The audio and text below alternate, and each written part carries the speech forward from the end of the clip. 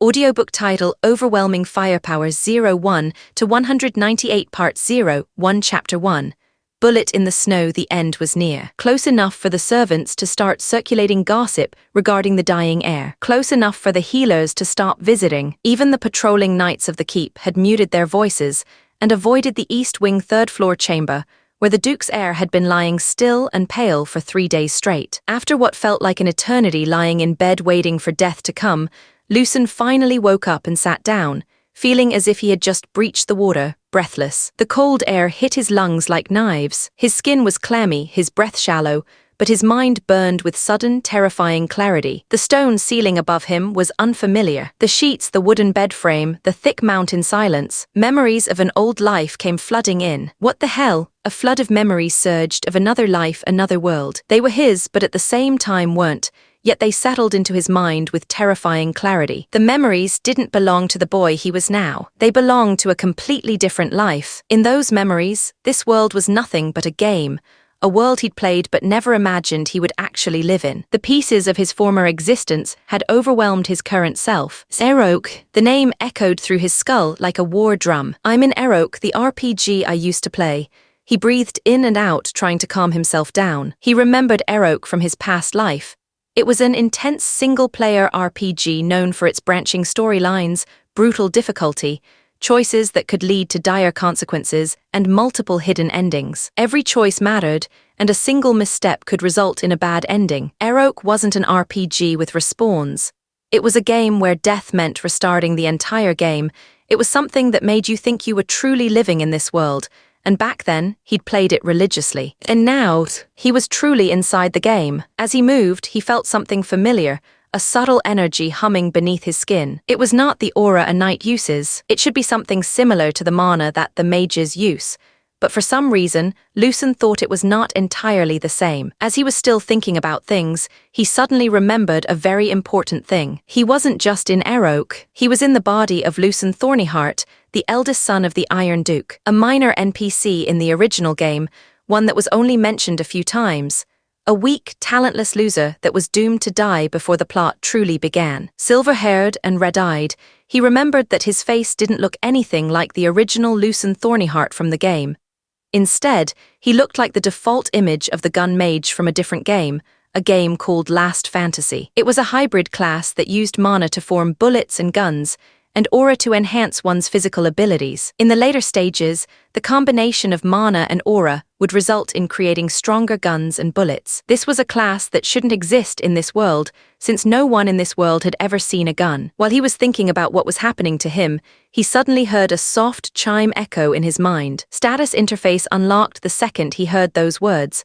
A glowing blue text shimmered into view before his eyes. Status window name, Lucen Thornyheart age, 12 class, gun mage health, 47/100 mana, 42/80 aura, locked mana core, first circle skills, bullet creation active novice, gun creation active novice, gun knowledge passive novice, traits, Thornyheart lineage dormant, foreign soul unique. I really did become a gun mage.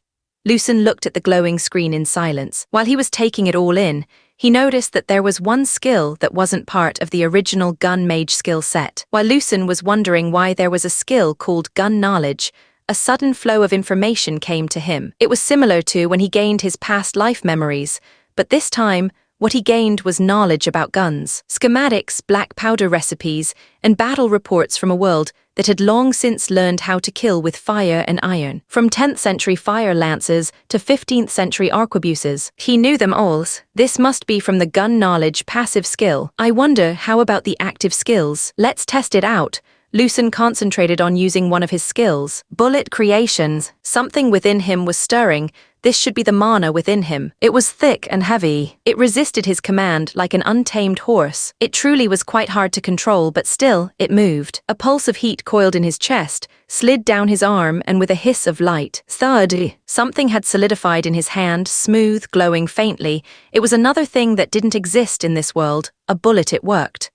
Lucen grew excited, but the effort left him winded. His heart raced. His arms trembled. He looked back at the status window. Mana 32/80 that took me 10 MP to use. Lucen sighed as he placed the bullet onto the table beside him. Now for the hard part. Gun creations. He closed his eyes, forcing his thoughts into shape. In Last Fantasy, gun creation was simply done with a click of a button, but here in real life, it seemed to require a rather intimate understanding of the weapon one wanted to create. You couldn't just wish for a gun, you had to know quite a bit about the gun. Many of his past life memories were a blur, and in the first place, he wasn't that knowledgeable about guns. The most he knew about guns came from the games he had played and the movies he had seen. With the gun knowledge skill, he had extensive knowledge about guns, but only up to the 15th century ones. Still, he did know about one gun that didn't come from the gun knowledge skill.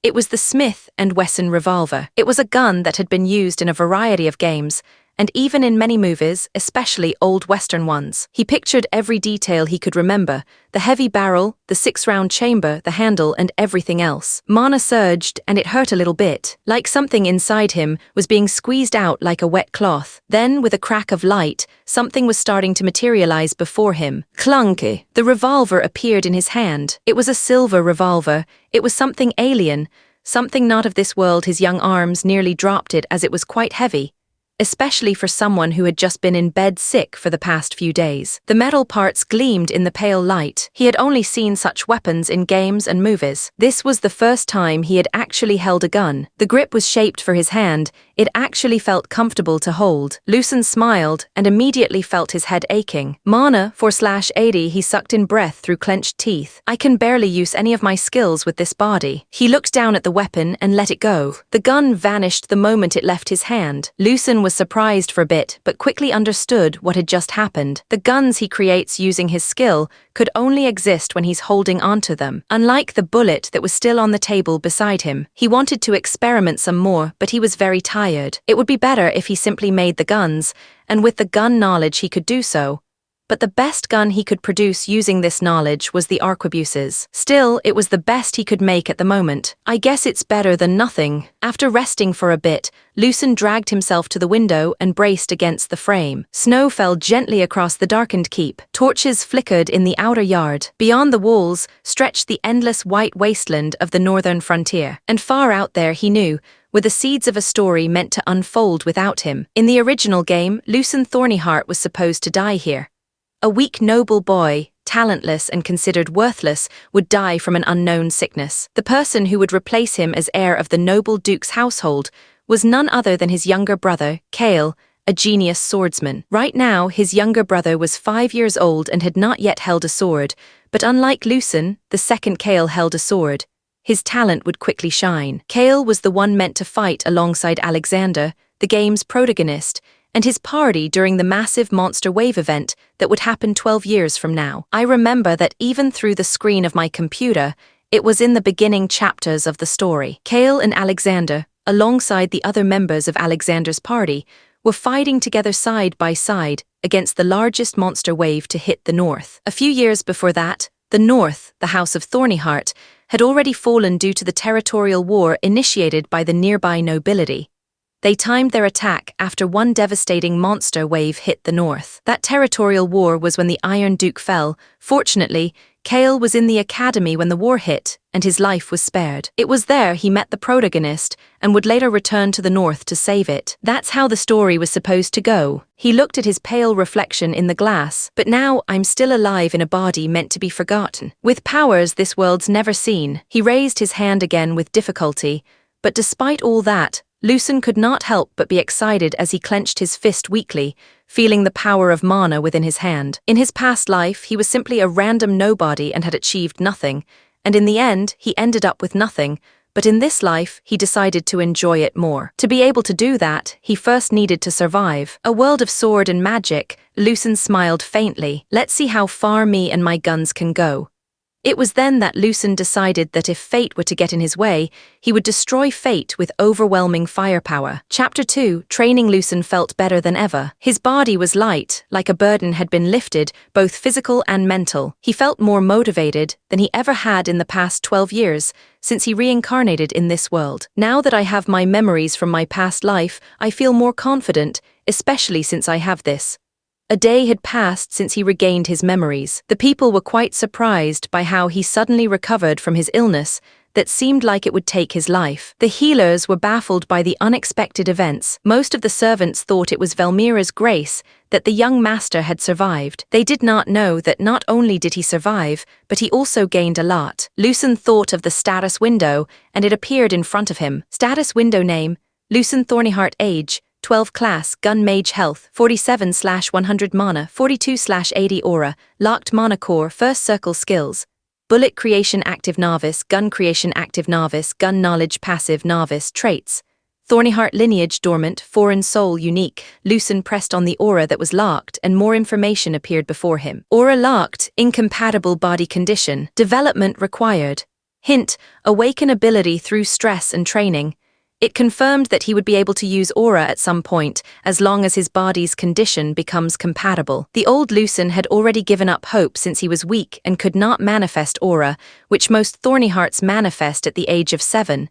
The people around, including himself, thought he was a failure. Instead of aura, I manifested mana first, and of course, the others and I didn't notice since it's a minuscule amount, and most Thornyhearts don't manifest mana. Now that I know that this body is that of the character Gun Mage, I can train appropriately. But first, I'd better write down the things I remember about the game. I'm not sure if this real world will follow the storyline of the game, but I can use it as a reference going forward. Lucen walked towards his desk, took out a pen and paper, and started writing down whatever he could remember about the game, the storyline, the hidden items, and other such things. It has been quite some time since he played the game, but he used to play it so much, he could still remember a lot. He was also writing his memories using the language of his old world, which doesn't exist in this world, but just in case, he added some confusing things in there. While Lucen was getting pumped up, somebody knocked on the door. "Young master, may I come in?" "Come in." The person who entered the room was a man wearing a butler uniform pressed to perfection, with eyes as sharp as blades. This was the head butler, Von Vern, a former Knight of the North, but due to his age and some unknown injuries he had retired and became the head butler of the House Thornyheart, which he viewed as a high honor. Lucen knew Von not only in this life, but also in his past life. Von was one of the NPCs who could join the main character's party. He was a powerful ally and was difficult to recruit, as there were many hidden prerequisites in order to even gain the chance to get his side quest. The side quest to gain Von as an ally was also quite the challenge. Upon entering, Von took a quick look at Lucen and was surprised by what he saw. The young master, whom every healer said was dying, looked fine. No, he was more than fine. Not only was the young master looking healthy, but there was this determination he could feel that was not there before. "It's good to see you looking well, young master." "Yes, but Von, what brings the head butler here? What happened to Mikhail? I came here to see how the young master is doing." As for Mikhail, he unfortunately quit and headed back to his hometown. So in the meantime, the master has sent me here to serve the young master. Ever since his mother's death after complications from giving birth to Kale, his father had treated him rather coldly and trained him harder than before. But after his failure to produce Atua when he was 7, his father stopped training him. In fact, he was too busy with various things to even have a proper meal with him. The old Lucen thought his father had given up on him and hated his weakness. But the current Lucen, who had memories of a past life, knew that his father, the Iron Duke Varden Thornyheart, was simply someone who could not express himself properly with words. If he did not have his old memories and still had the mind of a child, he would think that this was his father's way to monitor him, and that this was his last chance to show something. But of course, the current him knew that this was just the awkward way his father showed that he was worried about him. "I see," Lucen said slowly, hiding his surprise. "Then I'll be in your care, Von." The old knight-turned-butler gave a slight bow, one hand across his chest. "Of course, young master, I will do my utmost." There was a quiet moment between them. Von's sharp eyes studied Lucen carefully, but said nothing about the change he must have noticed, the straightened posture, the clearer eyes, the newfound composure. Lucen, too, remained quiet. Part of him still struggled to reconcile the Vaughn he once knew from the game with the one who now stood before him as a real person. To ease this stuffy feeling he was having, Lucen suddenly spoke. "I want to start training again today." Vaughn raised an eyebrow, the faintest crease of concern touching his otherwise impassive face. "Training? Yes. After I was sick and unable to do anything, I realized how weak I truly was. I felt like even though I'm untalented in the ways of the sword and unable to awaken my aura, I can at least gain a body strong enough to withstand the harsh environment of the North." "A body strong enough to withstand the North, is it?" The older man murmured to himself. "Very well, young master, if that is your wish, I will clear the training ground for you." After finishing what he was saying, Vaughn bowed his head and left the room. The training ground inside the manor was cleared, leaving only a few practice dummies and wooden swords. Lucen had asked Vaughn to leave him for his training, which the old man complied with. Once he was alone, Lucen, who was wearing his training clothes, did some active stretching as he remembered them from his past life. When he was ready, Lucen started running around the training grounds. It didn't take long for him to feel tired, but he pushed himself to run and something happened. Something like a notification sounded in his mind. Endurance +1 the second he heard those words, he felt less tired than he was before. Lucen then quickly looked at his status screen, just to make sure, and as he expected, there was nothing about stamina. Let's test other things out. Once he was properly rested, Lucen did some push-ups as much as he could. When his hands were trembling, another notification sounded in his mind. Strength +1, endurance +1. When Lucen heard those words, a smile appeared on his face. It was only a very subtle feeling, but he was sure that he had grown a little stronger than before. It truly wasn't much since this body of his was originally weak, but even so, it was something incredible for him. With newfound excitement, Lucen continued testing out other things. Lucen then took one of the wooden swords and looked at it intently. If this were the normal game of Last Fantasy, as a gun mage, he would not be able to use anything related to swords or spears since it was outside his class. He was worried since the system was activated, he would be unable to use such weapons, but it seems that it still doesn't affect such things. I guess since this is reality, the system adapted to my situation. I'd better test this out as well. Lucen got into a stance that he had been taught to do when swinging a sword. It was a rather clumsy swing, one would expect from someone without any talent with the sword, but even so, Lucen continued swinging it. After a while, a similar notification sounded in his mind. Endurance +1, strength +1, swordsmanship proficiency +0. 1% the second he heard swordsmanship proficiency go up, Lucen felt like his posture adjusted a little bit. Lucen was truly shocked to learn that his swordsmanship proficiency had gone up. Even though it was a minuscule amount, it was still there. Compared to the explosive gains for strength and endurance, it was barely a scratch. But it proved the system rewarded effort, even in areas he wasn't gifted in. With even more motivation to train since he can visibly see his progression, Lucen tried various things, without using any of his gun mage skills first. After a few hours of training, Lucen noticed something. At the beginning, it was easy to gain +1 in almost anything, but after a while, it no longer went up. Especially the swordsmanship proficiency throughout the entire training, it only went up to 0.2% proficiency. I guess I really am not suited for the sword. Still swinging it and doing some sword stances did increase a lot of things like stamina, dexterity, agility, strength, and a little bit of sword proficiency. Even though I won't be any sort of master swordsman, it does help train my body. As Lucen was ready to see what his skills as a gun mage could do, Vaughn entered the training grounds. "Young master, it is time for lunch." Lucen opened his mouth to refuse, but his stomach betrayed him with a loud growl. That was when he decided to go and eat first. Lunch first, then back to grinding.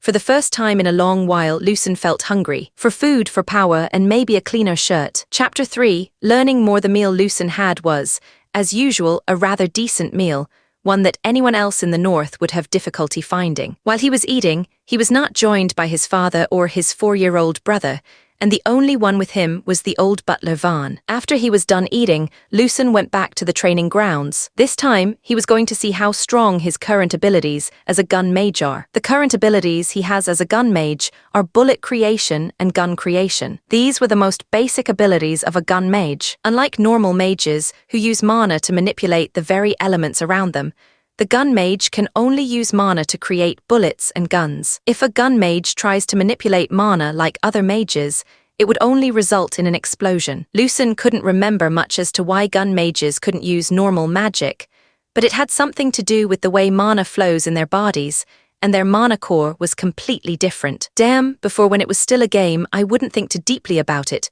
But now that's my reality. It's kinda scary, not knowing why I can't use normal magic, even though I have a mana core. Tusk, no use thinking about it now, since I won't get an answer. Better see what I can do with these abilities, and see how I can get stronger. Lucen cleared his mind as he checked his current status window. Status window name, Lucen Thornyheart age, 12 class, gun mage health, 79/130 mana, 80/80 aura, locked mana core, first circle skills, bullet creation active novice, gun creation active novice, gun knowledge passive novice traits. Thornyheart lineage dormant, foreign soul unique. Surprisingly, his health had increased by 30 without him noticing. He couldn't remember if he had heard any notification about his health increasing. It would have also been better if he could see his other stats, like strength, agility and such. Whatever, let's stop thinking and start shooting. When he was ready, Lucen used his skill gun creation to create a revolver. Lucen then took out the bullet he had created yesterday. As Lucen loaded the bullet into the revolver, he pointed it at the training dummy a few feet away from him. Even though Lucen had never fired a gun before, both in this life and the last, with passive skill gun knowledge, Lucen had an understanding of recoil and proper posture. Unfortunately, the knowledge of posture was only for the arquebus-type gun. Still, he did play a lot of games with people using similar revolvers, so he decided to take a similar posture. Lucen took aim and breathed in and out, as excitement flowed through his body. When he was ready, Lucen's finger squeezed the trigger. Bangs! The sound of the bullet firing was quite loud as it rang in Lucen's ear. Lucen stumbled backward as the recoil was greater than he expected. Due to his current weak physique, he almost dropped the gun as his hands were now shaking. Lucen looked at the training dummy he shot at, and he saw a neat hole punched through the training dummy. Lucen couldn't help but be excited as he looked at the training dummy. Vaughn, who had been waiting for the young master to finish his training, was just outside the training ground when he suddenly heard a loud sound coming from the training ground. Vaughn quickly moved to the training ground, saw his young master holding an unusual thing in his hand, and noticed that one of the training dummies had a small hole pierced through it. The training dummies in the training ground were rather sturdy to be able to make a hole like that. You would need quite a bit of skill and strength. The problem was that the hole was too small to be made into a sword or a spear. It was like a finger pierced through it. No, there's something more unusual here now. What is that item the young master is holding? Vaughn stared at the unknown object in Lucen's hand and noticed something, a familiar feeling. Even though there were only a few that used it here in the north, Vaughn knew that this feeling was mana. Lucen, who finally noticed Vaughn, was surprised, but then Vaughn, who was a distance away, suddenly disappeared. Lucen couldn't follow Vaughn's movements as he suddenly appeared in front of him. "Excuse me, young master, I need to check on something." Vaughn grabbed hold of Lucen's free hand, checked something, and after a few seconds, Vaughn showed a stunned expression. "Young master, you have awakened mana. To think a proud descendant of the Thornyhearts, the greatest of knights, would not awaken aura but instead would awaken mana."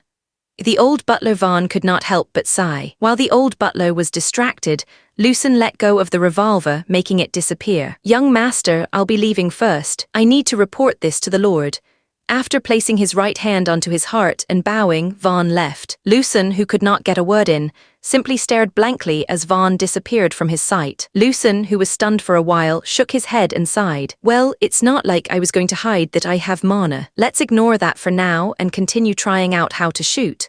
Lucen then made another revolver and used bullet creation to create a few more bullets. He did this until his mana was near 0. Lucen then tried shooting at the training dummy. This time he was ready for the recoil and got into a steadier position. Lucen then fired another shot, but this time he was not pushed back by the recoil. It was then that a notification sounded in his mind. Strength +1 endurance +1 dexterity +1 marksmanship proficiency +50%. Lucen was amazed that not only did his stats, which no longer increased as fast as before, increase by 1 point, but his marksmanship proficiency also increased by 50%. This was in great contrast to the 0.2% from swordsmanship. I guess it's to be expected. This body of a gun mage only has talents for things related to guns. Now, with his increased marksmanship, his body automatically moves into a better posture for shooting. Of course, before doing anything else, Lucen checked his status window, but the same as before, there was nothing different, even though his marksmanship had increased greatly. Lucen then continued shooting the remaining bullets he created, and when he shot his last bullet, he once again heard a notification. Marksmanship proficiency plus 50% unlock skill marksmanship passive. Novice. The second Lucen heard that he had unlocked a skill, he quickly checked his status window. Status window name, Lucen Thornyheart age, 12 class, gun mage health, 93/132 mana, 3/80. Aura locked mana core, first circle skills. Bullet creation active novice, gun creation active novice, gun knowledge passive novice, marksmanship passive novice, traits. Thornyheart lineage dormant, foreign soul unique, so does that mean I can unlock skills once my proficiency reaches 100%? Well, I guess skills that don't have anything to do with guns won't go up as fast. Lucen once again remembered the 0.1% increase in swordsmanship and sighed. Lucen then started planning how he should train from now on, knowing that he could gain skills outside his gun mage class skills. Simply standing and shooting would work against normal people, but against aura users who can strengthen their bodies and even increase their armor defense using mana shooting without moving seems like a sure way to get killed. If I try to gain distance, the power of the bullet will weaken, and it might not be able to penetrate through their aura.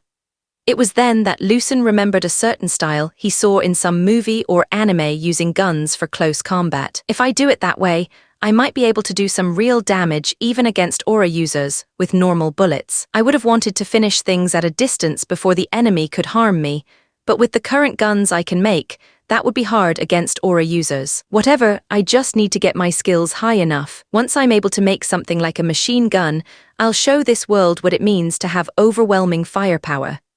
A vicious smile appeared on Lucen's face as he got excited thinking about how much he could grow. Chapter 4.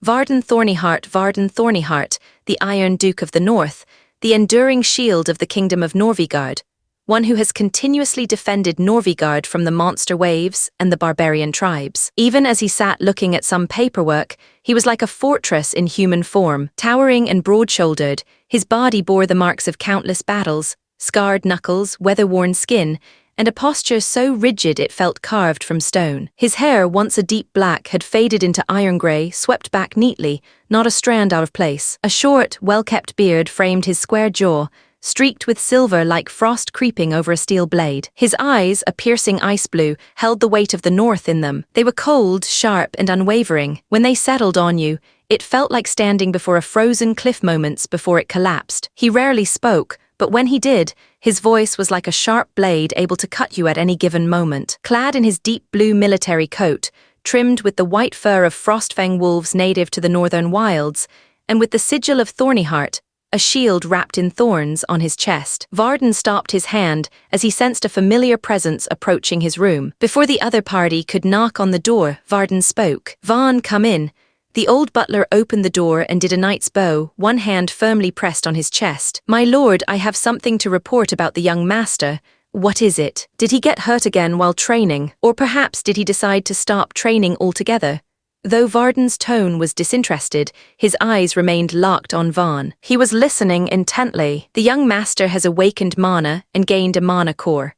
The moment those words came out of Vaughn's mouth, there was a few seconds of silence as a cold chill assaulted him. It was like a sharp blade was pointed at him, ready to slash him in half. "I have no time for such jokes. Are you telling me that a Thornyheart, instead of awakening his aura, had awakened mana instead?" There was only one record of a Thornyheart gaining mana, but that was after he had awakened aura and had become a powerful knight. Trying to gain even more power, he had forcefully created a mana core for himself, and became one of the rare few to wield both sword and magic. This person was none other than the first Duke of the North of Norvigard, the blade of the king, Duke Edric Thornyheart. "I have indeed confirmed that the young master has gained a mana core. Not only that, but he already has one circle, a feat few his age could claim." It was for only a brief second, but Varden showed a hint of surprise before returning to his stoic demeanor. There was a moment of silence as Varden tapped on his table, thinking deeply about something. "Bring Lucen to me, as you wish, my lord." After doing a bow, Vaughn exited the room. Once he was alone in the room, Varden stood up from his chair and looked out the window, watching the snow fall. To think that the child whom everyone thought was worthless actually had such hidden talent. A 12-year-old who no one taught gained one circle. Even I find it hard to believe.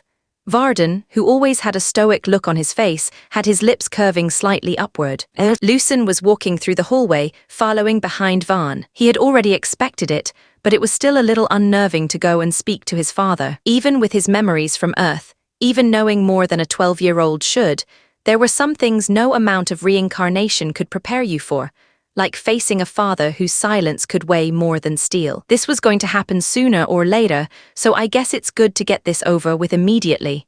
The last time he spoke with his father was a year ago. He had been trying to awaken Aura at the time and asked his father for advice. His father came to him and said the words that devastated the former him: "Give up the sword and find another path." He could still remember how those words shattered him, how he'd clutched his wooden sword tighter that night, trying not to cry. Now, with the eyes of someone who'd lived another life, he saw it for what it was.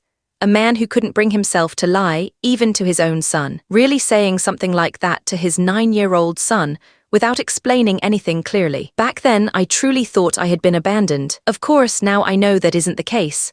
Lucen couldn't help but sigh, recalling that memory. "Young master, we have arrived," Vaughn spoke as he stepped to the side. Lucen halted in front of the grand doors of his father's study. The wood was dark and heavy, inlaid with silver patterns of the northern crest thorns wrapped around a shield. Lucen was about to knock on the door when his father's voice interrupted him. "Come in." Lucen breathed inward and exhaled, calming his nerves before opening the door. Upon opening the door, the first thing Lucen saw was the back of the towering Varden. Once Lucen had closed the doors, Varden faced him. The father and son were now looking at each other. Lucen quickly did a knight's bow and spoke. "I have arrived as requested, father."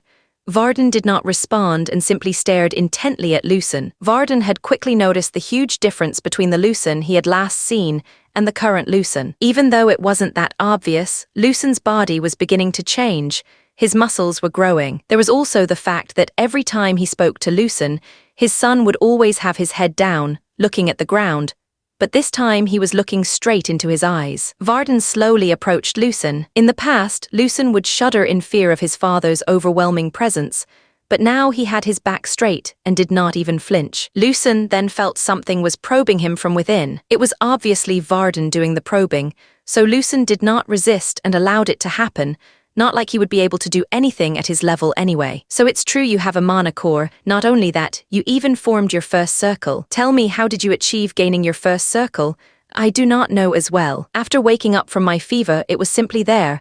Lucen answered with truths mixed in with some lies. "I see." Varden did not continue to probe him as he turned, walked back to his chair and sat down. "It would seem that you have found your own path. The path you walk is something no one here can teach you. I will find an elemental mage who could guide you in this new path. The capital has quite a few competent mages with military backgrounds. I will send word and see who can be your guide." Lucen already guessed that his conversation with Varden would go this way. Even though Varden had died early in the original game, Kale had many stories to tell the protagonist about his father. There were even some side quests you could do if you had Kale in your party that would show you flashbacks of his talks with his father. Because of that and his own memories as Lucen, he knew a lot about Varden's character. It was at this moment, as the conversation went, as he foresaw Lucen interjected. "Father, if I may speak." Varden nodded at Lucen, who then continued speaking. "Instead of hiring an elemental mage, I would wish to learn from an alchemist." Chapter 5.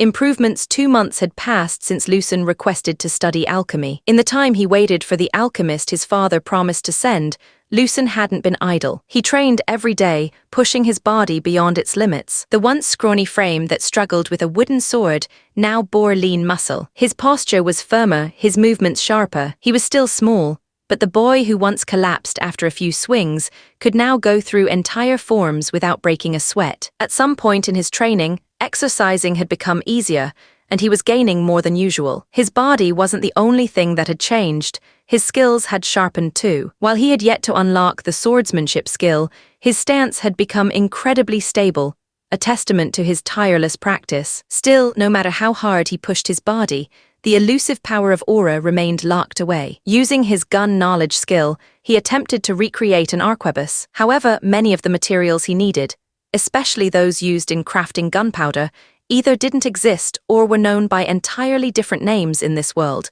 making identification nearly impossible. Even so, with the help of the North's finest blacksmiths, carpenters, and his deep understanding of firearm mechanics due to the gun knowledge skill, he managed to construct the very first gun in this medieval fantasy world. It was even an improved version of the one created in his past life. This version, theoretically, could fire at a longer distance than its Earth counterpart. Unfortunately, without gunpowder, it was little more than a well-made decorative piece. He had even tried using the bullet creation skill to recreate gunpowder. Unfortunately, the ammunition created by that skill didn't use actual powder.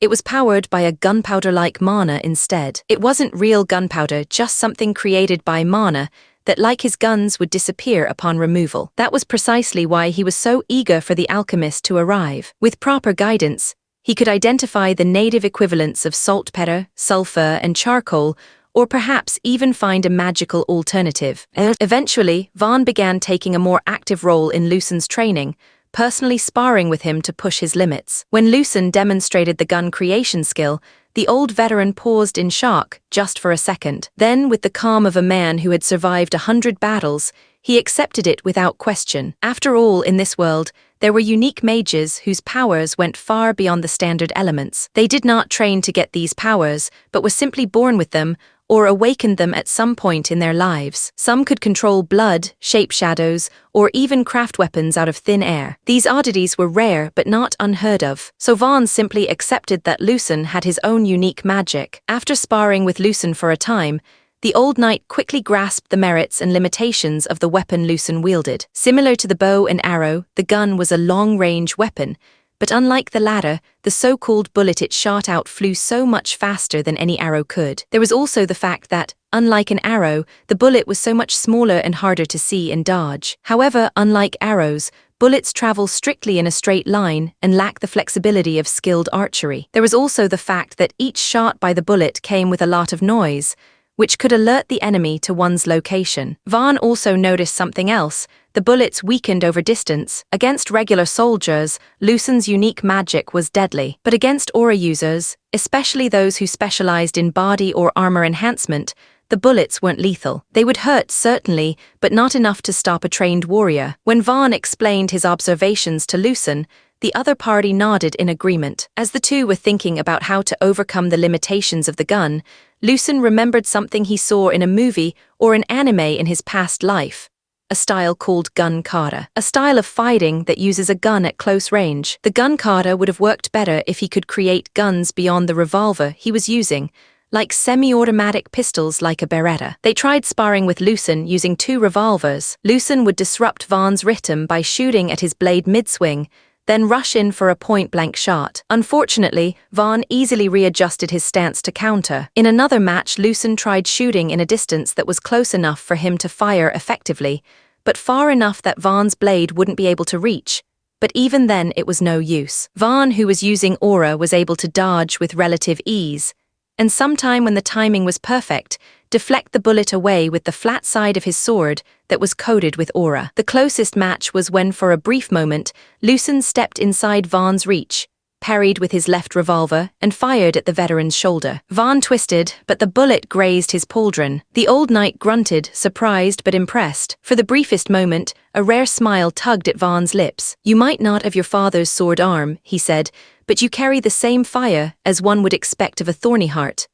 After a few trial and error, gun kata was starting to take form. Still, there was a drawback that once each gun no longer had any bullets, it was hard to back away and reload. With the current limitations of his gun creation, with revolvers being the best guns he could currently create, Lucen decided to use a gun and sword combination instead. Still, Lucen imagined a future style that was similar to the ones he would see in anime and movies. Fluid, brutal, elegant, a dancer of death who weaved between blades, gunfire like thunder at each step.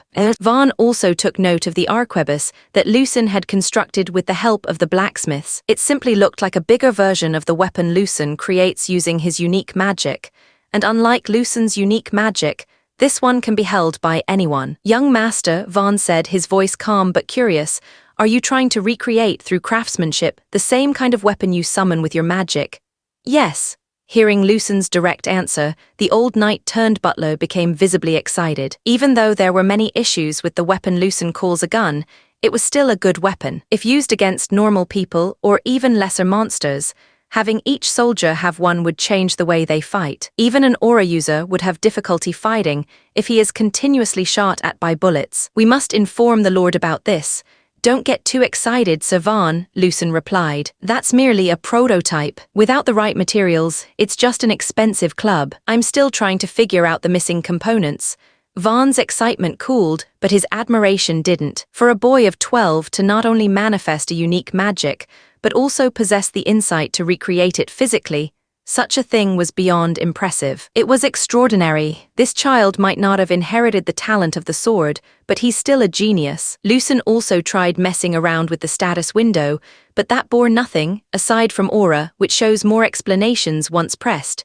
The other things had nothing. It was a simple status window, with no in-depth look at each thing in it. Even now, he didn't know what the Thornyheart lineage trait could do, and the foreign soul, what was that? Does that mean he who had memories of the past 12 years, and of a past life on Earth had invaded Lucen's body somehow? Was he the invader or the invaded? There were so many questions about the skills and traits, but of course, no one could give him an answer. Was he still Lucen Thornyheart, or merely a soul squatting in the shell of a dead boy? Were the memories of his 12 years here in this world something he stolen? The thought lingered like smoke, unsettling, but always just out of reach. Status window name, Lucen Thornyheart. Age, 12 class, gun mage health, 214/350 mana, 2/140 aura, locked mana core, first circle skills. Bullet creation active novice, gun creation active novice, gun knowledge passive novice, marksmanship passive novice, gun kata passive novice, traits. Thornyheart lineage dormant, foreign soul unique, training adept rare, chapter 6.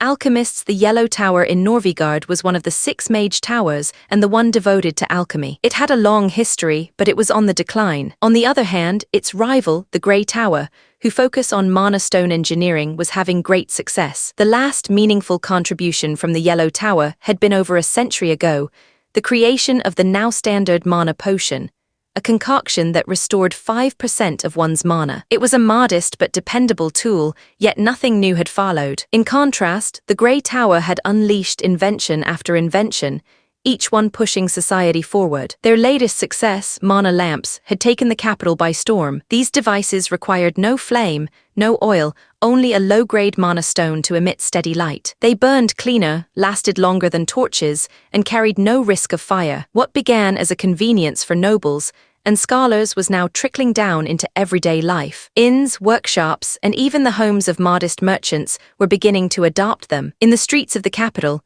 it wasn't rare to see the soft glow of a mana lamp marking a shop's open hours or lighting a quiet alley. Meanwhile, the Yellow Tower teetered on the edge of irrelevance. Funding was drying up. Apprentices stopped coming. Its once busy laboratories had grown quiet. A great institution, reduced to little more than dust and memory. And it was in this moment of uncertainty, when the tower's future hung in the balance, that a curious request arrived from none other than the Iron Duke of the North. The current Tower Master of the Yellow Tower, the only 7-circle mage in Norvigard, Tower Master Thelwyn Keldros, was the reason why the declining Yellow Tower still stood among the 6 towers. He finished reading the letter in silence. It would seem that the eldest son of the Iron Duke had awakened his mana core and wishes to learn alchemy. The Iron Duke was willing to pay a large sum to the Yellow Tower for a good tutor for his son. Thelwyn closed the letter slowly. He wished he could go himself, but with the tower in its current state, his absence could mean disaster. Still, he couldn't send just anyone. This tutor needed to be someone competent, reliable, and brilliant. Someone who wouldn't embarrass the tower or worse, provoke the Iron Duke. He needed to send someone good enough to teach, and who would not make a mistake that would anger the Iron Duke. There was only one choice. He needed to send the hope of the Yellow Tower, the genius Robert Duskwell. In a cluttered room filled with books, dried herbs, curious plants, and bottles of dubious origin, a young man in a bird-beaked mask hunched over a table. He was experimenting with brimstone dust. He added a pinch of powdered root to the mixture, stirring with a steady hand until the tiny pile of brimstone dust suddenly flared up and exploded into smoke. Another failure.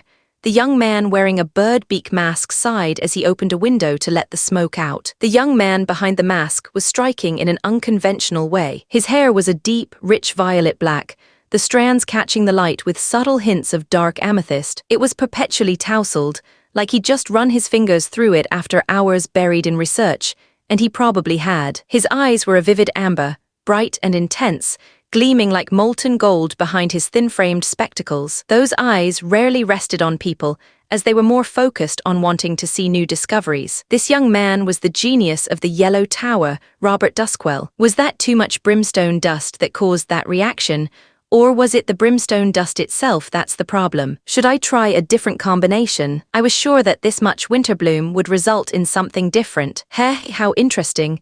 These monologues weren't meant for anyone else. They were just the way his brain processed the world around him. A continuous stream of questions, theories, and half-formed excitement. As Robert was about to begin a new experiment, someone knocked on his door and entered the room. Robert, who was muttering various ideas, was in a world of his own and did not respond to the sound of the knocking. The person who was knocking did not wait for an answer and simply entered the room. The person who came in was a middle-aged man who, when he saw Robert muttering to himself, sighed as he approached Robert's table. When the man was about to touch one of the objects on the table, Robert, who was muttering to himself, stopped, and with incredible speed, he grabbed the man's hand. "Don't touch those." The man pulled his hand away from Robert and spoke. "Robert Duskwell, the Tower Master, has summoned you."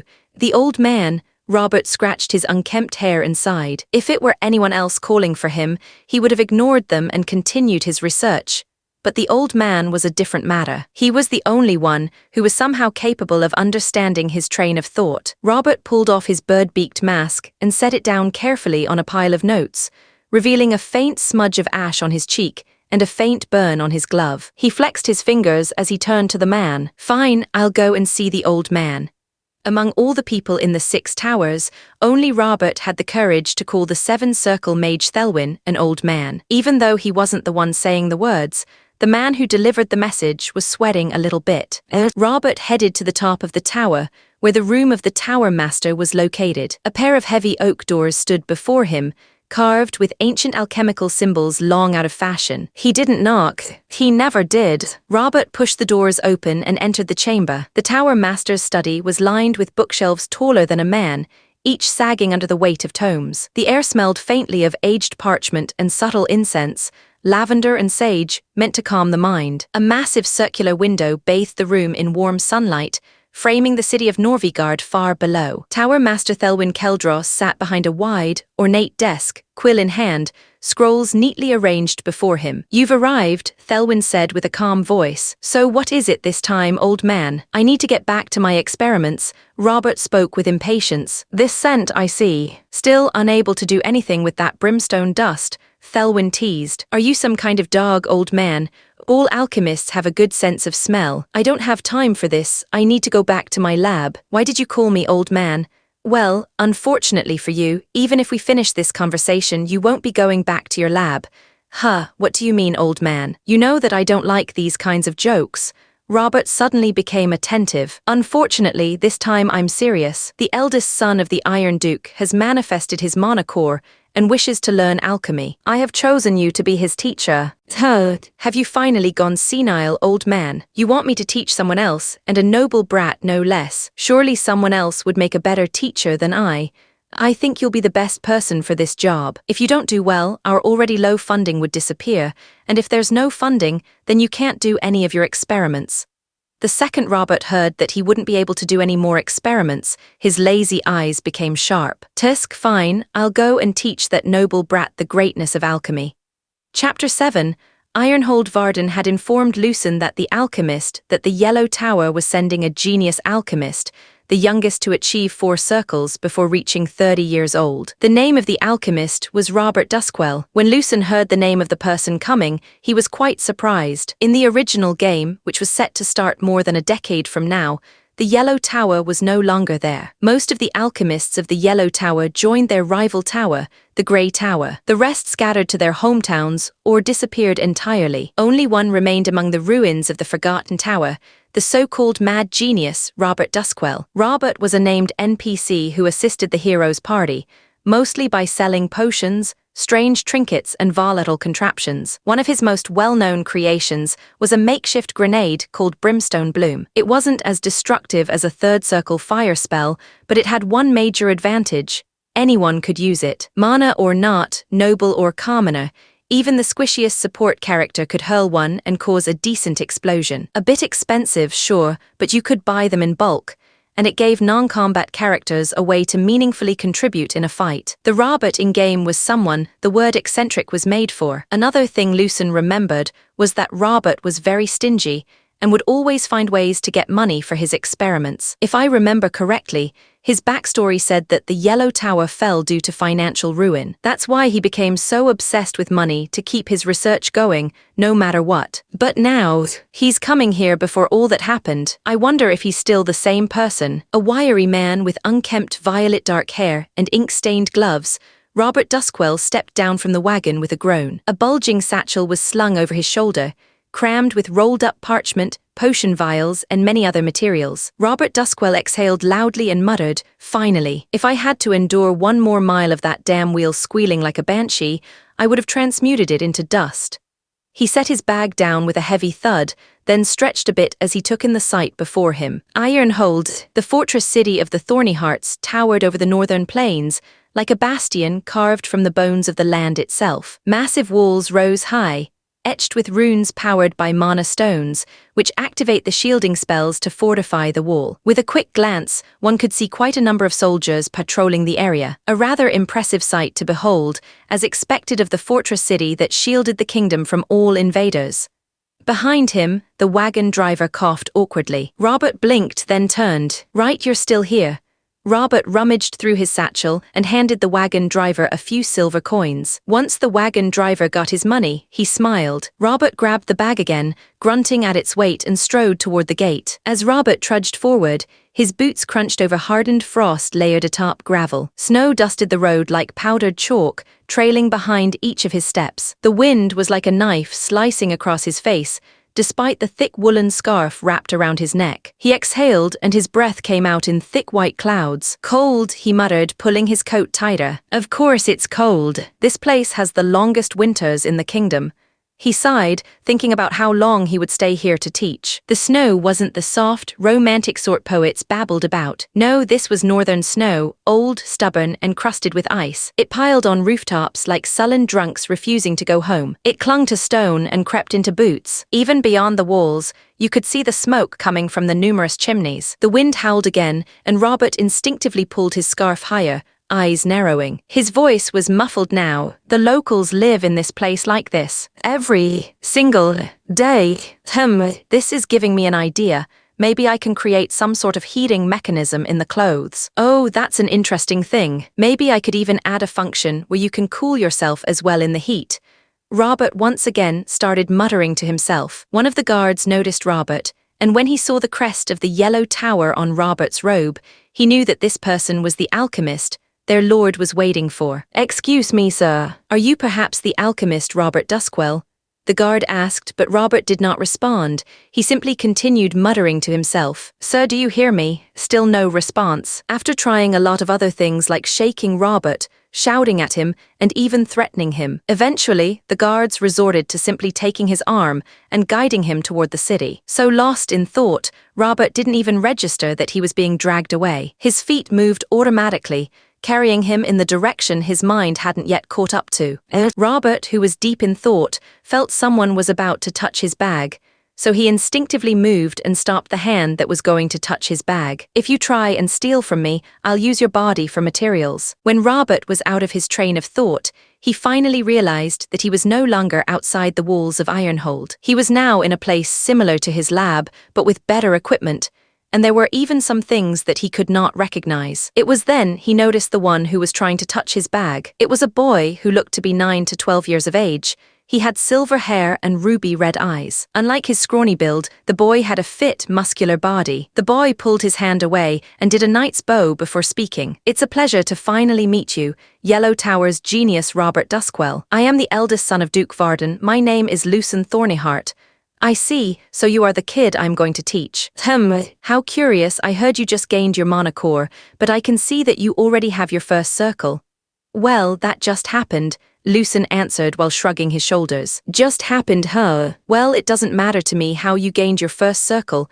I didn't come here for that anyway. I'm much more curious about that thing on the wall. Robert approached the particular object on the wall and examined it. The object in question was long, made of dark wood and blackened iron, with a single narrow hole at the end, no blade, no string, no visible enchantments. Is this perhaps some sort of staff? No, that can't be it. Robert was now looking at the iron parts that clearly weren't meant for channeling mana. Unable to hold his curiosity any longer, Robert turned around. What is this contraption? The second Robert asked that question, Lucen smiled. Chapter 8, Gunpowder. Unfortunately, I can't answer that question, Lucen said calmly. This is something important for the Dukedom of Stelhart. If you want to learn more about this object, you'll need to become one of my subordinates and, of course, make a mana-bound oath not to share anything about the research conducted here. Lucen showed a slight smile when he gave Robert his terms. Of course, Lucen did not believe Robert would agree to such terms and would negotiate instead. As Lucen was getting ready for a rather intense negotiation, Robert said something unexpected. Do you want me to make an oath now? Robert asked, eyes gleaming with manic curiosity. Robert answered in a serious tone. Lucen was stunned by how fast and confidently Robert answered. The Robert he knew from the game, even though he was crazy about research and learning new things, was still someone who knew the value of his knowledge. The Robert he knew in-game would negotiate for a better deal and try to take as much as he could. Lucen blinked. Once, twice. Was this still Robert Duskwell, the mad genius of the future? The same man who charged 3 gold for a few mana potions. Ever since I got my past life memories, I guess in the back of my mind, I'm viewing them like NPCs. I've been living in this world for 12 years.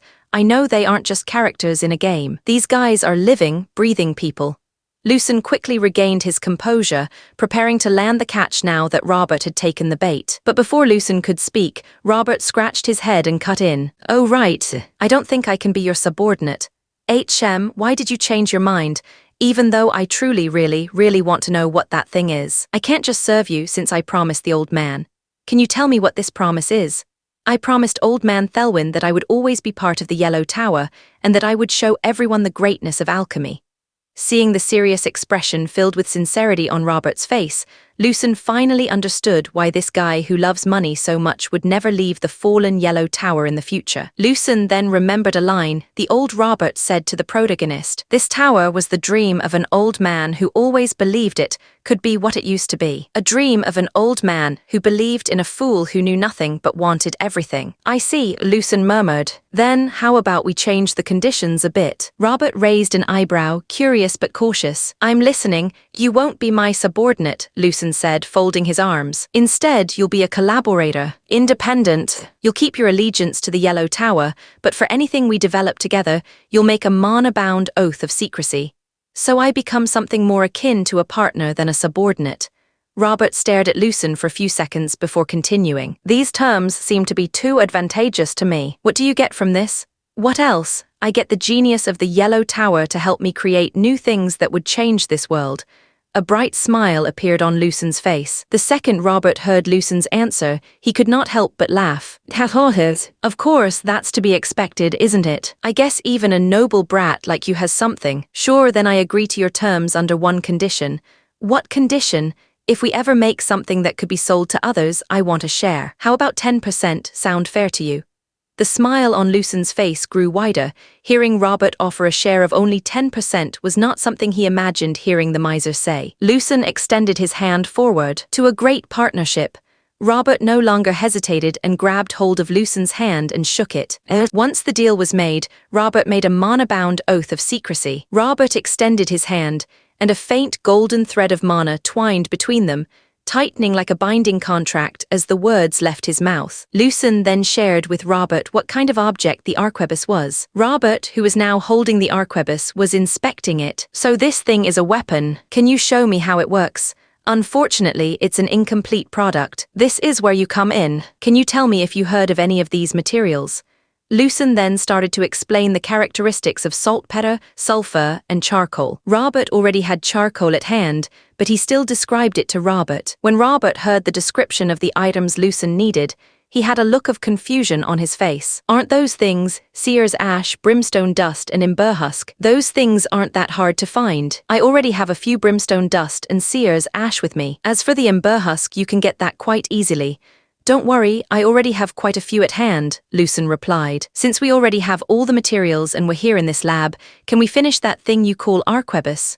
Robert spoke rather excitedly. Lucen couldn't help but smirk, hearing Robert's excited voice and seeing the sparkling expectation in his eyes. It makes one question who's the kid between us. Of course, we can do it here now.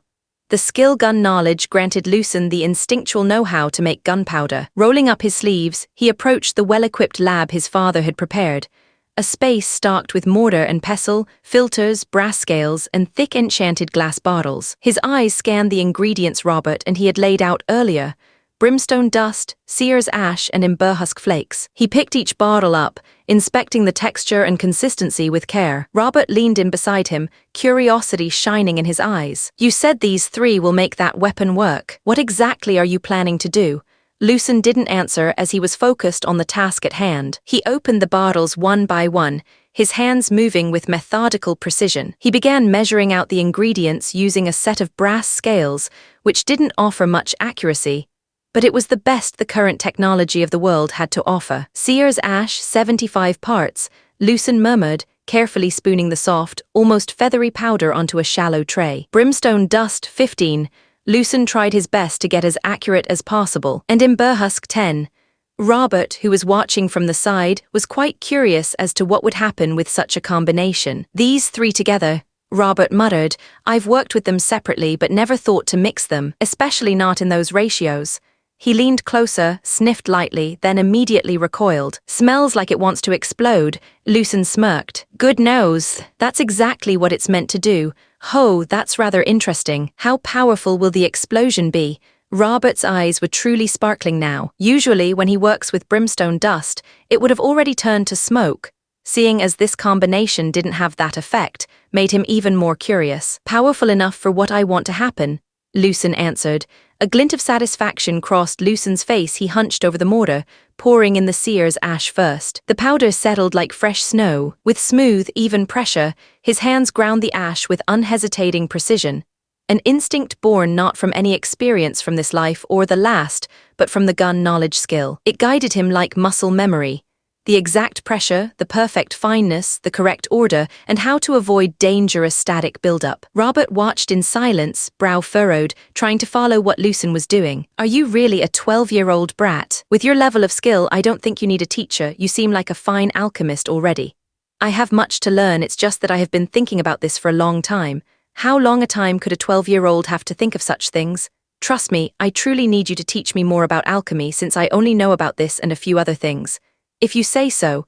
While Lucen was talking, his hands did not stop moving. Lucen moved on to the brimstone dust, grinding it into a finer consistency with a new pestle to avoid cross-contamination. Once he was satisfied, he tapped the mortar carefully over a second tray, the yellowish dust falling in even lines. Finally, the ember husk. This one had a bit more oil to it, and Lucen took extra care, drying it slightly by spreading it thin on parchment and letting it rest by a low, indirect heat source. When it was ready, he repeated the grinding process, his hand never faltering. The notification sound kept on ringing, informing him that his endurance and dexterity had increased. After carefully grinding and measuring each component, Lucen mixed them slowly and steadily in a wooden bowl, swirling the powders in a rhythmic figure eight until fully combined. Robert, who watched the entire process on the side, felt like he was witnessing something historical as he looked at the black powder that was created. Lucen had created the gunpowder in this medieval fantasy world. A vicious-looking smile appeared on Lucen's face as he stared at his creation. This was the black powder that would change the destiny of the North. No, not just the North, but of this world itself. Chapter 9. Arquebus. Lucen carefully poured the gunpowder he had created into the wooden powder horn he had prepared earlier. Now that I have this, we can finally use the arquebus. Once he filled the powder horn to the brim, Lucen gave a satisfied nod. Oh, using the horn of some animal as storage, that's interesting. Not quite, Lucen shrugged. It's made of wood, I just shaped it like a tusk. I see. So are we going to test out that weapon you created? Robert asked, his voice beaming with excitement. Yes, but before that, I need to call a few people to watch the demonstration of this new weapon. This is going to be the first step to rewriting the fate of Stelhart.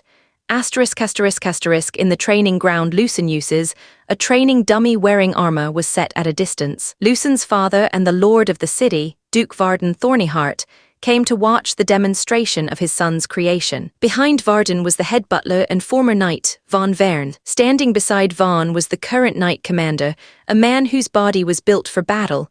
His body was like a palace of muscle. He was Sir Thallo Stonemall. The alchemist of the Yellow Mage Tower, Robert Duskwell, was also present, standing near Lucen, not wanting to miss a thing. Lucen stood in front of the group, the arquebus resting against his shoulder. His expression was calm, but his heart beat with anticipation. This was more than a demonstration. It was the beginning of something that could change warfare as the world knew it. It was also the first step in stopping the destruction of the dukedom of Stelhart. Sir Thallo Stonemall folded his arms across his chest, the sound of thick muscle shifting beneath plate armor audible even from a distance. Young master, I thought you had changed and finally understood the joys of training your body. Sir Thallo sighed heavily. But now, not only did you want to learn something like alchemy, but you made a toy made of wood and metal. Sir Thallos, don't underestimate this toy of mine. This is something that will help in our battle against the monsters and the barbarians. Lucen responded. Sir Thallos folded his arms and frowned. Instead of relying on such toys, better to train your body more. Lucen didn't argue. He simply smiled. Then allow me to show you what this toy can do. He stepped forward, turning toward the armored training dummy set at a distance. The sun glinted off the dull metal plates, old, beaten, but still tough. It was a fair stand-in for a lightly armored foe. Lucen began preparing the arquebus, moving with methodical precision. Robert observed every action Lucen was taking. What are you doing? You poured powder into the tubes, then dropped in that small round thing. Wait, is that the projectile? Is this like some kind of crossbow? And why are you lighting a rope? Lucen didn't respond and continued what he was doing. Once he was ready, he allowed his skills, gun knowledge, and marksmanship to guide his body. Lucen shifted his feet, spacing them shoulder-width apart. His left foot stepped slightly forward, grounding him with a balanced, stable posture. He leaned his body just a little into the weapon, bracing the butt of the arquebus against his right shoulder. His left hand supported the barrel underneath, steadying the long, wooden frame. His right hand rested near the trigger, fingers calm and ready. His cheek rested lightly against the stock as he looked down the rudimentary iron sights. It wasn't the stance of a knight, a swordsman, or an archer. To everyone else watching, it looked like he was simply holding a strange stick. To Lucen, it felt natural, like something buried deep in muscle memory.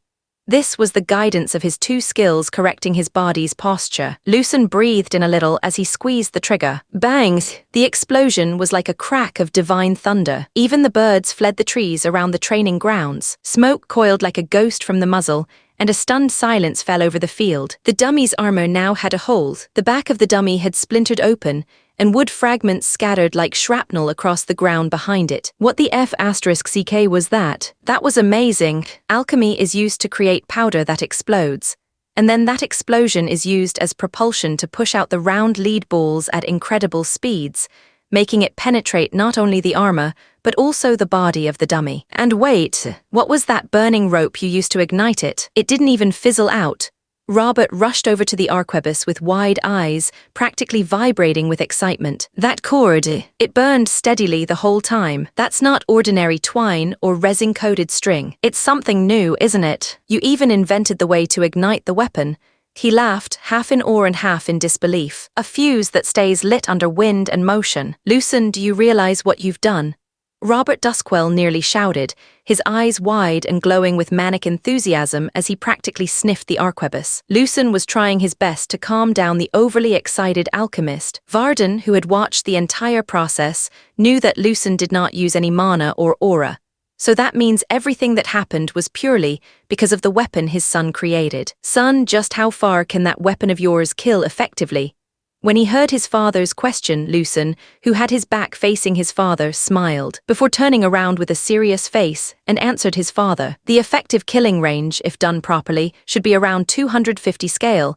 This is assuming the one firing is quite skilled. Of course, the range can go a bit further, but it would be less accurate. The second the people around heard Lucen's answer, they were once again surprised. Even Robert, who was still examining the damage to the training dummy, stopped and looked at Lucen with a wide grin on his face. That's 12 times the effective range of a crossbow, Robert exclaimed, doing the mental math. That's over 300 paces.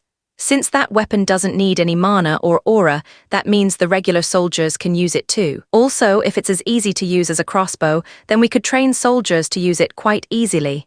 Vaughn chimed in. I guess I was wrong, young master, Thalos muttered, arms still folded. What you made isn't a toy. Still, Sir Thalos cracked his knuckles and flexed his muscles. It isn't as powerful as my body. Varden closed his eyes and imagined each soldier holding the weapon and pointing it at enemy soldiers at a distance no crossbow could reach. Each shot meant death to an enemy soldier. Son, how many more of these things can you make? That depends on craftsmen and materials as well as how much seer's ash, brimstone dust, and emberhusk we have. Varden nodded slowly, his eyes not leaving the arquebus in Lucen's hands. We'll have the supply steward begin gathering those materials immediately. Seer's ash and emberhusk aren't that hard to find. Brimstone dust, I believe there's a deposit near the old mines in Greyridge. As for the manpower, I'll handle that personally. Robert, still crouching by the dummy, suddenly jumped up with manic energy. I must study this weapon further. I want to see the internal structure, the barrel, the ignition system, the reaction of the powder to flame. Hey, this is a step forward for alchemy. Ha, you actually used alchemy to turn fire and thunder into a weapon even a farmer could use. He turned to Lucen, eyes gleaming. There are so many things that can be done with this. It would seem that even though I came here to teach, I'll be the one learning. No, the two of us can learn from each other, Lucen replied with a smile on his face. Seeing the interaction between Robert and Lucen, Varden once again saw the maturity of his son. It seems that Lucen was a genius in many other ways. A soft smile appeared on Varden's face, but only briefly and no one saw. Lucen, who watched the reactions of everyone present, had a vicious-looking smile on his face. This is just the beginning, Lucen thought. Once my gun knowledge advances, I'll build something far beyond this. One day, I'll wield a weapon that can tear through armies. That's when they'll understand what it means to have overwhelming firepower.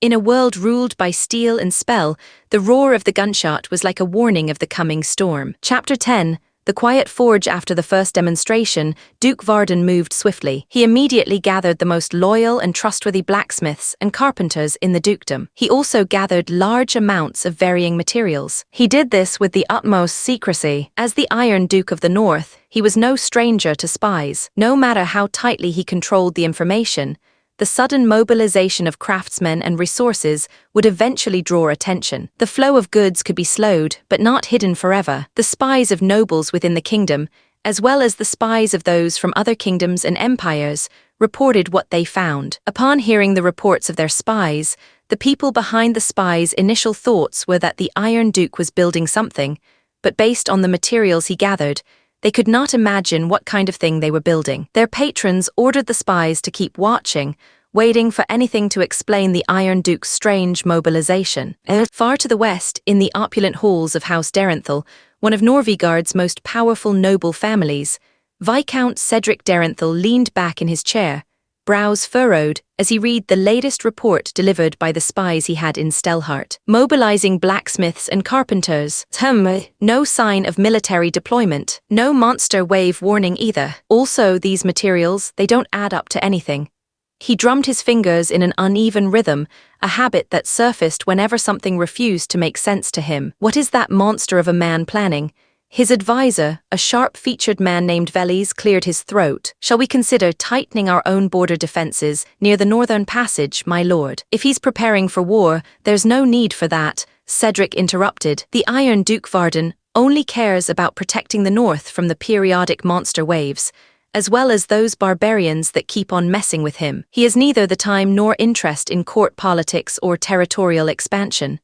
Cedric frowned, thinking that his own plans might go awry because of this move of the Iron Duke. Across the kingdom, and even beyond its borders, others were engaged in similar discussions. Nobles and spies, merchants and generals, all speculated about what Norvigard's shield could be doing. To outsiders, it looked like the Duke was merely preparing for another monster wave. A perfectly normal act for the Dukedom of Stelhart. The things being made by calling all the craftsmen remained a tightly guarded secret. It would take some time for them to get any information, especially since the Iron Duke was still on alert. The production of the arquebuses and the gunpowder was going more smoothly than predicted. At first, the blacksmiths and carpenters were slow in making one arquebus, but once they got used to the unusual design, their work became faster. As for the gunpowder, which was the most important element, Lucen taught Robert how to make it. Since Robert had sworn a mana-bound oath, he would never tell the secrets of gunpowder to anyone. Breaking a mana-bound oath, which is under the goddess of justice and judgment,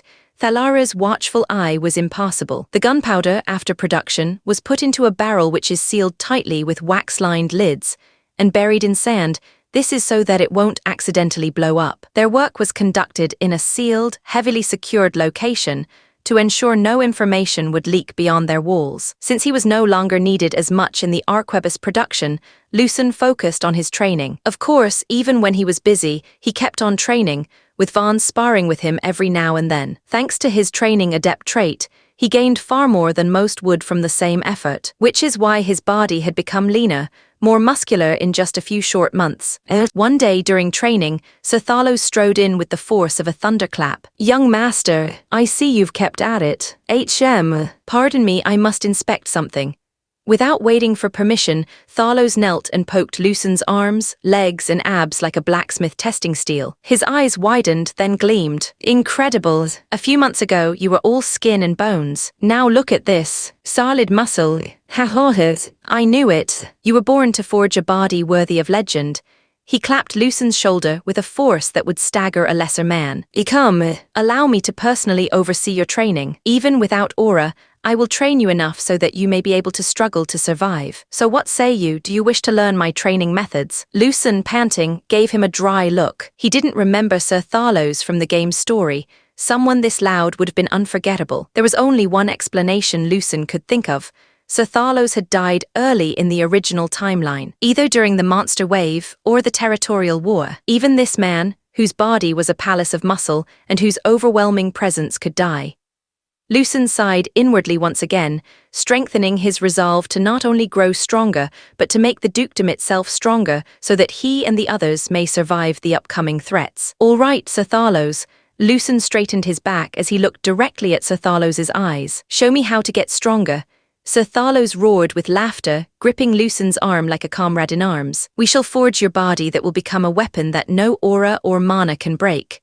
From that day forward, Sir Thalos's training began in earnest. His regimen was brutal, bordering on cruel pulling logs through snow-laden fields, climbing sheer cliffs with weighted packs, submerging in frozen lakes to supposedly awaken the blood. At times, it seemed more like torture than training. To make a 12-year-old child who had no aura do these things would have been called child abuse in Lucen's previous life. Still, he endured and continued training. Lucen could barely feel his arms as he dragged the log through the snow. His breath steamed in clouds. Every step felt like his legs would be torn off, but he kept moving. He understood that this world was dangerous, and it wouldn't wait. Only Velmira's embrace would come to him if he stopped. It had been a few weeks since he started this rigorous training. The system had acknowledged his efforts, and throughout the training, many notifications of his stats going up kept ringing in his mind. It was incredible since Lucen knew that the more his stats increased, the harder it became to increase them again, but because of Sir Thalos's training, it kept on increasing. The greatest benefit he got from this training was gaining a new trait. New trait acquired, grit normal. Lucen couldn't help but smile brightly as he saw he gained a new trait since, unlike skills and stats which can be gained through grinding, traits were like pulling from a gacha machine. You never know what you'd get or when you'll get it. As with all traits, there was no description. No hints, just a name and a rank. But Lucen could feel it. The pain he once felt during training dulled. What would have left him breathless now felt like nothing at all. When Robert had time, he would start teaching Lucen about alchemy. It was less teaching and more like he made Lucen read some books and explain some things in between. Then one day, Robert wanted to teach Lucen a few basic spells that would help in alchemy. But that was when Robert learned that Lucen couldn't even do a basic spell. You already have one circle, how come you don't know any spells? Lucen's first circle wasn't born of training, but forcefully shaped by the system. A crude foundation, but one uniquely his. Robert did not bother to ask for permission, and simply grabbed hold of Lucen, and then sensed the mana within. Robert showed a surprised expression, and then his lips curled into a grin. "Oh, this is interesting. Your mana, it's condensed and volatile, like it's on the verge of exploding, yet stabilizing itself just enough to avoid doing so. No wonder you can't use basic spells. Your mana is tuned toward destruction. With something like this, I'd bet you have some kind of unique magic." Lucen decided that it was fine to tell Robert a bit about his skills, so he nodded his head. "Yeah, it's a kind of magic that allows me to create things, like the arquebus using mana alone and my knowledge. Well, that's quite a fascinating, unique magic. Heh, you're like an onion, the more I peel, the more there is to uncover. Very well, I'll find a way to teach you alchemy without the need for you to use spells. This might be quite the challenge. Alchemy without being able to use spells, how very interesting." His tone said challenge, but his eyes gleamed with excitement. Lucen's days settled into a relentless rhythm. Supervising arquebus production, studying alchemy under Robert's eccentric guidance, training under Sir Thalos's brutal methods, and sparring with Vaughn every now and then. Lucen's body was being broken down and then recreated numerous times. It was being forged into something great, something powerful. Status window name, Lucen Thornyheart age, 12 class, gun mage health, 50/470 mana, 10/160 aura, locked mana core, first circle skills, bullet creation active novice, gun creation active novice, gun knowledge passive novice, marksmanship passive novice, gun kata passive novice, alchemy passive novice traits, Thornyheart lineage dormant, foreign soul unique, training adept rare, grit normal chapter 11.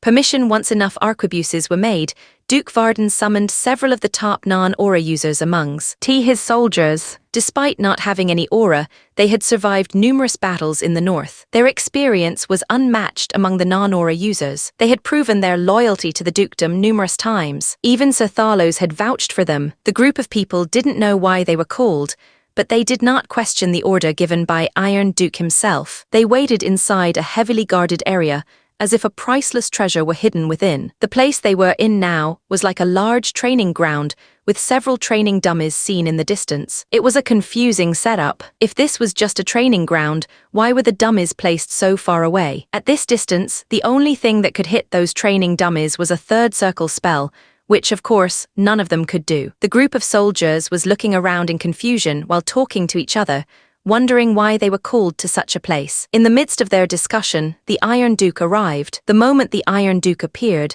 the entire area fell silent as the soldiers stood at attention. Behind the Iron Duke were two other people. One was an old man and someone all of them knew, the former Knight Vaughn. The third figure was a well-built youth they didn't recognize, but his presence beside the Iron Duke spoke volumes about his importance. That person was, of course, Lucen Thornyheart. "My soldiers, I have called upon you for an important task."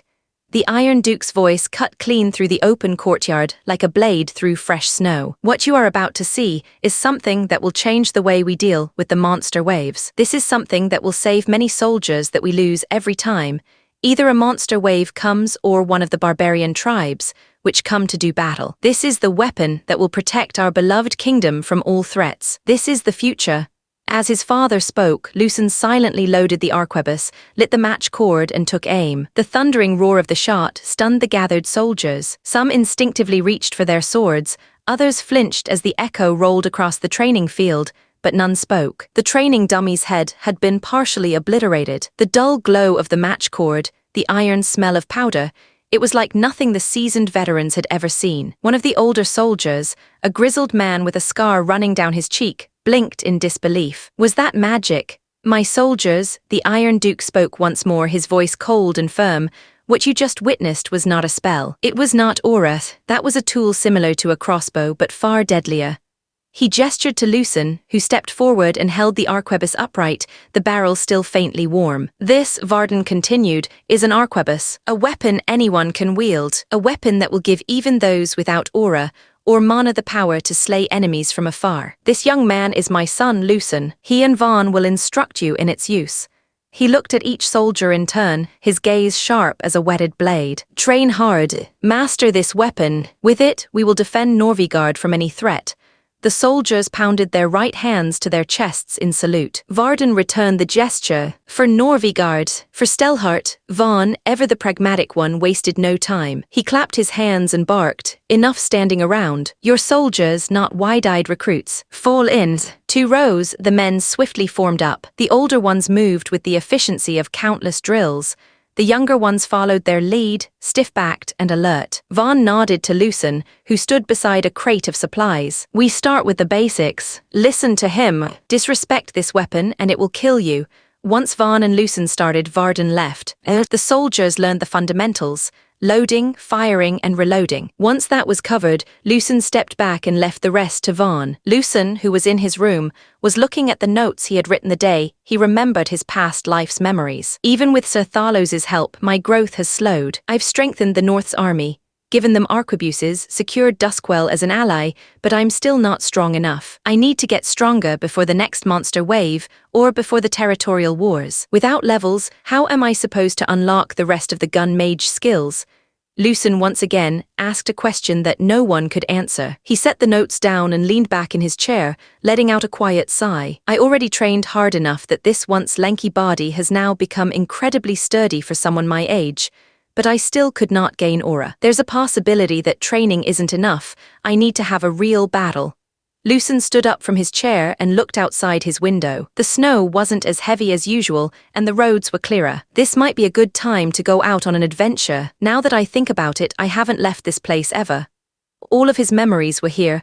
The only thing he ever did was swing his sword, trying so hard to gain recognition. Lucen then unconsciously looked at his hands. There were many scars, bruises, and calluses on his hands. This wasn't the hand of a 12-year-old kid. Before and after he regained his past life memories, the child called Lucen Thornyheart had never done anything another would call fun. Lucen, whose thoughts were starting to wander, shook his head. "There are several items nearby that could increase my strength. Maybe when I go out, I'll try to find those things. Still, first things first, I got to get permission." If possible, Lucen wanted to simply go out by himself, but of course, he would be blocked by the soldier.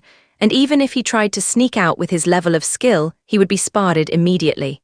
Once he made up his mind, Lucen went to meet his father. As he was now facing his father, he once again felt his overwhelming presence. Lucen snapped his heels together and placed his right hand over his chest in salute. "Requesting permission to speak, sir."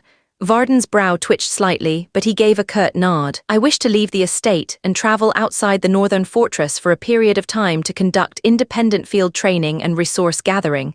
Lucen said, his tone firm and precise. "My objective is to gain real battle experience."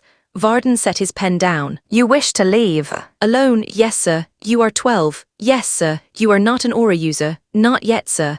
Varden leaned back slightly in his chair, his eyes narrowing. "It seems that even though he seems mature, he is a 12-year-old. State your reasoning and do not waste my time." Lucen's hand stayed firmly against his chest as he responded. "Sir, I believe the training regimen I've been following under Sir Thalos has yielded diminishing returns. Despite consistent physical conditioning and mana exercises, I have hit a plateau. The body has become strong, but the mind requires combat experience. The next stage of growth, as seen in the past nights, only occurs under real pressure. Aura is often awakened in moments of life and death trial." The way Lucen answered was nothing like how a 12-year-old would speak, but here in the north, in the household of the Thornyheart, this was not that abnormal. "Your life is valuable to this house," Varden replied, unmoved. "If you die, it will be by my command, not foolishness. That would be normal if you sent one of your inexperienced soldiers out, but I'm a Thornyheart. The children of the Thornyheart need to uphold a certain standard. The first Duke of Stelhart of Norvigard, the Blade of the King, Duke Edric Thornyheart. At a similar age of 12, he was in a mercenary camp, going from one battlefield to another." Lucen's voice was becoming firmer as he spoke. "Duke Richard Thornyheart, at the age of 12, slayed a nest of goblins barehanded. Elizabeth Thornyheart, at the age of 12, had defeated a wounded ogre with her sword. Duke Varden joined his first monster wave defense at the age of 9. A Thornyheart isn't one born from talent alone, a Thornyheart is forged through battle." Varden's gaze didn't leave Lucen's for quite some time. Then he spoke slowly. "You are right. We are not nobles of silk and song. We are born in frost and forged by steel. Fine, if you wish to leave, then I shall allow it." Varden's fingers drummed once against his desk. You will face more than beasts out there. Not all monsters walk on 4 legs. Then I will face them as a thorny heart without fear and with steel. Varden's stony face had his lip curved upward a little. How long do you think your little expedition will last? 2 months, it would take around 2 months, Lucen answered without hesitation. Fine, I shall give you 2 months. When will you leave? I'll leave in a week, I need to prepare first. Very well, make your preparations. Is there anything else that you want? No, sir. Then you may leave. Lucen gave a knight's salute and turned to leave. Just before stepping out, he murmured, barely audible even to himself. Thank you, father. Normal people wouldn't be able to hear what was said, but an aura user like Varden, who had superhuman senses, heard what his son said. HMPH, what a troublesome son you are. Varden replied in an empty room with a soft smile on his face. Chapter 12, Preparation. The week before his expedition, Lucen got to work. He had his skills, gun creation, bullet creation, but both relied on mana. And mana could run out. He needed something that wouldn't vanish the moment he ran dry. A real physical weapon, something that didn't disappear just because he ran out of mana. He also needed armor, emergency supplies, rations, and probably a few mundane tools like rope and bandages. He was going outside the safety of the fortress, after all. The first thing Lucen did was go to one of the blacksmiths working on the arquebuses alongside the carpenters. When he arrived at the large forge, he saw that Robert was also there. He and the blacksmiths were looking at something. What are you doing? Lucen, perfect timing. Robert looked up with the usual alchemical sparkle in his eye. I made a few changes to the arquebus design. Come take a look. Lucen's eyes scanned the drawing. The replacements weren't familiar, not because they were advanced, but because they didn't exist in his old world. They were magical components native to this world. I replaced your so-called matchlock system with a new ignition method, Robert explained. See this? It's a striker plate mechanism. A spring-loaded wheel scrapes against shardstone. No mana needed, just twist, aim, and fire.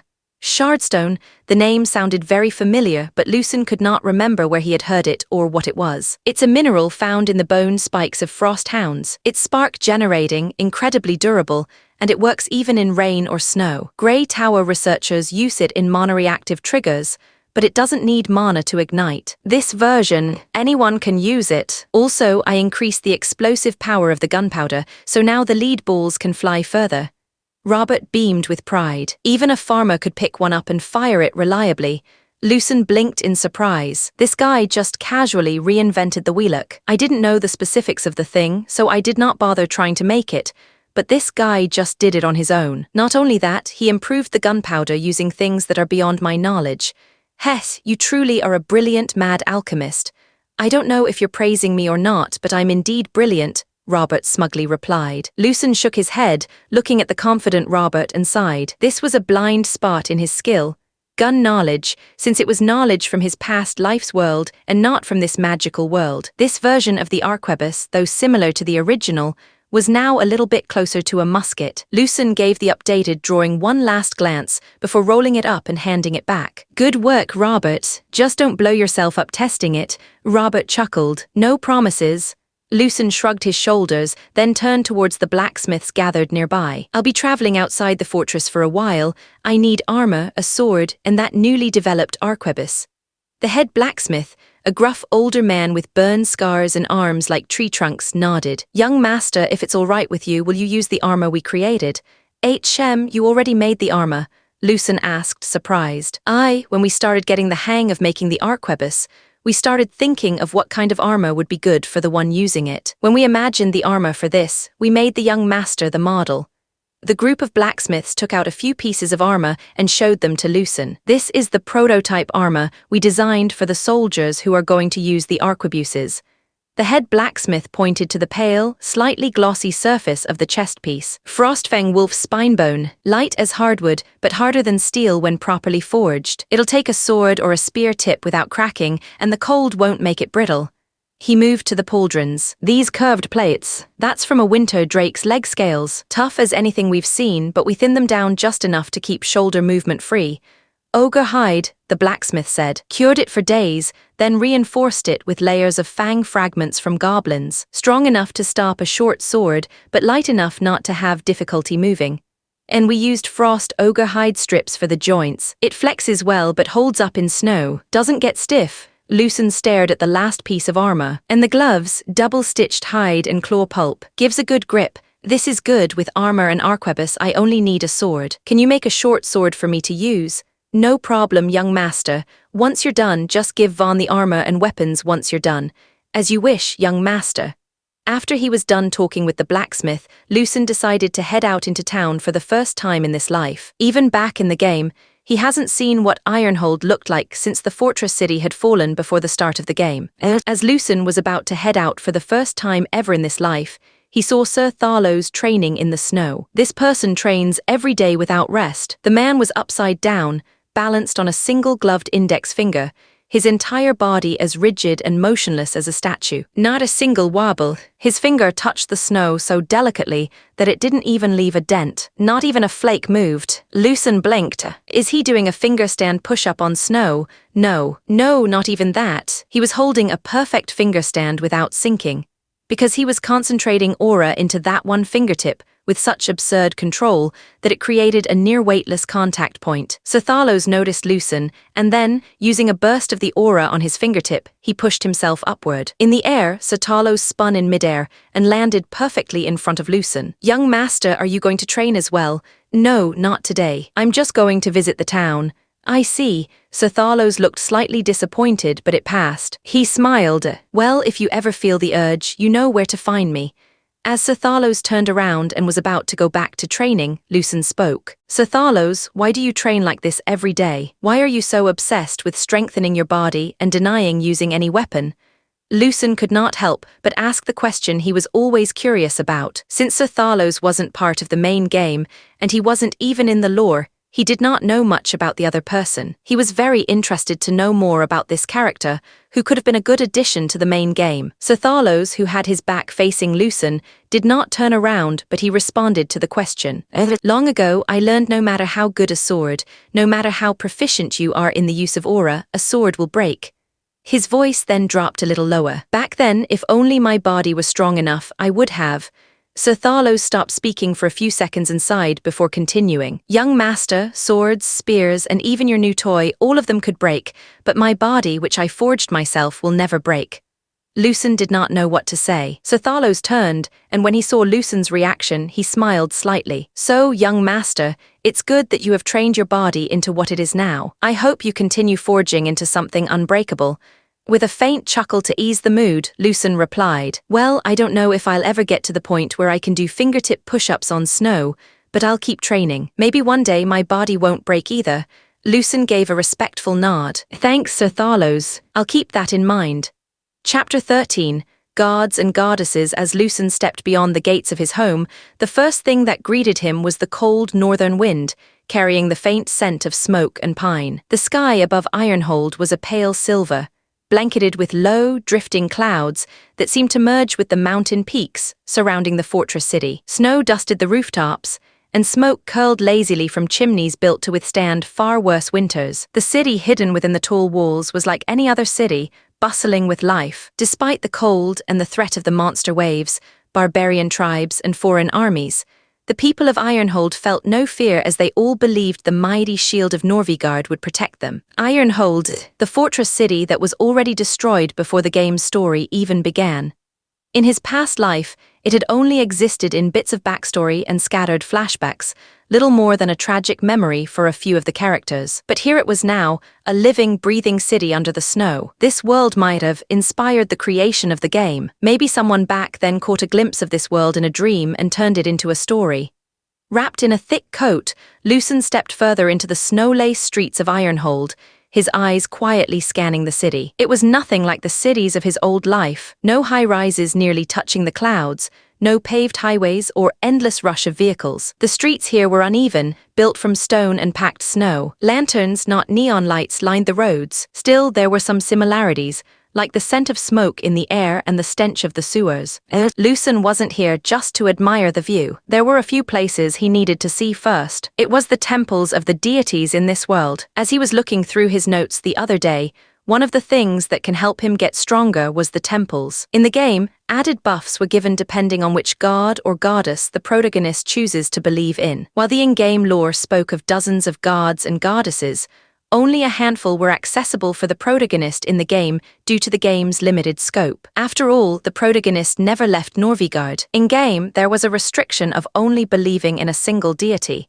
but in real life, based on Lucen's knowledge, you can believe in several deities. Still, he wasn't sure if all deities would give him any blessing. In fact, since the deities here are real, maybe they'll get mad if he believes in too many, or they'll be pleased that he worships all of them. Of course, there was a possibility that he wouldn't be able to gain anything, since he wasn't the protagonist. It was also possible, due to his body being a game character body, he would be able to gain those benefits. No use thinking too much about it, just have to try it out and see what happens. I know that some of the knights believe in 2 to 3 deities, and they seem to be okay. So I guess the deities here aren't that petty.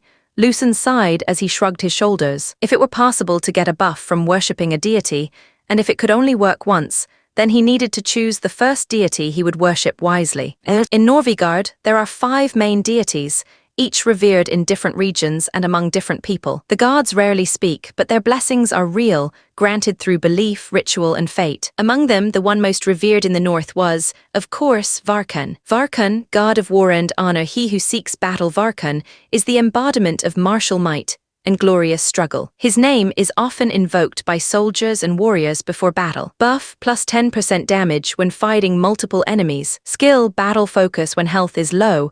It slightly reduces damage taken and increases all stats for a few seconds. Nerith, goddess of the land and forests, she who grows all things. Nerith is worshipped by farmers, herbalists, and rangers. Her blessings are gentle but vital. Buff, increases resistance to poison and disease. Skill, friend of the forest, wild animals, will not attack unless provoked. Thalara, goddess of justice and judgment, she who sees all evil. Thalara is the impartial eye that sees into men's souls. Her followers uphold the law and seek truth. Buff, bonus damage against those branded as evil. The more guilt the enemy carries, the greater the damage. Skill, oathbound, strong resistance to charm, illusion, and mind-altering magic. Calderos, god of the forge and flames, he who guides the flame of creation. Calderos is the patron of blacksmiths and crafters. His flame not only destroys, it forges. Buff, increases the effectiveness of any weapon or armor created by another believer. Skill, heat-tempered, slightly increases weapon durability and reduces the chance of equipment breaking in battle. Velmira, goddess of the night and death, she who waits for the last light. Velmira is not feared but revered. She governs endings, the stillness of night, and the peace that follows death. Assassins, undertakers, and seers often whisper her name. Buff, increased resistance to fear and darkness-based effects. Skill, last embrace when killing an enemy. It slightly restores stamina and mana. I tried each of them, and the playstyle changes a little depending on which deity the protagonist worships, but overall, each one of them gave great buffs and skills. Still, if I could only choose one, which one would be good for me? OSH*T, I was thinking about from the point of view of this game's protagonist, but I'm not him. If it's my current body, then either Varkun or Velmira are good choices. Both give skills that help in a pinch. While Lucen was thinking which temple he should go to, in his peripheral vision, he saw a boy a little younger than him, around 7 to 8 years old, coming out of the alleyway, running towards him. The kid bumped into Lucen, and it was at that moment that Lucen, with his enhanced senses, saw the kid's hand quickly reaching out for his coin pouch. What a cliché! Lucen's hand shot out as he felt the small fingers brush against his coin pouch. In one swift motion, he caught the boy's wrist. "Hey, let me go!" The kid struggled to get away from Lucen but failed. Lucen looked at the kid and noticed he was not wearing much, which was bad here in the north. The boy's hand was freezing to the touch. Up close, Lucen could see the dirt smudged on his cheeks, the thinness in his arms. He wasn't dangerous, just desperate. "Hey, you're freezing. Where are your parents?" Lucen asked, glancing around as if expecting someone to appear. Do you live around here?" When the boy stayed silent, Lucen sighed. "If I let you go now, the guards might catch you later. They won't ask questions like I did." Lucen spoke, while loosening his grip just enough to suggest he could tighten it again at any time. He wasn't planning to turn the kid in, but fear was a better deterrent than kindness sometimes. That got the boy's attention. Wait, don't call the guards, please," he cried. Lucen tilted his head. So you can talk." The boy wanted to escape. He did not understand why, but Lucen's presence alone made that idea feel distant and dangerous. "I wasn't gonna steal, I swear. I just thought. You looked rich and The boy trailed off, shivering now that the adrenaline was fading. He wore a threadbare tunic and shoes that had more holes than leather. "Are you an orphan?" "We're not orphans. My sister and I still have our dad. He promised he'd come back, so he's just late. He always comes back, he always does." The boy shouted at first, but then he calmed down near the end. Such a huge reaction stunned Lucen, but he learned that the kid had a sister. "Where's your sister? Why are you asking?" The kid asked, but for a brief second he looked at the alleyway he came from. Lucen pulled the kid over towards the alleyway. Seeing the direction they were heading, the boy struggled even more. Lucen saw a little girl the same age as his own little brother, wearing the same ragged clothes as the boy, shivering on the ground. She looked at Lucen, then her big brother. Without a word, Lucen knelt down and wrapped his coat around the little girl's shoulders. She flinched at first, then clung to the warmth. "This should keep you warm for now," he muttered. Lucen scratched his head in annoyance as he looked at the current state of the siblings. He wasn't sure, but if these two truly had parents, then they weren't doing their job right. Even though he has been in this world for 12 years, and he knew that the level here was that of the Middle Ages, it was still annoying to see such a sight of neglect. "Tusk, it's not like the ones on Earth were all good either, but still. Let me ask again, where are your parents?" Even though Lucen's voice was that of a child since he was 12, his presence made it seem like an adult had spoken, which rattled the boy, who had his head down. The little girl who was wrapped in Lucen's coat grabbed his big brother's hand. The boy looked at his little sister and then at Lucen. "My mom passed away due to an illness, but my dad is still alive. He's a soldier. The best soldier there is. He went out on the last monster wave, he just hasn't returned yet," the boy explained. Hearing that answer, Lucen frowned. The last monster wave was a year ago. All the soldiers who joined the defense had all been accounted for, so if he's saying his father hasn't returned, that means his father is dead. "So where are you living now? Don't tell me you are staying here in the streets." Lucen's tone became lighter but still serious. "We were waiting for our dad in the Temple of Varkun, where the other kids stay, but then the priest said something bad, he lied." "What was the lie?" The boy bit his lower lip as he did not want to answer, but when he saw Lucen look at him, the boy felt like he had no choice but to say it. "The priest said that our dad has joined Varkun's armies, and he will forever be honored and receive endless glory. The priest told us that he will try to find a good family for my sister and me." "Why would I need another family? I already have my sister and my dad." The boy once again became emotional. Despite not being that much taller than the boy, Lucen tightly wrapped the coat around the little girl and carried her. If it were a few months ago, this would have been an impossible feat for Lucen, but after training his body, it was easier than expected. "Thanks, Sir Thalos." Lucen then turned around and looked at the stunned boy and spoke. "I see. Then how about I meet with this priest and talk to him? The priest is obviously telling them such things out of kindness, but I wonder if it would turn out into some sort of cliché." Lucen thought to himself as he carried the little girl, heading to the Temple of Varkun. Chapter 14.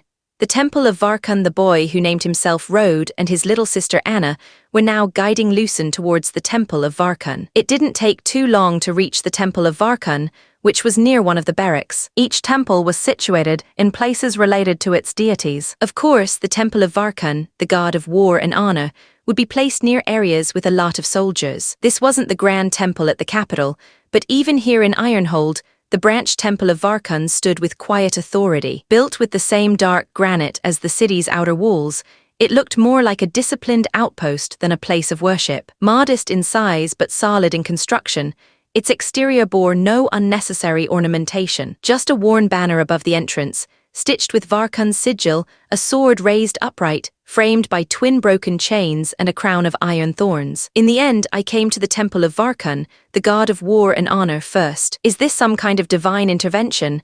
Lucen, alongside the siblings, approached the temple. When they got near enough, Lucen could hear the familiar sound of some people training, and it wasn't from the barracks but from within the temple. Just as Lucen raised his hand to knock, hurried footsteps approached. He instinctively pulled the siblings back as the door burst open. A man and a woman appeared before them, both wearing the distinct vestments of Varkun's clergy. They were wearing long, formal vestments of deep crimson and ashen grey, trimmed with silver thread. The fabric was thick and ceremonial, draping in layered folds that gave them an imposing presence. Embroidered on the hems and sleeves were ancient symbols of Varkun: upright swords, broken shackles, and iron crowns woven with reverence and precision. Yet unlike priests of gentler gods, These robes were split at the sides and reinforced at key points for movement. Beneath the flowing fabric, one could glimpse the gleam of plate armor, steel vambraces along their forearms, a fitted cuirass beneath the outer robe, and greaves beneath the hem. They were not just servants of faith, but soldiers of it. The priest with dark brown hair and brown eyes was surprisingly as big as Sir Thalos, but his muscles were more tamed. The priestess with blonde hair and blue eyes was a beautiful woman, and despite her garments, you could see that she had a great figure. Rode instinctively moved closer to Anna, who was still in Lucen's arms, wrapped snug in his coat. Both clerics visibly relaxed when they saw them. The priest stepped forward and gave a formal knight's salute. The priestess followed, her posture equally respectful despite her relief. Then the priest spoke, his voice calm but laced with concern. "Thank you for bringing them back. They've been gone for hours. We were beginning to fear the worst." Lucen put down Anna and saluted back with a knight's salute, his eyes studying the two adults. "They wandered pretty far. I found them near the market." The priestess knelt beside Rode and placed a gentle hand on his shoulder. "Rode, we told you to stay within the temple grounds. Why did you take Anna with you? You scared us." Rode lowered his head, ashamed. I just wanted to look for our dad again. I thought maybe if I asked around the market, someone would have seen him."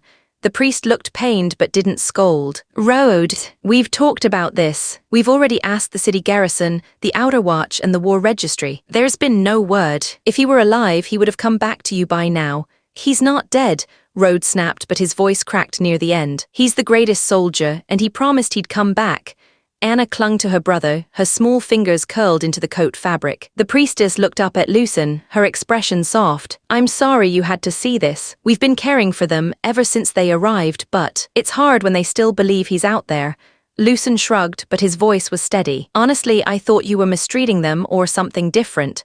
The priest and priestess show stunned expressions as the priest replied, "We would never do that. Varkan teaches that honor includes protecting those left behind. Still, we worry every time they disappear." Rhode's stubborn, just like his father. "I think instead of doing what you're doing, how about giving the kids hope? They told me that you've been looking for a family that would take them in, but how about pausing that for a few more months? I'm sure they just need a little more time to accept the truth."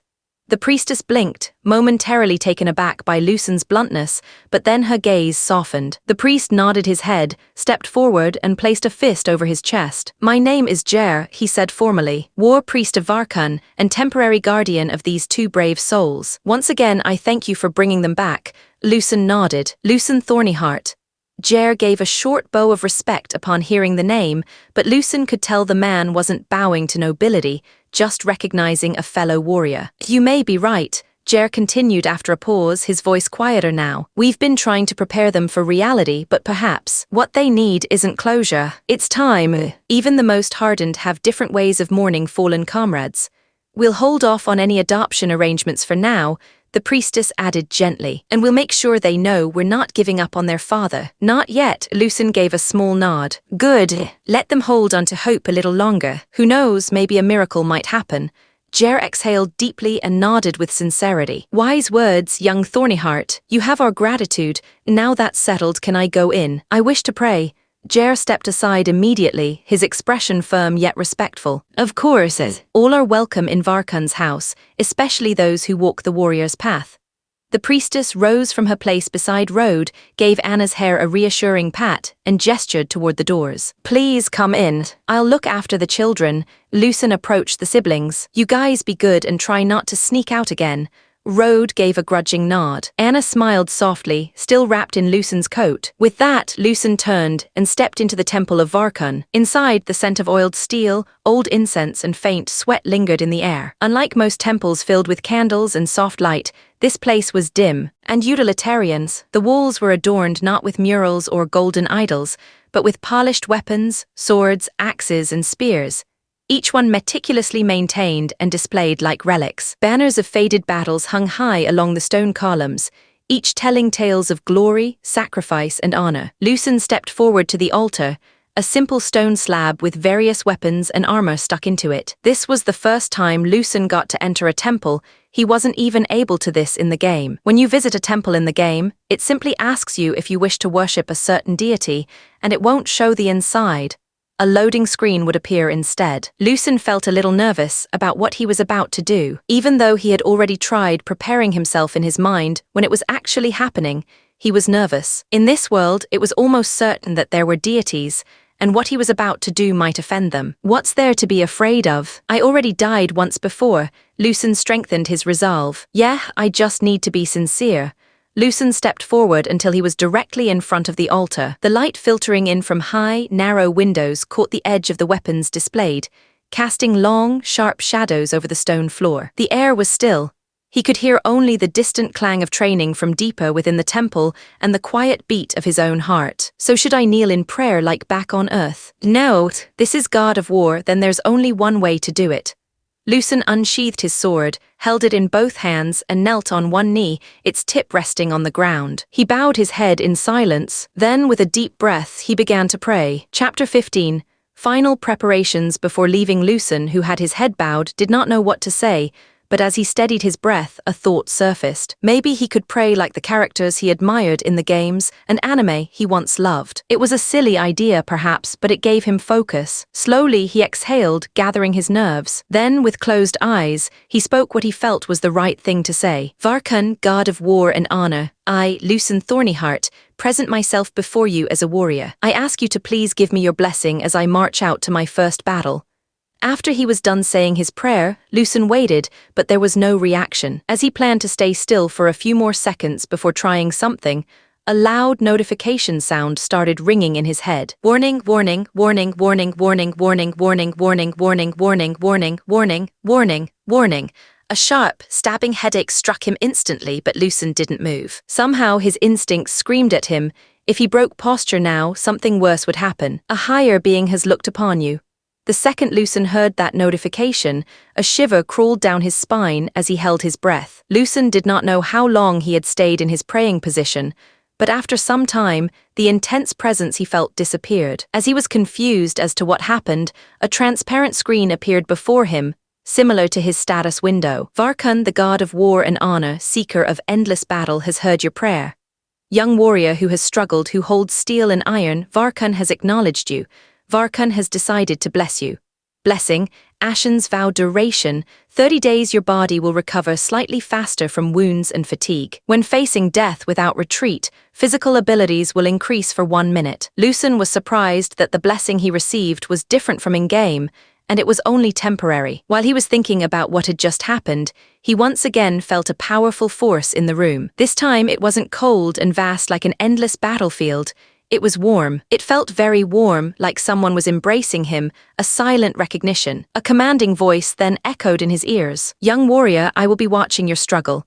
The presence he felt disappeared, and Lucen, who was holding his breath, finally exhaled. It felt like the tight string that was holding Lucen had snapped. He stumbled backward onto his butt, grasping for breath. Lucen started hyperventilating, but he had a smile on his face. So that was a god. I guess the protagonist truly is the chosen one, able to be blessed by any of the deities, and the blessing is permanent. Still, as a side character, I guess I did pretty well. After he calmed himself down, Lucen said goodbye to the children and to the priest and priestess. Lucen started walking around the city deep in thought. Damn, that was more stressful than I thought it would be. Should I continue to the next temple or stop now?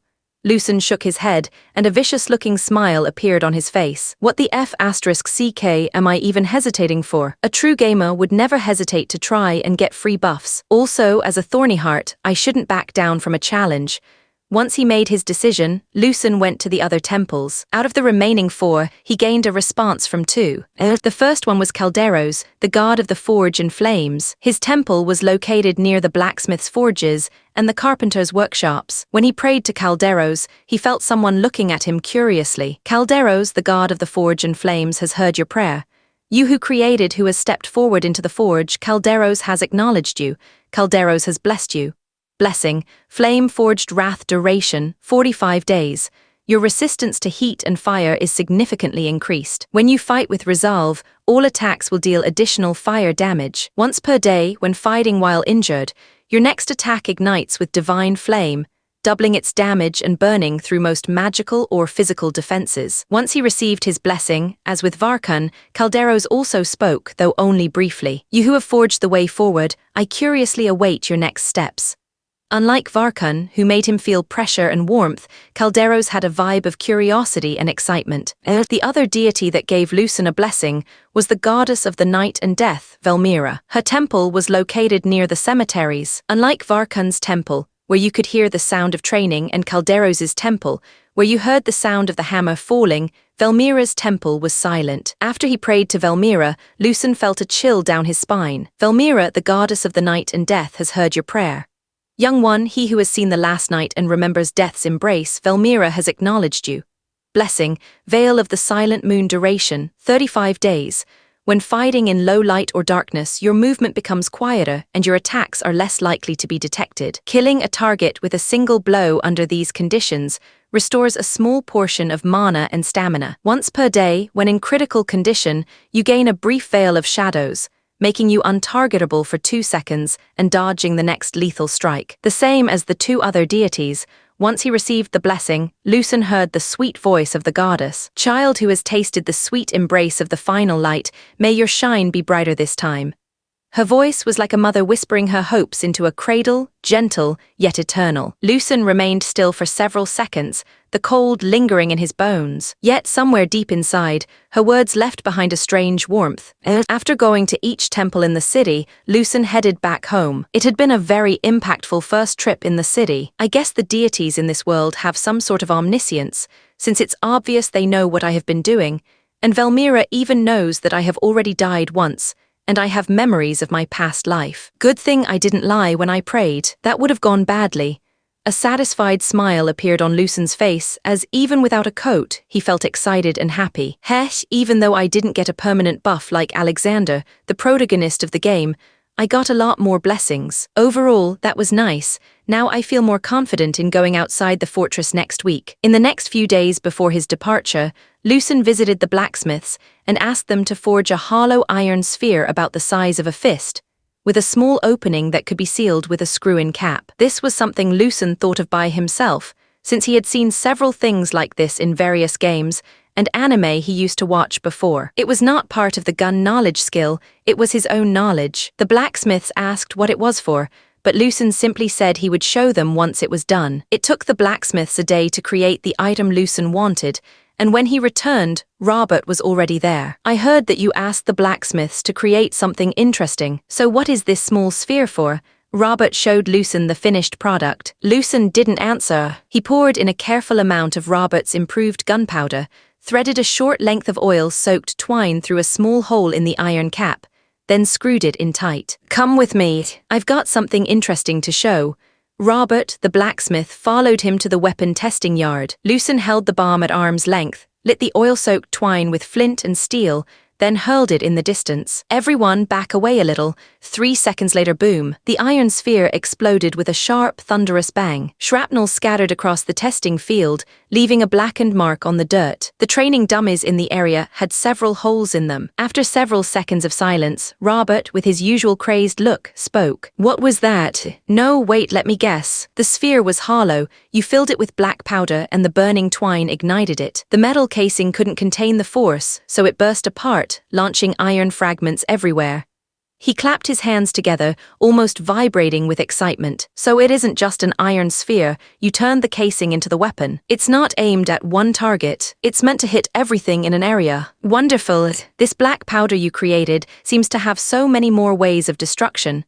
Robert told Lucen his analysis of what he understood with great excitement. While Robert was getting more excited, the blacksmiths were still looking at what had happened in stunned silence. What they saw was something that didn't use mana or aura.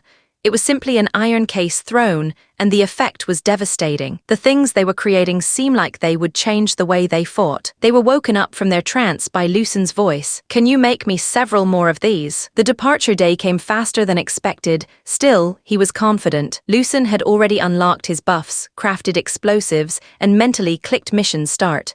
Chapter 16. First battle. Lucen wore a thick coat over his newly forged armor. Strapped across his body were several powder horns, and his pockets held lead balls and revolver bullets, along with 2 compact iron spheres and a lamp. In his bag he carried more ammunition, a map of the area, rope, and enough rations for several days. At his side hung the latest model of the arquebus, now upgraded with Robert's shardstone ignition system. And on his hip, a newly forged short sword gleamed with clean edges, untouched by battle but ready for it. Several people had gathered to see him off. There was his stoic father, Duke Varden, the always composed Vaughn, retired knight and ever-loyal butler, the muscle-training-obsessed Sir Thalos, the eccentric alchemist Robert, and, to Lucian's surprise, his younger brother Cale. It was the first time Lucian had seen Cale since regaining the memories of his past life. That familiar silver hair, those sharp icy blue eyes, Cale Thornyheart, the genius of the house. This little brother of his would one day become the heavy tank of the protagonist's party. But right now, Cale hadn't even held a sword. Based on the game's backstory,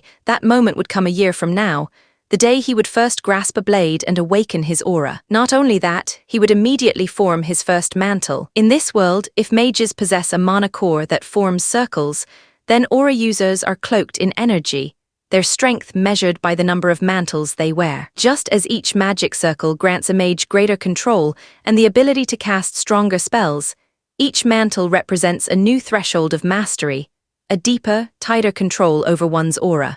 "Young master, may you find victory in the battles ahead," Vaughn said, lowering his head in a dignified knight's bow. "Of course, there's only victory for the young master," Thalos chimed in, grinning broadly. "He's been training with me, after all. That little scrawny boy is slowly becoming a weapon forged from pure muscle." He flexed unnecessarily, as if to prove his point. "I have gained so much inspiration because of you, Lucian, and you have surprised me numerous times. Every new thing we make is such a thrill, an excitement like no other. When you come back, it's going to be my turn to surprise you. So don't you dare die out there, since there's going to be so much more exciting stuff we'll create." Robert spoke, giving his own way of encouraging Lucian. Then Varden stepped forward. His expression, as always, was unreadable. He looked Lucian over from head to toe. "No matter where you go," the Iron Duke said quietly, "always remember that you are a Thornyheart." He said nothing more, but for Lucian, that was enough. His father's presence alone was already more than he ever expected. Cale's icy blue eyes met Lucian's without a word. Lucian's throat tightened. Years of silence, cold shoulders, and unspoken blame hung thick between them, heavier than any other. Lucian swallowed, memories flashing, how he once blamed Cale for everything that went wrong, their mother's death, his failure to awaken his aura. All the bad things were never Lucian's fault, but his little brother's fault. That version of himself seemed like a stranger now. He forced a small, shaky breath, then knelt beside his brother. "See you later, little bro."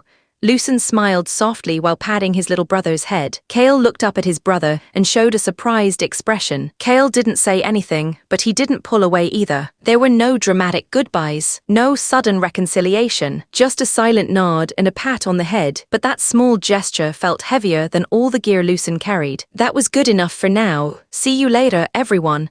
Lucian bowed his head and gave a knight's salute. The others returned it, surprisingly even Robert, despite being the farthest thing from a knight. Then Lucian turned around, looking at the road ahead. Despite the continuous snow, the sun still shone overhead, as if smiling down on him. Lucian smiled back and took his first step into his first real adventure.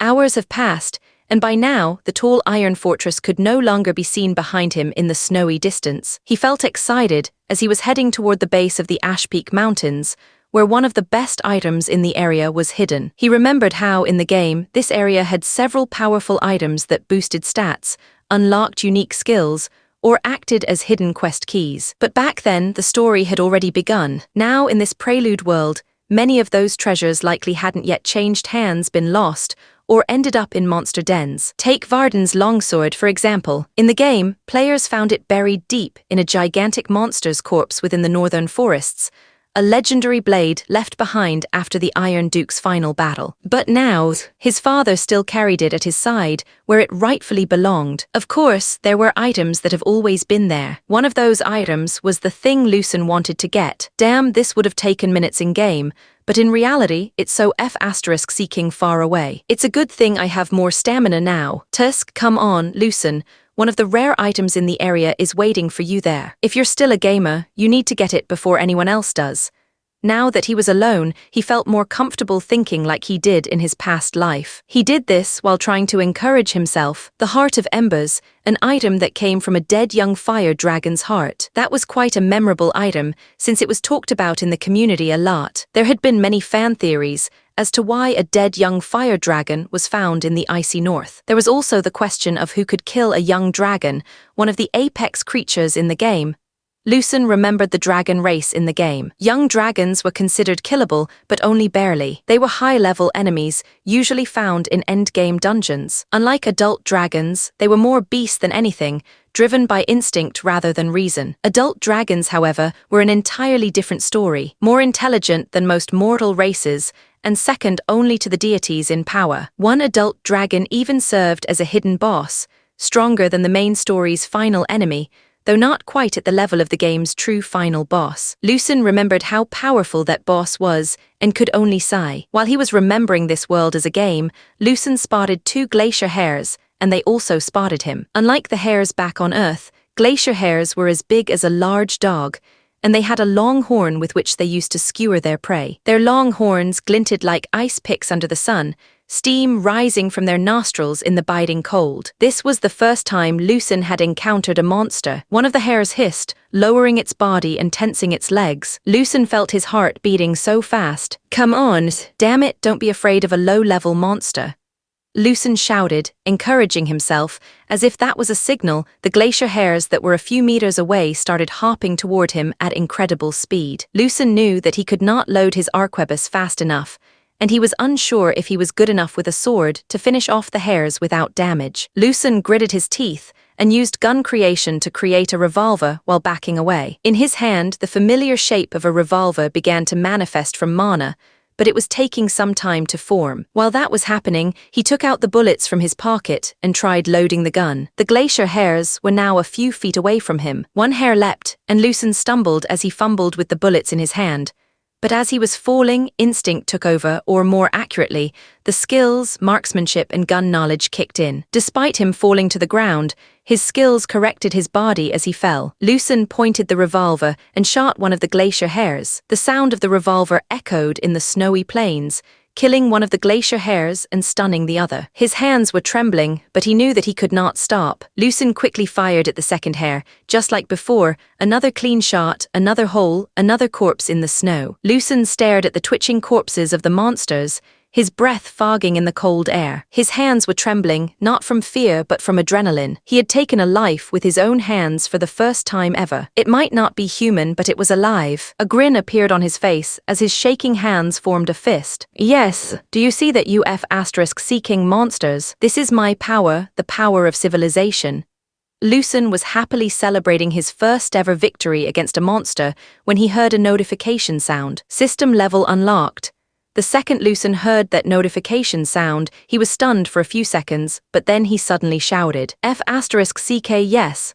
Lucen opened up his status window to see what had changed. Status window name, Lucen Thornyheart age, 12 class, gun mage level, 1 health, 530/530 mana, 168/168 aura, locked mana core, first circle skills, bullet creation active novice, gun creation active novice, gun knowledge passive novice, marksmanship passive intermediate, gun kata passive novice, alchemy passive novice, traits, Thornyheart lineage dormant, foreign soul unique, training adept rare, grit normal blessings, Ashen's vow duration, 23 days Varkun, flame forged wrath duration, 38 days Calderos, veil of the silent moon duration, 28 days Velmira, chapter 17, monster meat. When Lucen saw that there was now a level in the status window, he was thrilled. It was level 1, but still, that didn't matter. He had worried that, without a level, the rest of the gun mage skills would remain locked. Since he was the only gun mage in this world,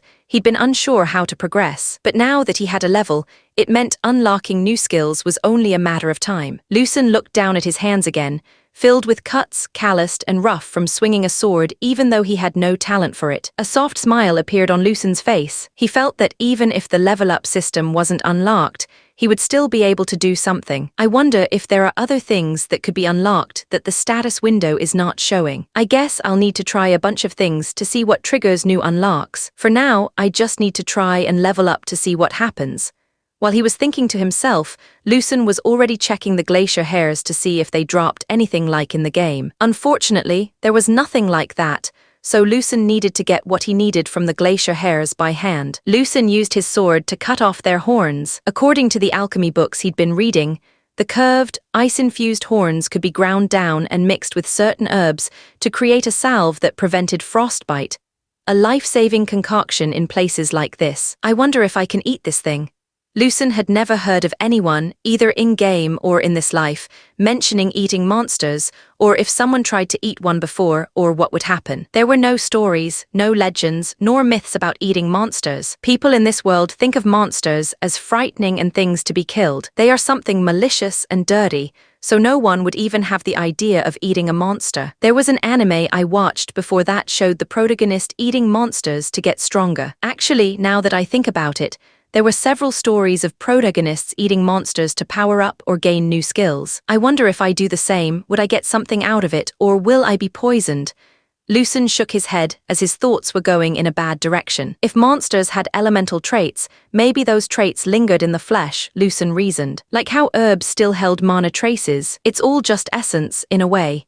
Lucen once again looked at the dead glacier hares, his curiosity was rising. Well, my body is that of the gun mage character, maybe I can withstand it. I also have the blessing of Varkun, which heals my body. Nope, that won't work. I remember that the blessing helps with wounds and fatigue, but it won't do anything to poison. Tusk, then should I leave it alone? Lucen looked at the dead glacier hares for a few seconds and made a decision. How can a gamer not experiment? Lucen took the hare, and, using his sword to carve out a small strip of lean meat from the thigh. He carefully avoided the parts he remembered seeing in the various alchemy books Robert made him read. Setting the meat aside, Lucen rummaged through his pack, pulled out a coil of rope, and sliced off a thin fiber strand. He wrapped it around a dry twig he found under a nearby bush, then placed it atop a small pile of branches and shaved bark. I hope this works. He flicked one of his shard stones against the steel edge of his arquebus, sending a hot spark. The bark had a little flame flickering weakly. Lucen shielded it from the wind and started blowing at it a little, and a small fire came alive. Lucen smiled as he had been doing a lot of firsts today. He then proceeded to skewer the meat with a branch and held it above the fire, rotating it slowly. After a few minutes, the meat had charred slightly. Well, here goes nothing. Lucen blew on the meat and hesitated a little as he calmed his nerves and bit a bit of the meat. It was chewy and had no taste, which meant it was not as bad as he expected. He swallowed the meat and waited. After a few minutes of waiting, he heard the notification he had been waiting for. Gained minor frost resistance duration, 30 sec gained, minor poison duration, 0. 5 sec. When Lucen heard the notification, he was truly surprised. He gained a temporary buff, but he also gained poison from it. Still, he wondered what if he ate a bit more. Lucen could not control his curiosity and took a bigger bite. After swallowing and waiting, before he could hear the notification, Lucen felt his stomach hurting a little. And it was then that he heard the notification sound. Gained minor frost resistance duration. 1 min 22 sec gained. Minor poison duration 10 sec. Lucen felt a little nausea and a bit of pain in his stomach, but it did not last long before it disappeared. A thin, cool aura wrapped around Lucen's skin. He felt a little less sensitive to the biting cold. Okay, so I do get something from eating monster meat, but it's not all good. Lucen looked at the remaining meat and shook his head. It's not like I need frost resistance right now anyway. Still, I wonder what would happen if I ate the meat of a more powerful monster. I either get a powerful buff or I'll just die. I need to strengthen my body first before testing things like that. Maybe I can ask Robert to neutralize the toxins in the meat. Lucen was thinking about the new possibilities this discovery presented, and it was then that he thought of another question. Am I the only one able to gain buffs from this because of my gun mage character body, or can everyone eat this and gain a buff but not feel it? Because it's not really a showy kind of buff. While Lucen was thinking about what to do with his new knowledge of monster meat, in a secluded cabin just beyond Ironhold's patrol range, a group of cloaked figures gathered around a rough wooden table. Sir, one of them said, bowing slightly, we've confirmed it. Lucen Thornyheart is heading toward the Ashpeak Mountains. The man at the head of the table leaned back in his chair. How many guards? None. He went alone. The man blinked. Alone, he nearly tipped his chair backward. You're telling me the Iron Duke allowed his eldest son to go out without an escort? Are you sure of this? Several of the people we have inside and the ones we paid have told the same story. A tense silence followed, broken only when the man clicked his tongue. We need to report this. Bring out the communication orb. Another cloaked figure nodded and carefully lifted a small box. Inside the box was a polished orb. He placed it on the table, channeling mana into it until faint glyphs shimmered to life. A second later, a spectral projection blinked into view. This had better be important. The projection snapped. The man leading the group bowed slightly. Master Edrim, it's about the eldest son of the Iron Duke. He left Ironhold this morning without any escort. Edrim's eyes gleamed like a fox. Did he now? What a rare opportunity. Edrim leaned a little bit closer before he spoke. Capture the child alive and bring him to me. Surely his son's life might be able to loosen that iron grip of his on our trade. Sir, is this wise? The second Edrim heard what his subordinate said, he frowned. Are you questioning me right now? No, sir. I would never dare, but the Iron Duke would never let this down, and even if he agrees to your demands, he might kill us all after. Edrim's eyes narrowed, the flickering blue projection making his sharp features appear even colder. I don't recall asking for your opinion. The subordinate stiffened. Forgive me. Edrim leaned back in his seat and exhaled, controlling his temper. Of course, the Iron Duke will retaliate, but we won't keep the boy. We'll simply borrow him long enough to negotiate something favorable. Trade exclusivity, access to northern routes, and first pick of monster parts. And if he refuses, another figure asked quietly. Then, Edrim's voice dropped to a chilling murmur. I'll return the boy in pieces. Edrim frowned as he glared at his men. We'll see how far that iron will of his stretches when it's his son's blood on the bargaining table. But sir, what if the Iron Duke retaliates? One of them dared to ask, voice low, almost trembling. Edrim's lips curled into a cold smile. He won't do anything of the sort, not with that person backing me. That silenced the room like a guillotine dropping. Now enough of these irritating questions, Edrim snapped. Just do as I say and bring me the boy. The spectral projection flickered once, then vanished with a pulse of magic, leaving the spies in heavy silence. Chapter 18. Ambush Lucen, who continued walking towards the cave located near Ashpeak Mountains, surprisingly did not find any other monster. Is the presence of the dead body of a young dragon scaring off the other monsters? Unlike before, Lucen had his arquebus at the ready and had already loaded it with a lead ball, looking around to see if there were any monsters. Surprisingly, aside from the glacier hares, he saw no other monster, but he did see a few deer and an owl. But even those were nowhere to be found when he got nearer to the cave. There was also the occasional movement in the shadows that should be something, but he could not see clearly. This silence, it's like a horror movie. He clicked his tongue. Tursky. Damn it, now I want to watch something, but there's nothing like that in this world. His mind drifted as he trudged forward through the snow. He started thinking about alternative entertainment that could replace movies in this world. There should be plays or something, right? I haven't seen any in the city yet though. Just a few bards reciting tales at taverns.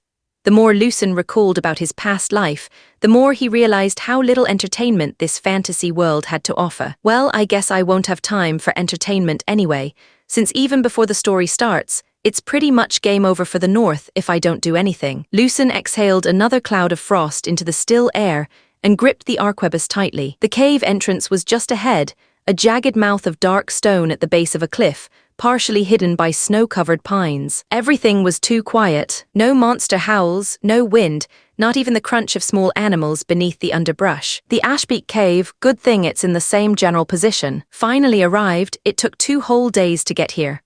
Lucen couldn't help but sigh at the thought that, in-game, getting to this place doesn't take half an hour, but in the real world it takes 2 whole days. Still, camping out wasn't as bad as he thought it would be, since there were no monsters nearby. It was that moment Lucen heard a faint crunch of a branch and quickly ducked and hid behind a tree as he looked in the direction from which he heard the sound. In the distance, he saw cloaked figures appearing. There were 4 he could see, but he wasn't sure if that was all of them. Tisk, of course, this wasn't going to be simple.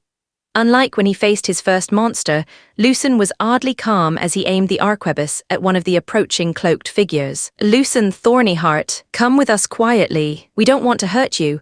Lucen stood from cover, eyes calm, breath steady. His red eyes gleamed with a quiet, simmering fire as he was ready to pull the trigger. And who exactly are you people? The figures didn't answer. 4 visible, probably more in hiding. No good cover for a full fight. If they have mages, I'll need to hit first.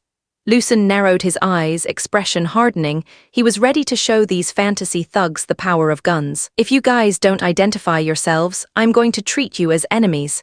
The figures still did not respond. Lucen strengthened his resolve. It was now either kill or be killed. Lucen aimed his arquebus at the nearest visible figure. His hands were trembling ever so slightly. Still, despite that, thanks to his skills, gun knowledge, and marksmanship, his stance remained firm. Lucen repeated to himself, "It's either me or them," and fired. The loud sound of thunder echoed in the area, which surprised Harlik, the leader of the mercenaries who came to capture Lucen. He was in his late 30s, broad-shouldered, with thick arms and a hard, combat-scarred physique honed through years of mercenary life. He was not bulky like Thalos. His body was more leanly built, not from training but from survival. His uneven dark brown hair, streaked with early grey at the temples, looked like it had been cut with a knife, not a mirror. His steely grey eyes looked in confusion, as he was unsure as to where the sound of thunder came from. As he looked around, he saw that one of his men had fallen to the ground. *T, he's a mage. Harlik yelled, even as the ringing in his ears dulled his own voice. But in truth, none of them had seen any spell formation. No chant, no glowing circle, just a flash of fire, some smoke, and a hole in their comrade's forehead. The survivors scrambled for cover, instincts overriding confusion. Harlik then used his aura to protect his body from whatever was to come. Harlik's cloak flared outward as translucent energy shimmered over his skin like armor of moonlight. He was a second mantle aura user and had some experience fighting mages. What kind of spell was that? I saw nothing, and it was only a sound, and then one of us died. One of Harlik's men, visibly shaken, spoke. No one said that the eldest son of the Iron Duke was a F***-seeking mage. How come there were no rumors about this? Seeing his subordinates panicking, Harlik glared at them and signaled them to stop. The men, seeing their leader's action, quieted down. Once everyone had stopped speaking, Harlik looked at his subordinates and ordered them using hand signals. Harlik couldn't blame his men for panicking. This was something different from anything they had faced before. They had fought with aura users, mages, barbarians, and monsters before, but none was like this. Just a sound of thunder, no chant, no visual cues, just the sound, and then cold death arrived. As the mage in the group started chanting, they saw something appear on the ground. It was an iron sphere. Harlik did not know what it was, but his instincts told him that it was something incredibly dangerous. "Run!" Hearing the command, the others tried to run away from the iron sphere, while those who were too close strengthened their defense either by using a first circle mana shield or using their first mantle of aura as a shield. Unfortunately for them, that decision cost them their life. The iron sphere exploded with a burst of fire and shrapnel, making an even louder sound than the one before, breaking apart and killing the two near it. With that level of explosion only, someone like Harlik, the leader of the mercenary group who was at the second mantle of aura, would have survived, albeit with some injuries. Damn it! This kid was supposed to be a sickly loser. The reports about him were all F***-seeking false. I have already lost 3 of my men. What was that thing that clearly wasn't a spell? It was an object. Was the North hiding such a monster? Despite the shock of the situation, as someone who has been in a few battlefields and survived, Harlik, as the leader of the mercenaries, knew that panicking only meant a quicker death. Harlik signaled his men to scatter and surround Lucen. Even though he did not know what other trick Lucen had in his sleeves, this tactic was effective against lone mages below the third circle. While their group was moving to their positions, Harlik once again heard the sound of thunder, and the same as before, after hearing the sound, one of his subordinates died. Harlik, seeing the death of another one of his companions, clenched his hand harder onto the hilt of his sword. When he saw the others get into position, Harlik strengthened the aura in his body and spread it towards his towering shield to strengthen it. Harlik charged towards Lucen's position while roaring, attracting the other party's attention. Harlik once again heard the sound of thunder, but this time, no one died as he felt something hit his shield, slowing down his charge. The power of that attack was great, but it was unable to penetrate his shield coated with his aura. Now, with renewed confidence, Harlik continued his charge. His subordinates were also attacking the area Lucen was in with first circle magic and a few arrows. If Lucen survives, that would have been great since they will be able to finish their mission. If Lucen dies, they don't care anymore since they no longer have the luxury of thinking about such things. Spells, arrows, and explosions tore through the snow, kicking up a blinding white fog that made it hard for both sides to see clearly. Another thunderclap cracked through the fog, but this time no force struck him. He glanced sideways and swore. Another one of his men was downed. Harlik moved even faster than before. Harlik was about to reach Lucen's position, or so he thought, When he arrived in the place Lucen was, he was no longer there. But he was here, he should have been here. Harlech growled, eyes darting across the snow for blood tracks anything. The area had been surrounded, and there was no way for the 12-year-old to leave without any of them noticing, so that could only mean one thing. Harlech knelt on the ground and saw a trail that was almost covered by the snow, but it was obvious where it was headed. He escaped into the cave. Harlech signaled his subordinates, who all gathered around him. "So, boss, are we going after him?"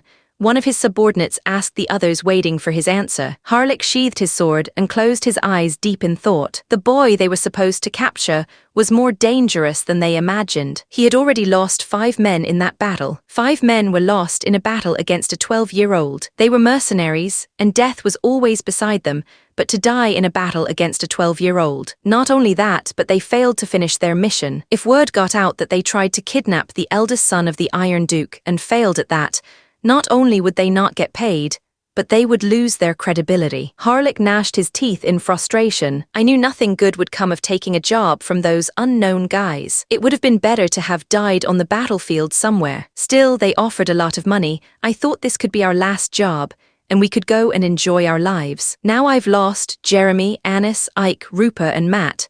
Once again, thinking about his dead subordinates, Harlech gripped the hilt of his sword even more tightly. We'll follow him in. Chapter 19. Negotiation. During the combat with mercenaries, Lucen slipped into the cave and lit his lamp. Lucen did not stop walking deeper into the cave. Even now, his hand is still trembling, unlike the first time he killed a monster.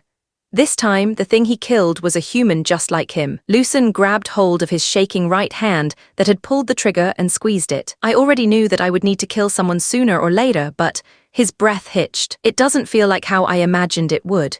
He had imagined enemies falling like NPCs, like monsters in a game, threats to be erased without a second thought. But this wasn't a game. There had been no EXP pop-up, no loot drop, just a man falling, dying. Lucen leaned against the wall for a second, pressing his back into the damp stone. The silence of the cave pressed in on him, as if the mountain itself was listening. I killed a person, someone with a name, with friends, maybe even a family. His eyes shut tight. No, stop. He shook his head and forced himself forward, 1 foot at a time. If I freeze now, I'll die. They're still coming. I can process this later, when I'm safe. Even with the memories of his past life in a modern world, Lucen was also Lucen Thornyheart. That part of him, the boy born in the north, son of the Iron Duke, wasn't so easy to shake. And as his father would have said, a thorny heart does not break from this. Lucen exhaled slowly, calming his breath. The trembling hadn't stopped completely, but his steps grew steadier. Lucen felt a bit better as he walked deeper into the cave. The deeper Lucen went, the harder it got. Thanks to the blessing of Calderos, the heat didn't bother him much. Still, it was weird. He knew that there was a dead young fire dragon in the cave, but did its dead body release such heat? Even in the game, if the characters felt this heat in the north, where there's only snow, they would have reacted. But none of them said anything about the heat, which even with Calderos' blessing is quite something. Lucen truly felt that there was something wrong, but he did not want to retreat since it took a lot of effort to get here. To gain nothing after all that wasn't something a gamer like him could accept. Lucen checked his current inventory. After the fight with the mercenaries, he had used quite a few things. He only had 2 iron spheres left, and 4 more powder horns filled with gunpowder. The number of lead balls and bullets was still good, and his sword had only been used once. Maybe I should have brought a shield. Lucen remembered how the mercenary leader's shield was able to withstand the gunshot of the arquebus at such a close distance. The reason that Guy's shield works is because he coated it with his aura, and an ordinary shield wouldn't work.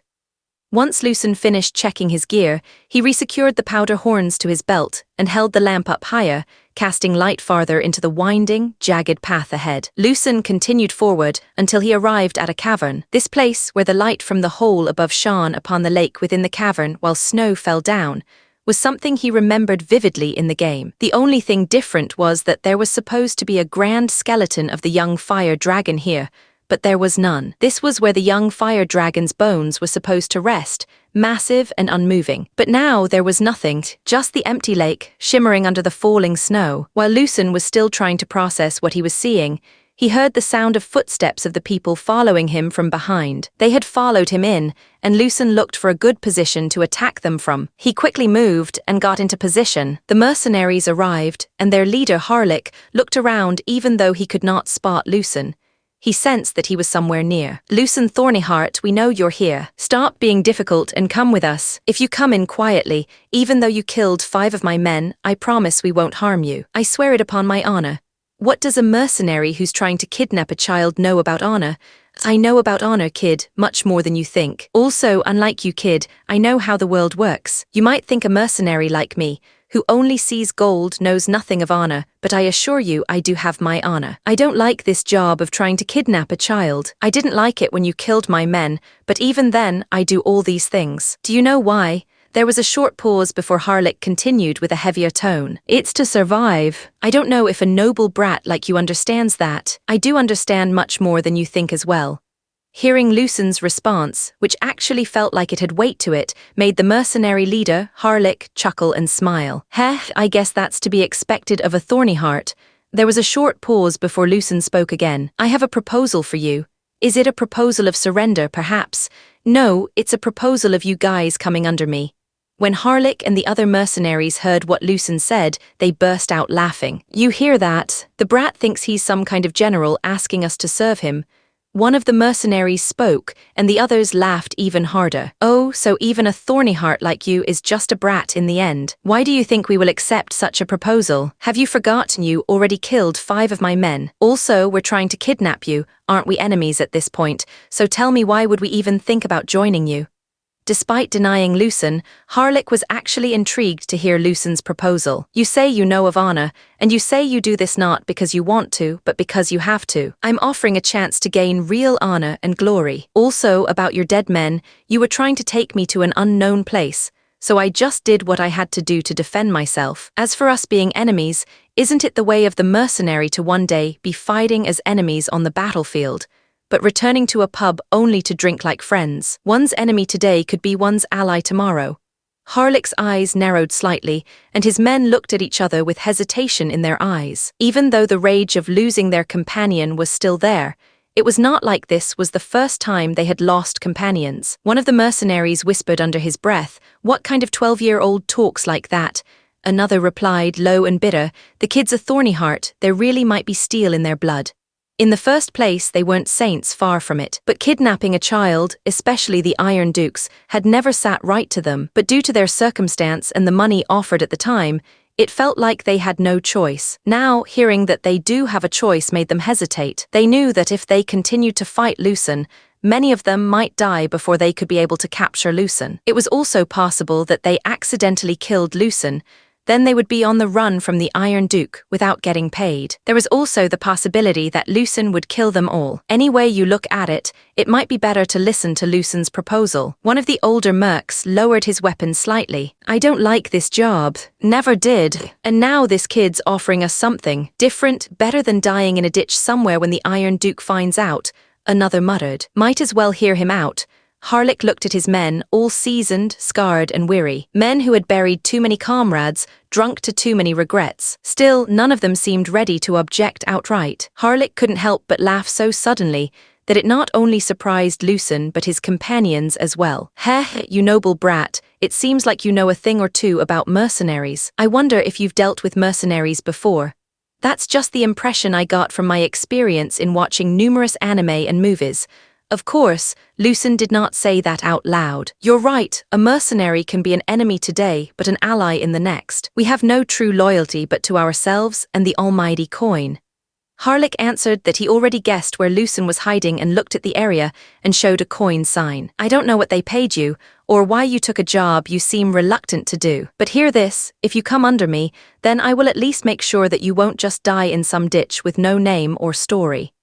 Lucen channeled every inspirational character he has seen in his past life and enhanced his voice. "I'm offering you something more, something eternal, a future filled with honor and glory, a future where your stories will be told throughout the ages, a future where you can come back to the same place and have a good drink of ale, a future where, if death does come, it will come with your blades drawn and your heads held high."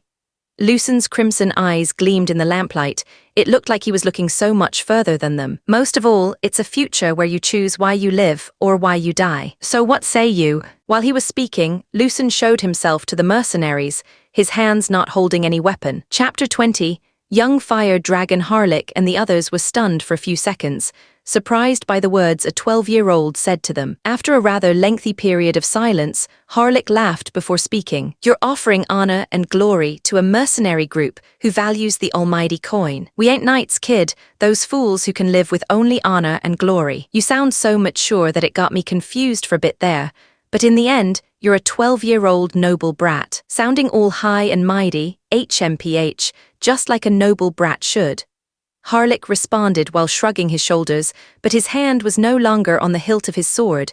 In fact, most of the other mercenaries no longer looked like they were getting ready for battle. Lucen, feeling a bit more confident, thought of how to respond. Lucen decided that he needed to act like one of his favorite protagonists, one full of confidence. HMPH, for a guy who says he knows honor, you speak like a greedy merchant. But I understand you. Honor and glory cannot feed you, of course. I will be paying you. It might not be as much as what was promised to you if you captured me, but I assure you it would be a fair price. Lucen raised his chin slightly, channeling the swagger of a dozen anime protagonists. If they expected him to break under pressure, they picked the wrong boss battle. While he was trying to convince the mercenaries, Lucen heard the familiar notification sound. Gained a new trait. Acting adept, rare. After gaining the new trait, Lucen felt like he could act out different characters in his memories better than before. He felt like he could use their personalities to put more weight in his words. Unaware of what was happening in Lucen's thoughts, Harlek was thinking about how to respond. He looked at his companions. Most of them seemed like they were nearing to agreement. Others seemed to be waiting to see what he thought. If we wanted to, we could capture him now. Harlek looked at Lucen. His hands were far away from the weird objects on his body. The thing that looked like a weird mage staff was slung over his shoulder. The sword on his hip was still sheathed. Still, my instincts are telling me, if we rush him now, a few of us would be taken out.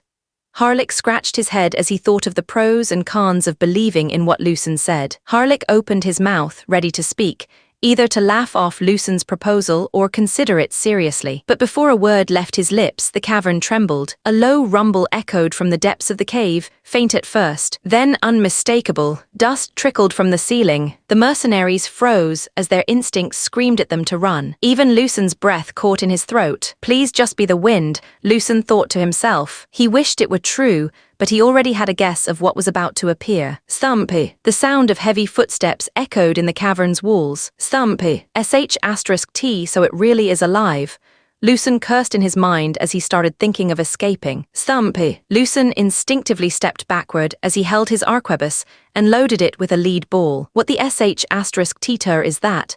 One of the mercenaries shouted in fear as he raised his weapon. Then they saw it. From the far end of the cavern, through a narrow crevice veiled by steam and shadow, a figure emerged, its eyes glowing faintly like embers buried in ash. A dragon, the mercenaries screamed. It was the young fire dragon Lucen had assumed was already dead. Its scales were scorched and uneven, many blackened or cracked. Deep gashes lined its side, still oozing smoke and blood. One wing dragged limply behind it, torn near the joint. When Lucen saw the state of the young fire dragon, he cursed. The size of the creature was so large that it could barely move inside the cavern. sh*t, I thought it was already a skeleton, but it's not yet. It's already dying, that's for sure, but it's still a f***-seeking dragon. The young dragon spotted the intruders, its nostrils flared up, and smoke came out as it opened its mouth and roared. Its simple roar made the cavern tremble. Some of the rocks started falling from the ceiling. The young fire dragon, despite being young for its race, was gigantic.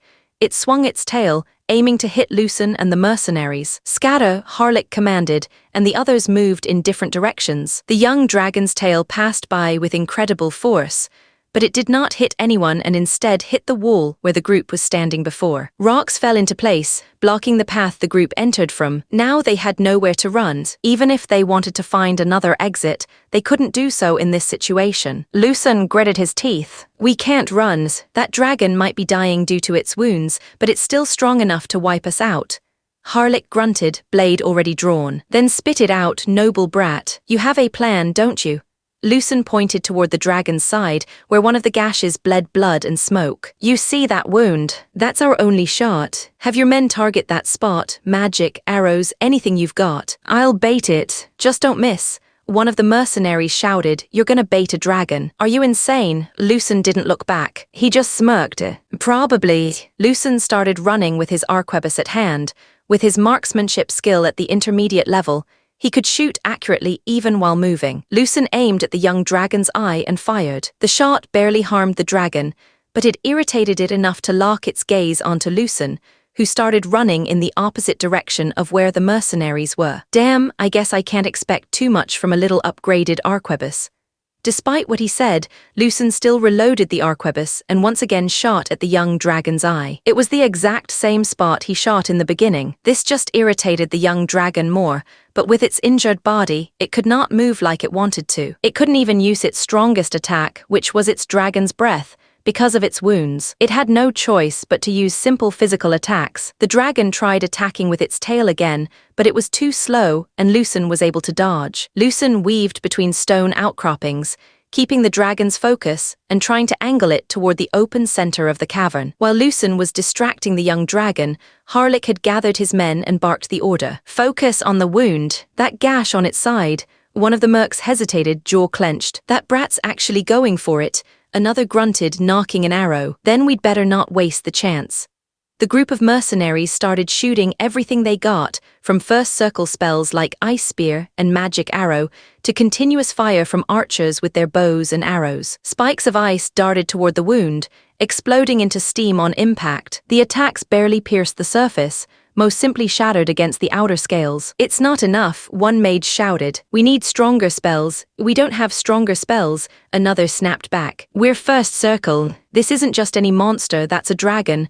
Still, they kept firing. If nothing else, they could keep the pressure up, wear it down inch by inch. Meanwhile, Lucen's crimson eyes locked on the beast. Its movements were getting slower, one of its legs dragged now, and its breath came in harsh, uneven bursts. But its fury hadn't faded. If anything, it was growing more savage, more desperate. "It's getting closer to truly dying," Lucen thought, teeth clenched. "But if we don't kill it fast, it'll take us all with it." Lucen glanced at Harlech's group. They were barely making a dent on the wounded young dragon. Their spells were too weak to penetrate deep enough to cause any significant damage. "Come on," Lucen, think, "what should I do? What do I have that can tip the scales?" Lucen checked his gear. One thing he had plenty of, gunpowder. It was at that moment that Lucen had an idea. "Hey Merc, do any of your men know how to use the fireball spell?" "Of course they can."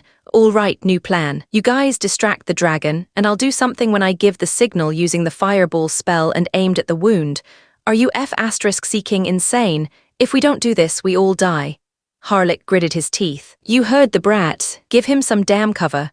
Immediately, the mercenaries split into two groups, one laying down ice spells and arrows, the other drawing the dragon's attention with shouts and spells. The cavern echoed with steel, magic, and the dragon's growls. Lucen, meanwhile, ducked behind a jagged rock formation and yanked open one of his powder horns. He removed his coat and poured all of the gunpowder he had into the coat. He then twisted the coat tightly to make sure that none of the gunpowder escaped. Lucen's hands trembled slightly as he got ready to throw the coat filled to the brim with gunpowder, but acting adept kicked in, and he forced a calm expression to match the leader he needed to be, despite his trembling hands. "Merc," Lucen shouted. A few of the mages raised their hands, flames already dancing at their fingertips. Lucen lobbed the powder horn like a grenade, arcing it through the air so it would land near the dragon's open wound. Now, hearing Lucen's signal, the mages unleashed their fireball spells aimed at whatever Lucen threw at the young dragon. When their fireballs met with the coat filled with gunpowder, boom!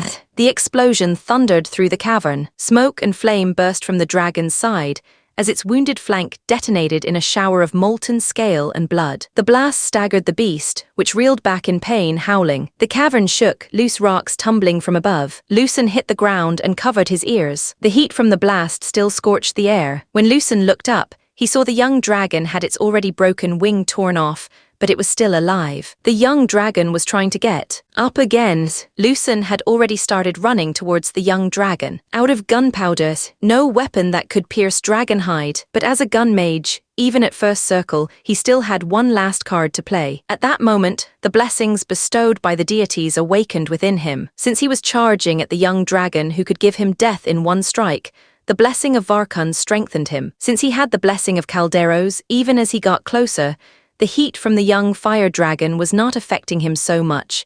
And his next attack, which had all of his resolve, would trigger the second effect of the blessing, which would strengthen what he was about to do. Finally, with the blessing of Valmira, he was able to slip through the young dragon's notice with the blessing of the veil of the silent moon. Gun Mage can't use any normal spell, Lucen muttered under his breath, since it becomes explosive.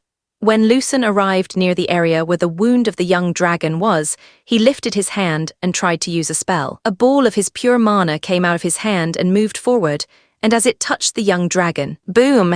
The ball of mana exploded with added power from Calderos's blessing. This is what happens when a gun mage tries to do a normal spell. The raw mana ignited not just the wound, but the very air around it. The explosion didn't just rock the dragon, it cracked the ground beneath it. The young dragon toppled, collapsing onto its side. The dragon's wound gaped wider, torn by the blast, and now it was barely breathing, but it was still alive. "It's down," Harlech roared. "Everyone finish IT."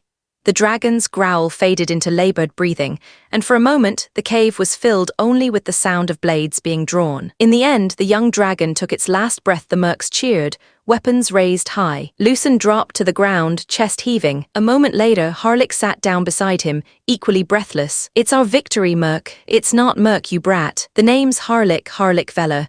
"Then stop calling me a brat, you know my name, it's Lucen." Hearing Lucen's reply, Harlech couldn't help but chuckle. "Fine, Lucen, let's see how far you can take us." While Lucen and Harlech were talking, Lucen heard the familiar sound of the system notification. Level up, Chapter 21. Burial level up, gained new skill. Battle Instinct Novice, gained new trait. Dragon Killer's Resolve Epic.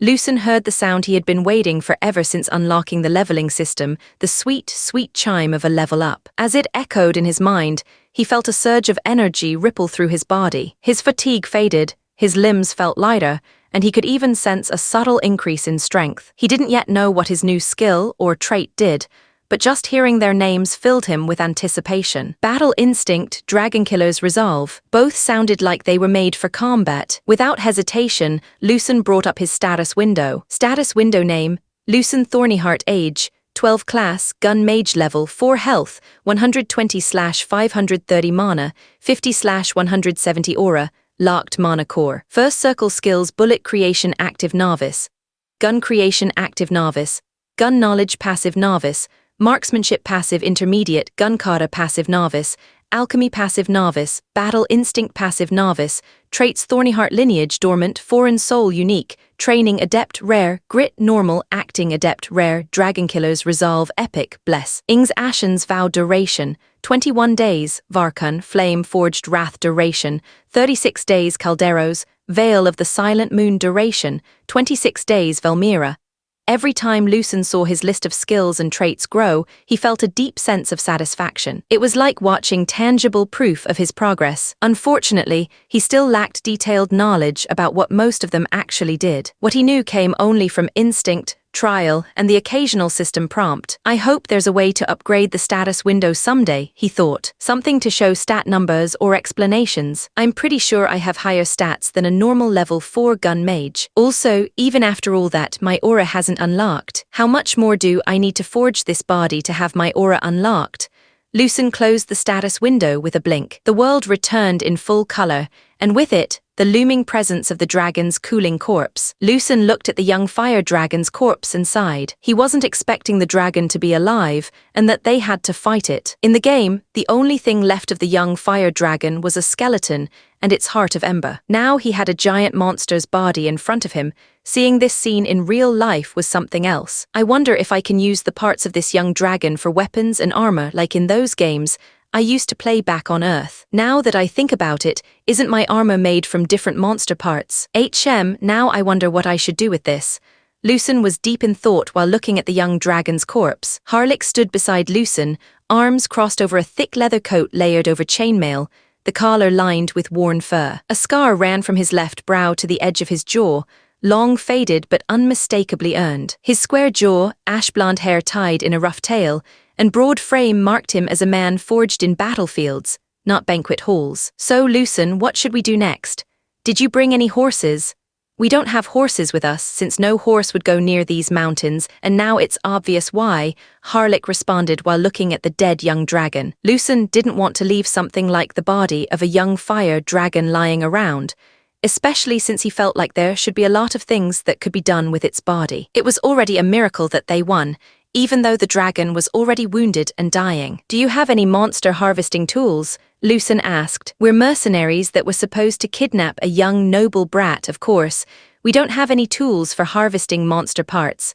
Harlech responded while shrugging his shoulders. If we leave it alone, other predators will notice that the young dragon's presence is gone and come to eat his remains. I read that monsters eat more powerful monsters to grow stronger. This dead body will attract powerful predators in a while. It's a waste to give this valuable body to those monsters. So what do you want to do?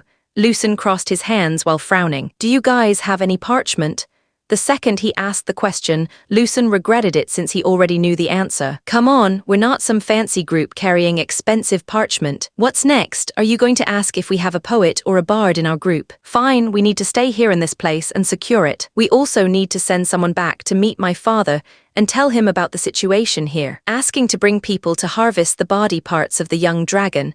You want one of my men to go and meet with the Iron Duke. Ain't he going to kill anyone we send? Aren't you guys my men now? Also, of course, I'll give the person going back something to identify you guys as my men. So which one among you is the fastest? Lucen asked as he scanned the mercenaries. That's Rents, a first mantle aura user. He's the fastest guy in our group. Hey Rents, come here. Our new leader wants to say something to you. One of the younger members of the mercenary group stepped forward. He was a young man in his early 20s. He had black hair, black eyes, a few tattoos on the side of his neck. He was wearing leather armor and 2 combat axes on his waist. So you're the fastest. How long do you think it will take you to reach Ironhold? If I start now and I run, I'll get there in the evening. That's better than expected. All right, here's what I wanted you to do. Take this sword and tell them that you have a message for my father from Lucen Thornyheart. Lucen unsheathed his sword, a finely forged weapon with the emblem of House Thornyheart subtly engraved on the guard. This sword was made just for me. My father would understand when he sees this. Now you just need to tell him that we defeated a young fire dragon, and we need skilled people who can properly harvest its remains. Lucen handed the sword over, and Rents took it with both hands. Sure, new boss, I'll get to Ironhold and tell them what we've done. Rents spoke in a very casual way with a wide grin on his face. You better hide your face so no one can recognize you, especially those guys that hired you to capture me. Sure can, new boss. Hey Jack, give me your cloak.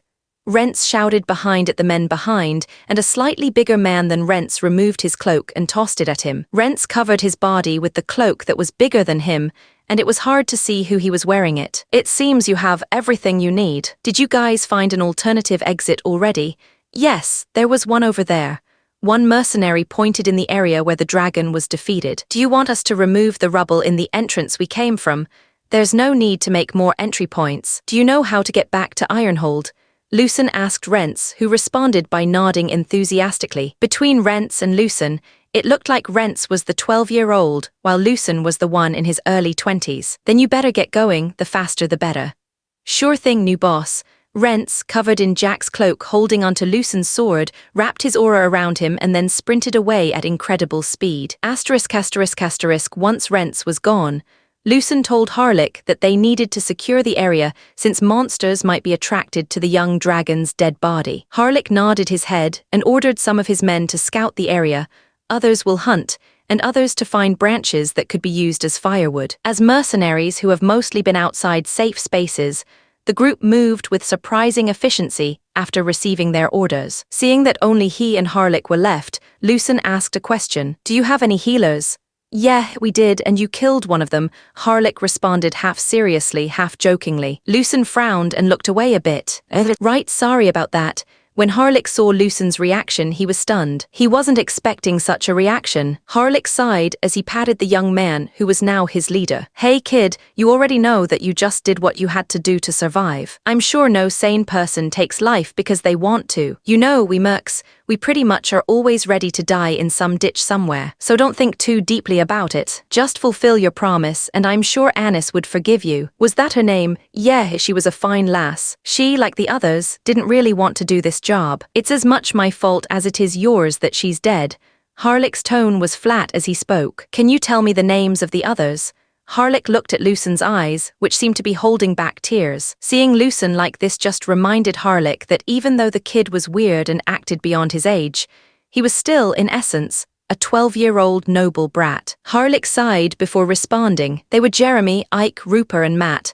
"I see." Lucen responded and started walking towards the exit. "Hey, where you going?" Harlik, who followed behind, asked. "I plan to give your comrades, my now fallen men who died by my own hands, a proper burial."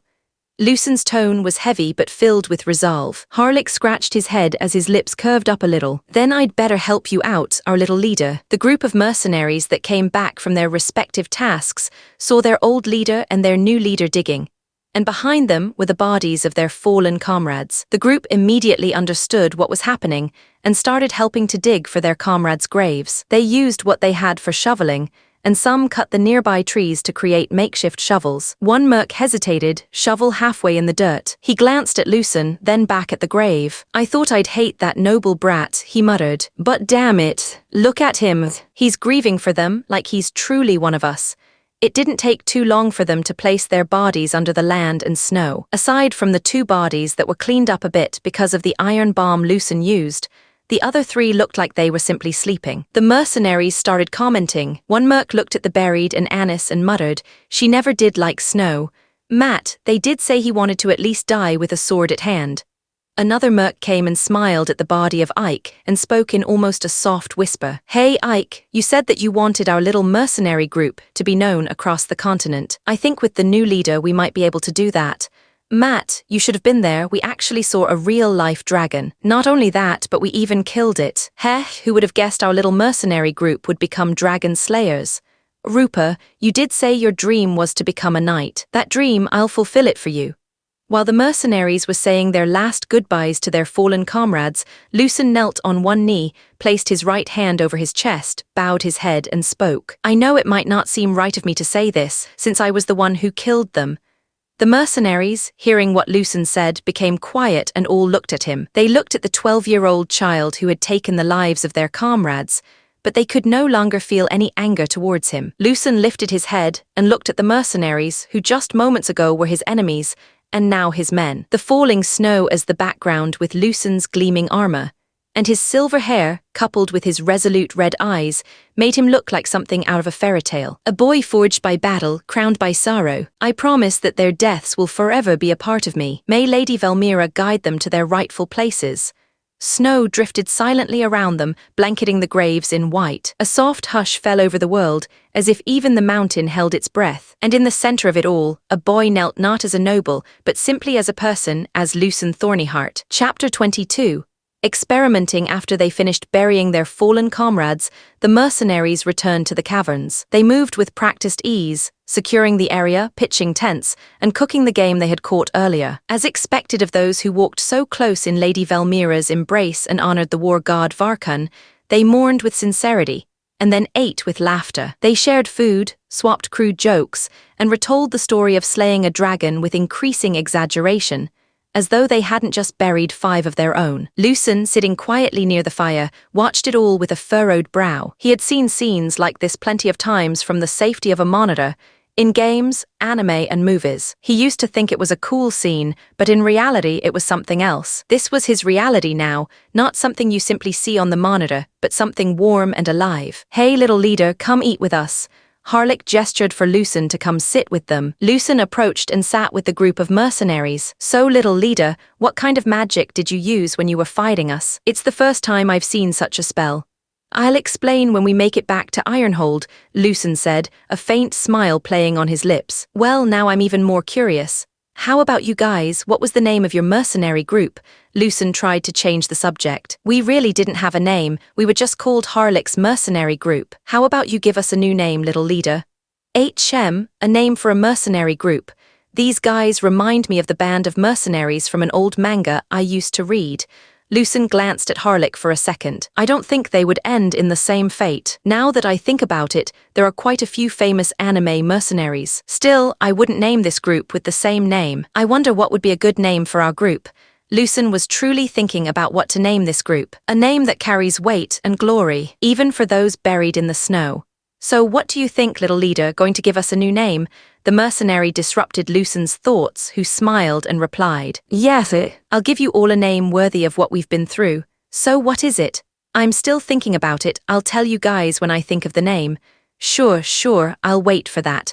The mercenary responded while taking another bite of the meat he was holding. This would have been better with a mug of ale. The group of mercenaries ate well enough and kept on laughing and sharing stories with Lucen. It was truly like the entire battle they had just had this morning never happened. Lucen was able to pull himself from the merrymaking mercenaries and went to look at the body of the dead dragon. Even though it had died a few hours before, it was still hot to the touch, and its blood even more so. Steam was actually rising from the dead young dragon's blood. In stories, drinking or bathing in dragon blood gives some sort of enhancement, and of course, there's also the chance of death. Still, everything I have done up to this point has had the chance of death, and I'm still alive.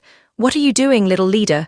Harlick appeared behind Lucen. I'm thinking of bathing and drinking the dragon's blood. Are you serious? You want to bathe in and drink that dragon's blood? That's harder than a boiling pot. Don't worry, I think I can take it. You know I'm a mercenary and I've done things that could be called crazy and stupid, and I've seen a lot of absurd things, but what you're saying might be the most idiotic thing I've ever heard. You do know there are stories about dragon's blood granting incredible things. Those are just stories, fairy tales told to young boys like you. I know you're a young little leader, and sometimes forget that because of how mature you are, but this isn't something you should do. I've seen men drink wyvern blood, thinking it'd make them stronger. Their screams lasted an hour before they died, with nothing to gain from it. That's just wyvern blood, this is a true dragon's blood. It probably seems crazy and stupid to do, Lucen admitted, but a lot of things that worked out for me started that way. Hearing Lucen's reply, Harlick did not know what to say. Ever since meeting the young Thornyheart this morning, from their battle against each other to their cooperation in defeating the young dragon, this kid has done one crazy, incredible thing after another. If it were anyone else the same age, no even older people like that done all of those things, they would have died many times over. When he thought of that, Harlick was starting to believe that Lucen might actually do it and survive. If this kills you, I don't know what I would say to the Iron Duke. Sorry, sir, your son went crazy and burned himself by bathing in dragon's blood. Then pray to Calderos that these flames won't burn me. Harlick paused for a moment, unable to tell if the boy was fearless or just completely mad. Lucen, who had already strengthened his resolve, set aside his bag, his weapon, and removed his armor and clothes. Once he was stripped bare, he stood at the edge of the steaming pool, his heart pounding like a drum. This is seeking stupid. A second passed, then he leapt. Calderos's blessing was being used to its full effect. Still, even with the blessing that reduced heat and fire, stopping his body from being burnt, Lucen still felt like he was being boiled, but he endured it as he rolled his body in the pool of dragon's blood. Lucen could feel the boiling blood entering his body through the pores of his skin. He was unaware, but the traits of grit and dragon killer's resolve were helping him not die from the boiling blood. The mercenaries who were eating joyfully noticed the commotion and gathered around, looking at what Lucen was doing. Hey, aren't we going to pull him out? One mercenary asked, alarmed. You can try, but can't you feel how hot that thing is? We ain't even close, and I'm already drenched in sweat and it's snowing. If we placed our hands in there, I'm sure it's going to burn off. Another one replied, couldn't we cool it down with an ice spell? Don't you remember what happened when we tried that while fighting? The ice spell evaporates before it reaches the blood. We need at least a third circle mage for that plan to work. While the mercenaries were panicking a little that their new leader was being boiled alive by dragon's blood, Lucen finally heard the thing he wanted to hear, the notification chime. Extreme stress has been placed on your body. Aura has awakened, gained new skill. Regeneration passive novice warning, only upgradable by bathing in stronger dragon's blood. Strength +5, endurance +10. The second Lucen heard the notification chime, Lucen quickly moved out of the dragon's blood while shaking his body like a wet dog. he headed to the snowy area of the cavern and rolled in the snow. His skin hissed as the snow touched it. Steam curled around him, and a metallic scent hung in the air. The boiling blood that was covering him was melting the snow, but at the same time, it was being wiped away. Lucen headed to areas with more snow and continued to roll in them. The mages from the mercenary group helped Lucen by splashing him with first circle water spells. After some time, the dragon's blood was no longer on his body. Lucen lay on the snowy ground, breathing heavily. "Hey, are you all right?" Harlech carefully approached Lucen and asked. "A little tired, but I'm okay." Harlech crouched beside him, snow crunching beneath his boots. He handed Lucen his clothes back. "You're a damn lunatic, you know that? You need to be at this level to keep up with a thorny heart," Lucen jokingly said as he sat upright, putting back his clothes. "So did you gain anything from that boiling bath of yours?" Harlech asked curiously as the other mercenaries approached to listen to the conversation. "I think I gained a few things." "What is it?" "I feel a little bit stronger, and can I borrow a knife?" "Here, little leader." One of the mercenaries handed his knife to Lucen. When Lucen held the knife, he suddenly cut the palm of his hand, which surprised everyone. "What are you doing?" "Healer, do something about this idiot," Harlech commanded. "That's weird, I thought it would close up." Lucen, whose pain tolerance was unusually high, stared at the cut in confusion. He honestly expected it to close up, like the mutants he'd seen in shows back on Earth. Even with Varkun's blessing and regeneration, it didn't close immediately. While the healer was bandaging up his cut palm, Lucen opened his status window to look at his HP. "It's going up, but it's 2 HP for every 5 seconds, so it does regenerate health, but not fast enough for one to see visibly." After the healer finished bandaging him up, Lucen poked his finger with a knife, which once again surprised everyone. "Hey, give me that knife already," Harlech said as he grabbed the knife from Lucen, who was pointing his bleeding finger. "Look," the bleeding finger stopped, and the prick Lucen made healed. "This is what I gained from bathing in dragon's blood." All that effort for something like a minor cure wound that most clerics from any temple could do. "So you guys aren't going to go bathe in the dragon's blood as well? Who knows, maybe you guys will gain something different," Lucen suggested. "Sorry, little leader, unlike you, we ain't that crazy," one of the younger mercenaries spoke. "If we did that, we would die first before gaining anything.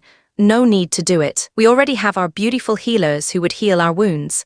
Another mercenary spoke while winking at the 2 women healers. "Hey, who are you calling beautiful?" The only healer who was a man in the group complained. "Be grateful we ain't calling you ugly, even though your mug is something only your mother could love." The others started laughing. "Suit yourselves, when I'm done resting, I'm going to try drinking the blood next." "Gods above, he's really gone off the deep end," someone blurted. "Okay, now he's actually lost it," a younger mercenary whispered. "You almost got burned by the blood and now you're thinking of drinking it." "Okay, I know that you're one lucky fella, but now you're just pushing it," Harlech spoke while sitting down next to Lucen. "I won't drink it now, I'll rest first. I'll also try to cool it down and maybe try a single drop. I just need to test what it might do," Lucen replied. "That's still insane. Even now it's still hard to believe your skin doesn't have burn marks. What are you made of?" "That's thanks to Caldero's blessing, it kept my skin from burning."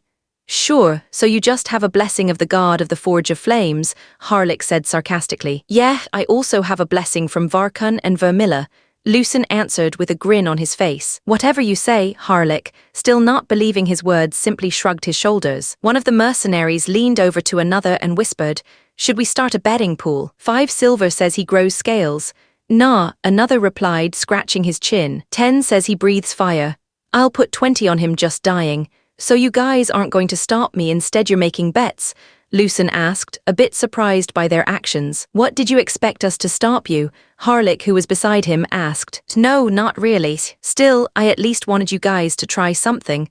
Why bother if you're going to do it anyway? We said we would follow you, so if our little leader wants to do this madness, then we'll have fun while you're doing it." "That's the mercenary way," Harlech responded. The other mercenaries laughed at Harlech's response. Lucen looked at the laughing mercs and felt a quiet relief settle in his chest. He was still a little bit on guard, and even thought they would do something while he was weak from what he had done. At most, they would have simply continued their job and brought him to whoever hired them. Still, after observing them and making his bet that they won't harm him, he felt like he had won that bet. Amidst that laughter, surrounded by warriors who had tried to kill him this morning, who now called him Little Leader, Lucen let his eyes close, a faint smile on his face as he drifted into sleep. Chapter 23, Unspoken Rules. When Lucen and the other mercenaries were asleep, one of the mercenaries, around his mid-20s, stood up and quietly walked out of the cave. When he stepped out of the cave, he was greeted by someone. "Hey Mark, where are you going?" Harlik asked. "Oh boss, I was just going out to relieve myself. You know I can't do it in front of the guys or they'll get jealous."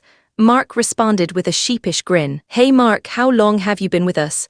Are you seriously asking that right now, boss? I'm really about to explode over here," Mark asked while looking like his pee was about to leak. Harlik, who was blocking the exit to the cave, simply looked at Mark, awaiting his answer. "It's been 2 years now. Yeah, that's about right. I've known you for 2 years now, and we've been to some dangerous stuff together. Like a good leader, I know quite a lot about my men, like how you send half your pay to your family back in your hometown. I also know that you had a thing for Hilda, and of course I know when you're lying.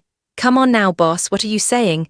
Let's stop fooling around, Mark. You were going to send a report back to the unknown client, right?"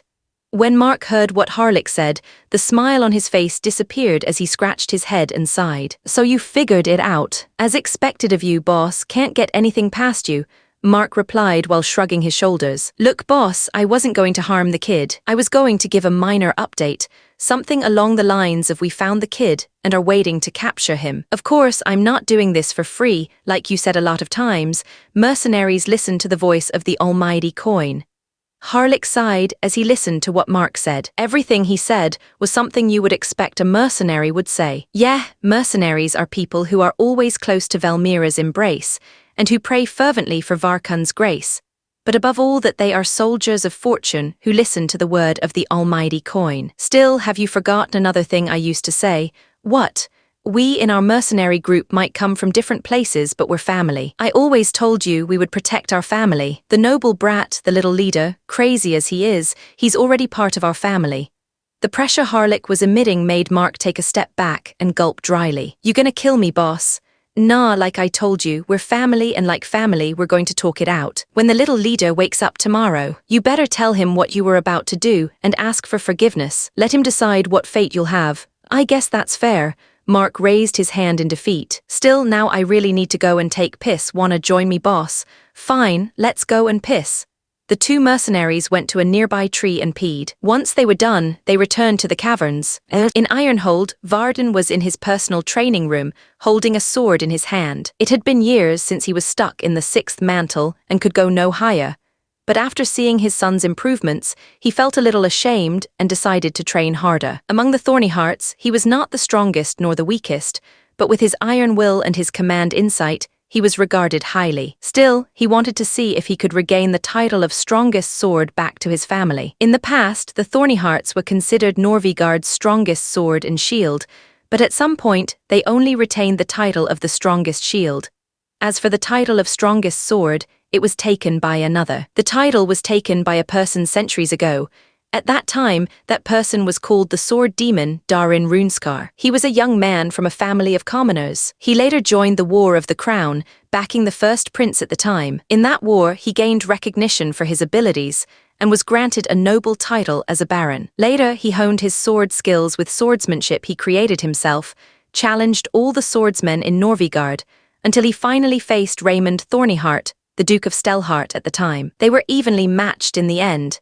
It was Darin who had won, and proved to the Norvigard that he was the strongest sword of the kingdom. Darin and Raymond became friends and rivals. They challenged the swordsmen of other kingdoms until they stopped because of their age. Even at death's door, Darin was never defeated in a sword match. Now the Runeskars were at the same level as the Thorny Hearts and had a duke title as well. Even after all these years, the Runeskars and Thorny Hearts remained friends and rivals. Varden swung his sword in a perfect arc, as he remembered the last duel he had with Kaelvar Runeskar, the current head of the Runeskar family. They were evenly matched, the same as all the past Thorny Hearts and Runeskar, but the same as in the past, it was a Runeskar that stood victorious in the duel. Still, despite his loss, Varden never felt ashamed about it, as it was his best friend who had won over him. It was an honorable match, but now he was feeling a little different. After seeing his son, who had no aura, go beyond his limits, he wanted to see if he could do the same. While he continued his training, there was a knock on the door. "My lord, I have something to report."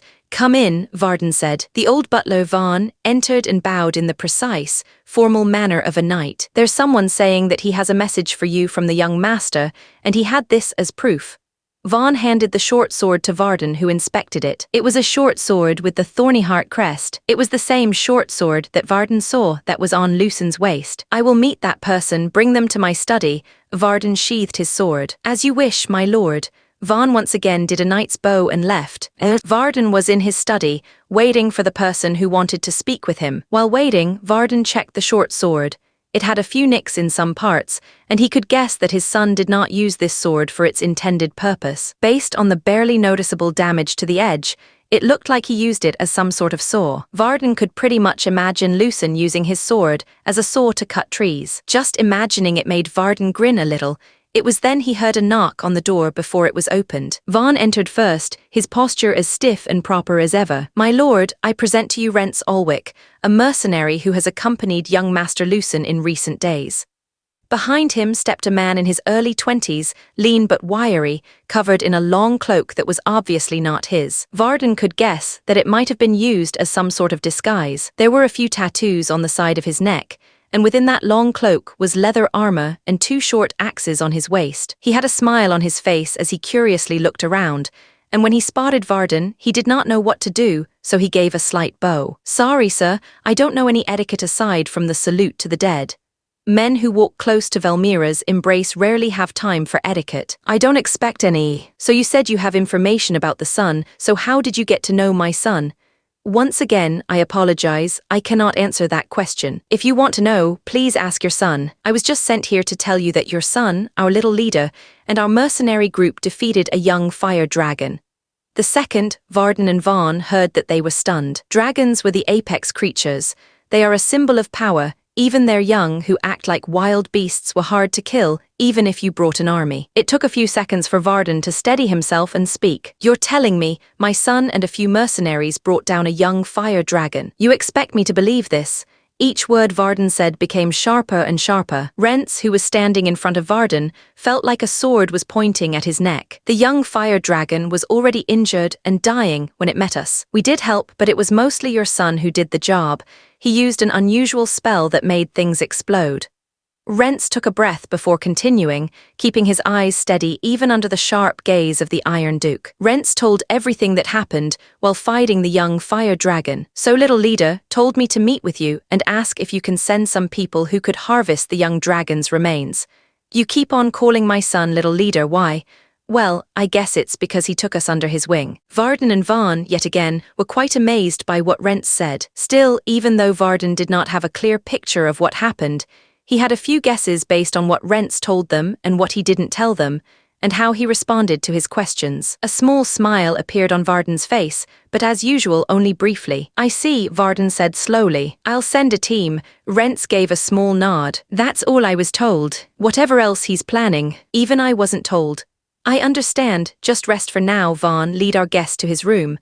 Vaughn did a knight's bow and Rents clumsily tried to imitate. When the two left the room, Varden looked out the window, bathed in moonlight. He murmured to himself, that child. Even I, his father, can no longer predict what he's planning. Perhaps that's a good thing. Chapter 24, Rats and Wolves in Ironhold. The moon was up high in the sky. Most were asleep, but there were rats scurrying about in the city. The Iron Duke has sent out a small group of people with a few knights, and even the genius of the Yellow Tower is heading out. That was the message that was going around, and most were calling their respective masters using communication orbs. It was quite a sight to see some of them so jumpy at every movement the Iron Duke made. One of the many who were becoming irritable because of this news was the merchant Edrim. His image through the communication orb was filled with irritation. What happened? I told you to capture the son of the Iron Duke. But now you're calling me because the Iron Duke is sending out knights. Tell me, how hard is it to capture a kid, one that is widely known to be sickly? Sir, the mercenaries we hired haven't reported back. We're still waiting for an update from them. I did not hire any mercenaries to do your job. Should I perhaps replace you lot with the mercenaries you hired, since you think they're going to do your job for you? Edrim was sounding more and more impatient. I'm deeply sorry, sir. The head spy bowed his head and did not dare raise it. There were several seconds of silence before Edrim spoke again. Fine, then do you know why the Iron Duke deployed a unit out of Ironhold at this time? Sir, based on the equipment most of them were carrying, we think that they are going to harvest monster parts. Harvesting monster parts, but there haven't been any monster waves yet, correct? Sir, the last monster wave was several months ago. I smell something big is happening and I need to get something out of it. Is there anything else to report? Sir, there was someone who came to Ironhold a few hours before the Iron Duke sent out the 2 knights, a group of soldiers, the Yellow Tower's mad genius and the monster harvesters. An unknown individual. When the head spy heard the interest in Edrum's tone, he knew that if he made a mistake here, that would be the end for him. We're trying our best to see who that individual is, sir. The people we had bribed in the Iron Duke's estate said they would inform once they knew. A smile appeared on Edrum's rather greasy face. Hess, I knew it, even the servants of the Iron Duke can't go against the power of wealth. Very well, update me if you get more information. Yes, sir. The head spy bowed again, then cut the communication orb with a trembling hand. Asterisk in a different place, a very similar conversation was being had. So the Iron Duke sent out 2 of his knights alongside a group of soldiers, and the mad alchemist Robert Duskwell alongside skilled monster harvesters.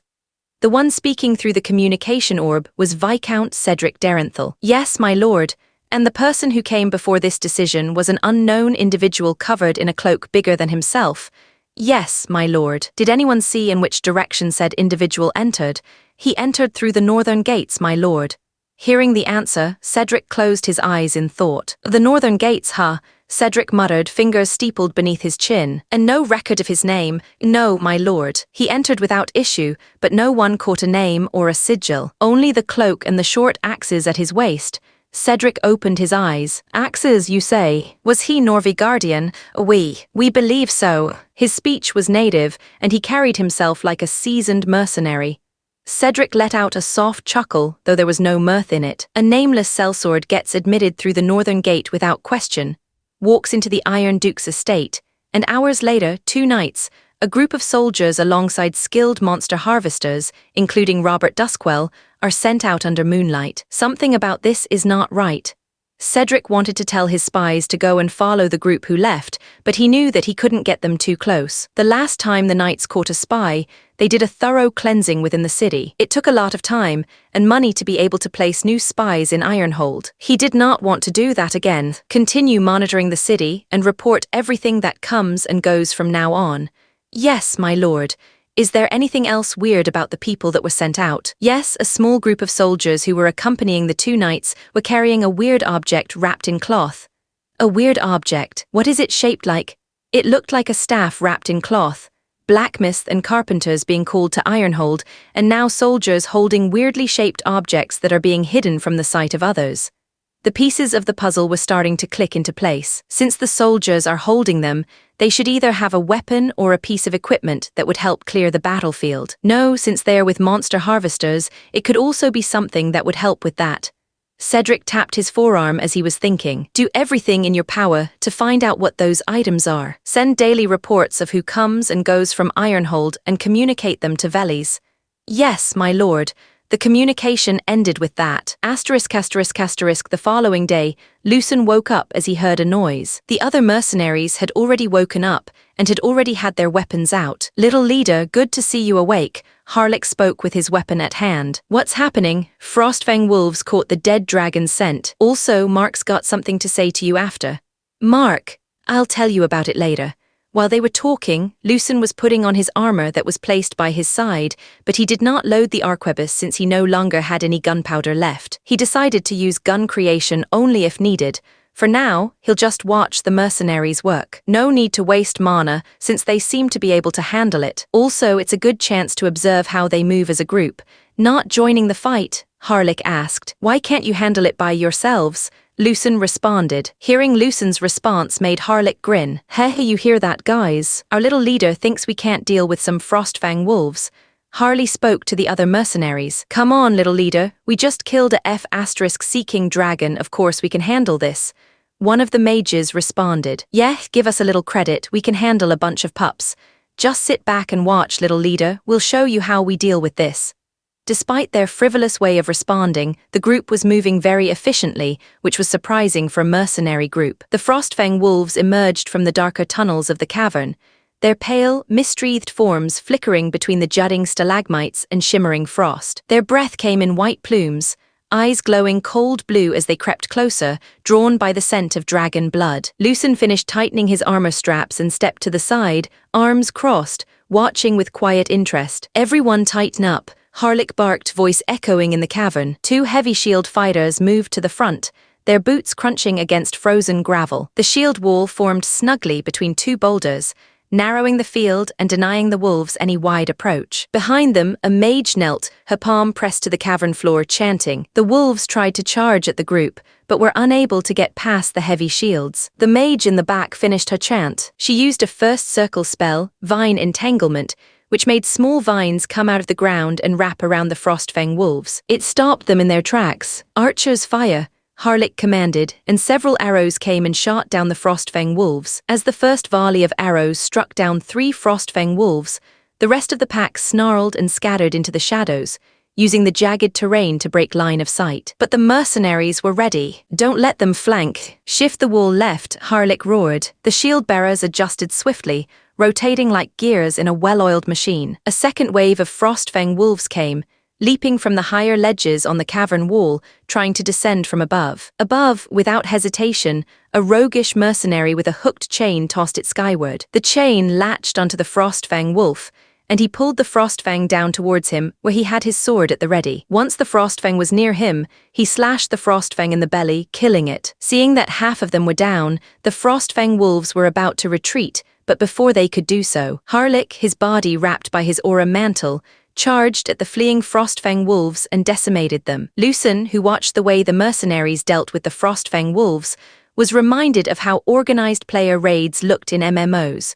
Aggression balanced with formation, spells and weapons timed with precision, chatter mixed with calm confidence. Despite their rowdy attitudes, this was no ragtag group. These were professionals, warriors shaped by fire and coin. Now Lucen was imagining them holding arquebuses, doing volley fire, and rotating ranks. It would be quite the sight to behold. Once the last wolf collapsed under Harlock's devastating aura-powered charge, silence returned to the cavern, broken only by the faint crackle of frost and the shifting echoes of dripping water. Harlock turned around with a smug smile on his face. "So what do you think, little leader? Not bad, right?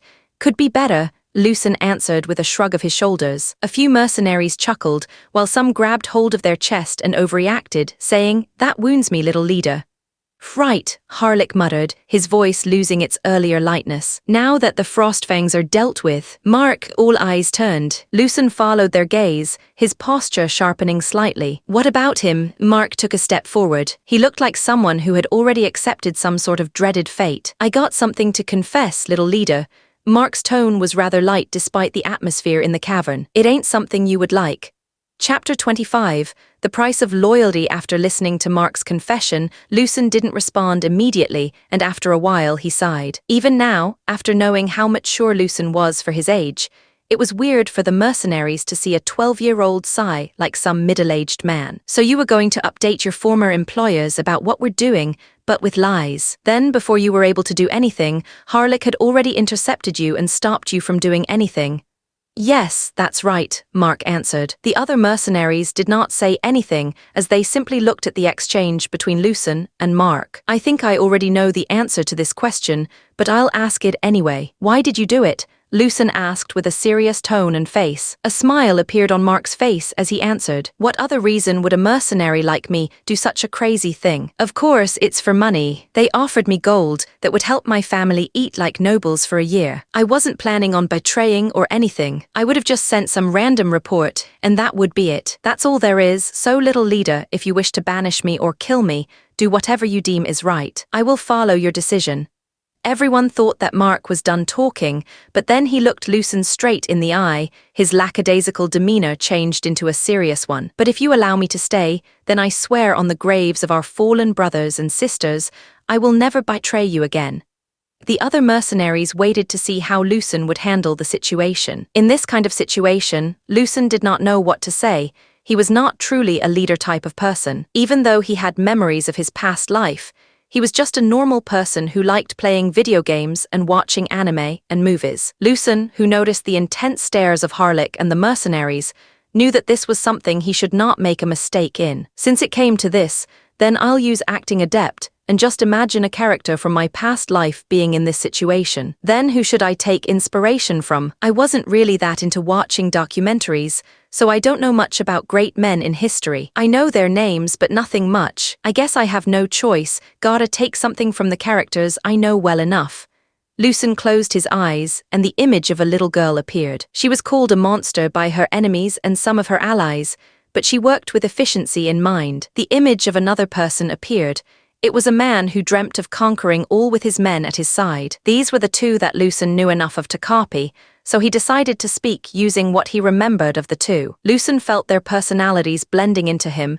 His trait acting adept was kicking in as his demeanor changed. Even his subtle movements were no longer his, but those of the two characters in his mind. I see, I understand. What is a mercenary but one who dives into danger for the promises of untold riches? The soldiers of fortune. I also understand that I'm the person you were hired to kidnap, and you betrayed your employer for me. Not only that, but you did all this with your family in mind. While he was talking, Lucen was walking toward Mark, and as he got closer, he used his gun creation skill to create a revolver, took out bullets, and loaded them into the revolver. Lucen, who was now within arm's length of Mark, pointed the revolver at his head. Since Mark was taller than the 12-year-old Lucen, he had his head down to look at Lucen. The barrel of the gun was now pointing at him. He did not know what kind of magic Lucen used, but since it looked like a smaller version of the thing Lucen was carrying, Mark had an idea what would happen to him once Lucen decided to kill him. Lucen looked up at him, red eyes almost glowing cold and clear. I may be young and inexperienced, but do not mistake that for naivete. You see, I believe in reason, I believe in discipline. I believe that the moment a leader tolerates betrayal without consequence is the moment a group starts rotting from the inside. If you betray me once, it could also mean you can betray me again. The mercenaries watching saw Lucen pull back the curved metal piece with a click on the unknown object he was holding. Even though they don't know what that was, they felt it was like a bowstring being pulled. Still, you did admit to your mistake, even though you were forced because you were caught. Lucen's expression, sharp and unreadable, was no longer that of a boy. It was the mask of someone weighing a man's life not with emotion, but with logic, and a sense of command far beyond his years. It was truly an eerie sight that the mercenaries present could not comprehend. A 12-year-old boy was emitting such pressure simply from his presence alone. It was like the Lucen they saw before was someone else from the person who was standing before them now. What do you think I should do in this situation, Mark? Do you wish for me to kill you or not? I told you, little leader, do whatever you wish from me, Mark answered without blinking as he looked Lucen eye to eye. Lucen pulled the trigger, and the sound similar to thunder echoed in the cavern. The mercenaries who had seen how their companions died yesterday, that sound means death. But surprisingly, Mark was still standing. Mark himself was looking at Lucen confused. If I were like a certain little monster I once knew, you'd be dead already. But I also knew someone who said a true leader shows his men a dream worth chasing. So I need to lead by example. I will need you alive so that you can see that wonderful dream for yourself. Lucen turned the weapon in his hand and let it vanish into mana sparks, dismissing the conjured gun with a casual flick of his will. Since I decided to let you live, you better do your best. You wanted to earn enough gold to feed your family, right? Then earn it as one of my own. A fierce grin cracked across Lucen's face as he looked at the other mercenaries. Follow me, you fools, and I will show you a wonderful dream. Lucen's words resonated within the mercenaries, and for some reason, for a split second, the back of the 12-year-old boy looked so much bigger, so much broader. It was like they were standing before a general, before a king. Harlech and the mercenaries did not know when, but they all unconsciously knelt on one knee on the ground. Chapter 26. The roar of a new era after the day Lucen forgave Mark. Except for Harlech, the other mercenaries treated Lucen a little differently. Unlike before, when they were just humoring the young man and called him a little leader, now it feels like they meant it. They had already faced 3 more monster attacks, none that they couldn't handle. It was a good thing that no large monsters came looking. As long as they hold out a bit more, surely reinforcement from Lucen's father will come. Due to the continuous monster attacks, Lucen had no time to experiment with the dragon's blood. Are you guys getting tired? Lucen asked as he killed another beast with a shot to the head, using the revolver he created with gun creation. This isn't enough to make me sweat. Mark was the first to respond. HMPH, this isn't enough for a warm-up. Another mercenary replied. Yeah, little leader, don't underestimate us. The mercenaries still seemed to be at full health, but Lucen was starting to get worried since the intervals of each attack were getting shorter. The others barely had time to hunt for food, and Lucen knew that he couldn't tell them to eat monster meat, knowing it might have some nasty side effects. Should we ration this early? If we do that, morale might drop even earlier. Lucen scratched his head as he was getting a little frustrated. After a while, he gave up thinking too hard about it. Harlick, tell the men we should ration food for now, since we don't know how long we'll be here. Good thing we're in a snowy area, which helps in preserving the food. Harlick nodded his head and informed the men of Lucen's decision. 2 more days have passed, and Lucen and the mercenaries are losing steam. Their bodies were no longer moving like they wanted to. None have died yet, but they were nearing a level of exhaustion that it wouldn't be surprising if one of them slips up and dies. During this time, Lucen had leveled up twice, but that wasn't enough to alter their predicament. Each level up relieved him of some fatigue, and it did increase his stats, but only by a little bit. Lucen leaned back against the cold stone of the cavern wall, his breath misting out in shallow puffs. His body was sore, and his arms ached every time he conjured and fired his revolver. The recoil no longer hurt. He'd grown used to it, but the repeated casting, aiming, and killing wore on him all the same. His mana had increased due to repeated use of gun creation and bullet creation, both of which grew to an intermediate level a day ago. Gun creation was now more flexible,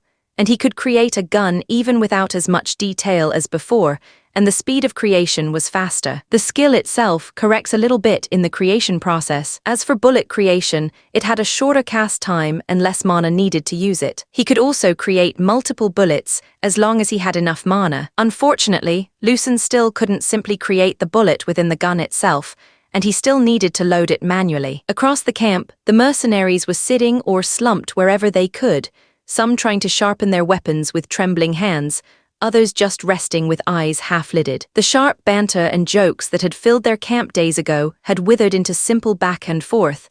They still somehow had the energy to talk. "Do we still have any rations?" Lucen asked Harlick, who was beside him. "Enough for one more night, assuming we live to see it," Harlick muttered. "Seeing as how you're still able to talk back like that, we should be able to make it." Lucen smiled a little as he continued creating bullets and loading them into his revolver. "These past few days, I've been wondering if following you was a smart move or a death sentence. So what's the verdict?" Lucen asked. "It's still pending. If we die here, then it means it was a mistake. If we survive, it means I made the right bet." "Is that so?" Lucen let out a tired breath. He had no intention of dying here, but it was truly a dire situation. Was I too greedy? Should I have just left the young dragon's carcass and come back to get the scraps? Well, no choice thinking about it now. I just need to focus on survival until reinforcements arrive. Lucen once again looked at his men. They were all beaten and exhausted. He was only doing better because of Varkun's blessing, which helps recover from wounds and fatigue. Without the blessing and the relief he gets from leveling up, his 12-year-old body would have collapsed the day before. "I can't show them any weakness now. If I do, morale will plummet even more." Lucen stood up after resting a bit and showed the others that he was once again ready for battle.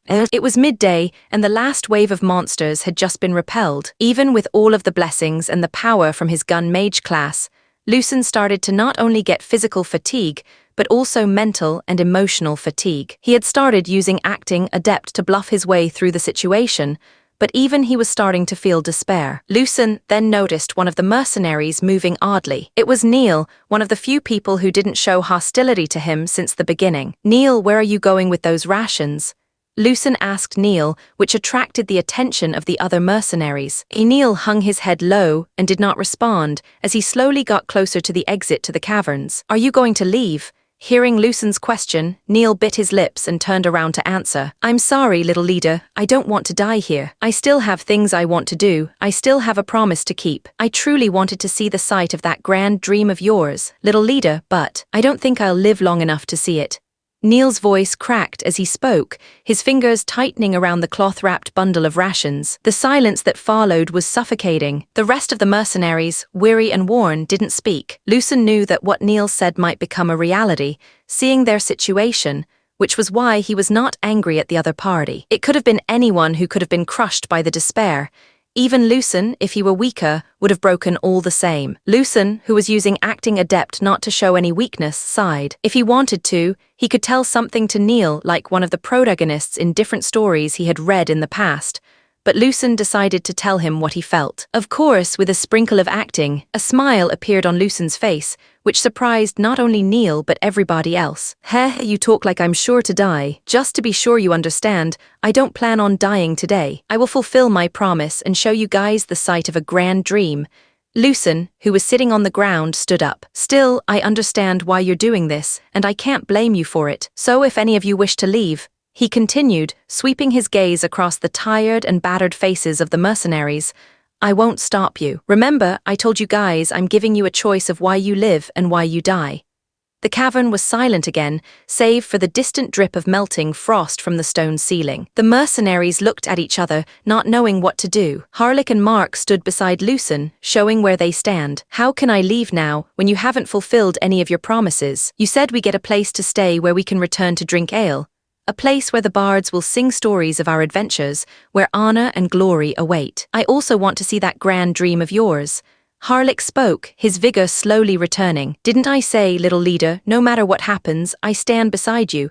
Mark spoke with a slight smile on his face. Lucen didn't say anything in response to their declarations. He didn't need to. The silence that followed wasn't empty. It was full, brimming with unspoken resolve. One by one, the mercenaries still able to stand rose to their feet. Some grunted, others winced, but none turned away, even Neil. He stared at the bundle of rations in his hands, then slowly knelt down and placed them beside the central stash. Choosing why to live or why to die. If I'm going to die, he muttered, then I'll die chasing that stupid unknown dream. While the group had regained some of their spirit, the sound of something approaching could be heard echoing in the caverns. What appeared was a towering wolf-like beast, nearly 4 meters tall and 3 meters long, covered in black and white ice-matted fur. It had a single jagged, spiral horn of crystalline ice growing from its forehead. It was similar to the 2 glacier hares Lucen encountered, but it was so much larger, and one could feel mana emanating from that horn. Lucen, who had read about the numerous monsters in the north, knew what that thing in front of them was. It was a frostthorn alpha, a mutation of the frostfang wolves, which usually appears only in some packs. The frostthorn alpha opened its jaws, and a swirling mist poured from its throat, freezing the blood-slicked stones beneath its feet. The mist twisted like tendrils, and everywhere it touched, frost bloomed in jagged spines. Is that why there were many frostfang wolves attacking cause they had an alpha? Lucen gritted his teeth as he tried formulating a plan. This monster in front of them was something you needed at least a 3rd mantle knight to handle. Right now, their strongest was Harlech, who was at the 2nd mantle, but he was exhausted, and his aura was at its weakest. The frostthorn was circling them as they tightened their formation, their backs against each other, and the mages and healers were hiding behind them. There's no way I'm seeking dying here. I haven't even done anything yet. I haven't even seen the true protagonist. I haven't even reached the true start of the story. I haven't changed anything. I haven't done anything. I won't die here. Are you guys ready for one more fight? Lucen asked, his created revolvers at the ready. HMPH, who do you think we are? Harlech responded, his sword and shield raised. I guess you're about to fulfill 2 of your promises. Oh, which ones? We have our blades drawn and our heads held up high. Also, surely if we die here today, once your father finds our bodies, they'll see the dead dragon and the many monsters we killed. Rents isn't some bard, but I know he would surely tell the story of how we defeated the dragon into a grand epic. Our tale will be sung by bards in all the inns, all the pubs, in houses for years to come. The morale of the mercenaries was growing. They tightened their defensive circle as the frostthorn alpha continued to move around them, muscles tense, vapor hissing from its fangs, and the jagged spiral horn atop its head glowing faintly with stored mana. The cavern air grew colder with every step it took. Frost crackled beneath its claws. The group stood shoulder to shoulder, their breath misting heavily, weapons clenched despite trembling hands. Despite all that, not one of them thought to run, not anymore. The frostthorn alpha stopped assessing them and had determined it would win, and lunged at the group. Bangs! A thunderous crack rang through the cavern, then another, then dozens. It was the roar of the first opening fire of a new era. Chapter 27.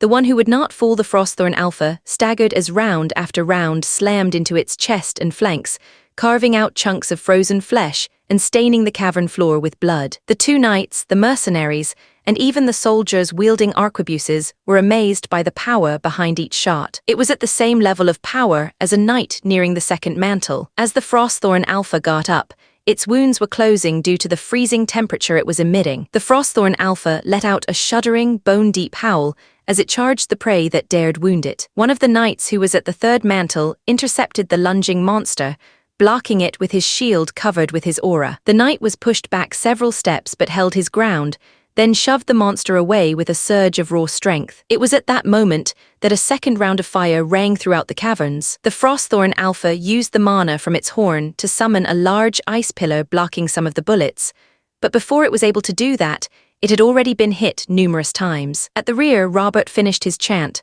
A four-circle spell fire lance blazed into existence.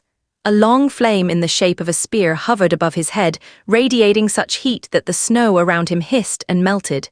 He pointed, and the lance shot forth. The fire lance pierced through the ice pillar and hit the Frostthorn Alpha. The monster was still alive, but barely. It could no longer stop its bleeding using ice, since its body was burning. The monster howled as it decided to at least take down someone with it. The Frostthorn Alpha spotted Lucen, who was the smallest amongst the humans present. As it was about to lunge at Lucen, the sound of the arquebuse's fire rang in its ear, and that was the last thing the monster heard before its death. Once the Frostthorn Alpha was dead, Robert quickly headed towards Lucen. "Hey, I have so many new things to show you." When Robert got near Lucen, he was confused since the other party was not responding. He was simply standing there, pointing a smaller-looking arquebus at his face. "Slow, what's that little thing you're holding? A new contraption you created?" Robert blinked as he looked at the curious object Lucen was holding, but there was still no response from Lucen. "Young master, we have come as you requested." Knight Garrett approached and gave a knight's salute, but the same with Robert. Lucen did not respond. "Young master," Garrett repeated, concern growing in his voice. "Is everything all right?" Robert came closer to Lucen and waved his hands in front of him, but there was no reaction. Robert then started examining Lucen closer and showed a shocked expression. "He's unconscious." He fainted while standing up, ready for battle. Everyone who heard what Robert said also showed shocked expressions. Robert then started laughing. "Hehe, you truly are something else. Even passed out, you were ready to attack." Lucen drifted through an endless stream of nothing. He couldn't remember where he was or what he'd been doing, but a dull pressure in his chest told him it had been important. Then, through the haze, a vision took shape. A boy lay in bed, pale, still. It was him. But this time, unlike before, the fever took him, and the boy never woke up. Unlike what happened to him, this version of himself did not awaken from his fever and simply died there on the bed. They cleaned him and placed him in a gorgeous coffin with the thorny heart emblem. His father and brother came to say their goodbyes to his body. Kale did not know what was going on and simply looked at Lucen's dead body. Varden, as per usual, had that stony face that no one could read. He then saw Varden's lips moving, saying something, but he could not hear the words. Lucen tried to listen in, but he could not get closer to hear it. It was at that moment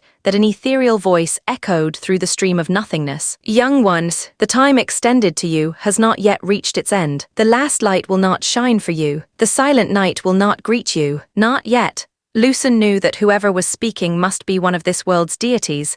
It could also be a deity from his old world. He did not know, but he wanted to ask the deity a question, but as he opened his mouth, no words would come out. Still, the deity spoke. "Young one, the answers you seek can only be answered by you."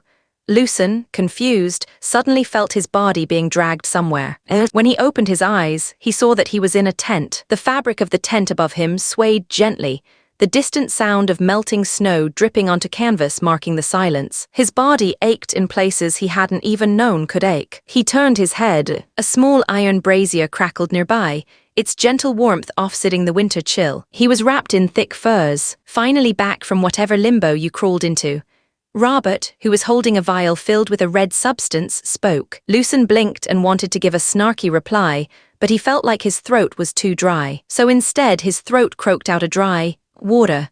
Robert took out a water skin and passed it to Lucen, who slowly drank it. "You have been in quite an adventure, haven't you? I heard from the mercenaries what you have done. Sounds like an epic tale. You would hear those bards like spouting. How long was I unconscious? It's been a full day. A full day. And yet it felt like I had wandered for eternity. That voice, was it a deity? Or just my mind clinging to life? No, it doesn't matter. I'm still breathing, that's enough for now.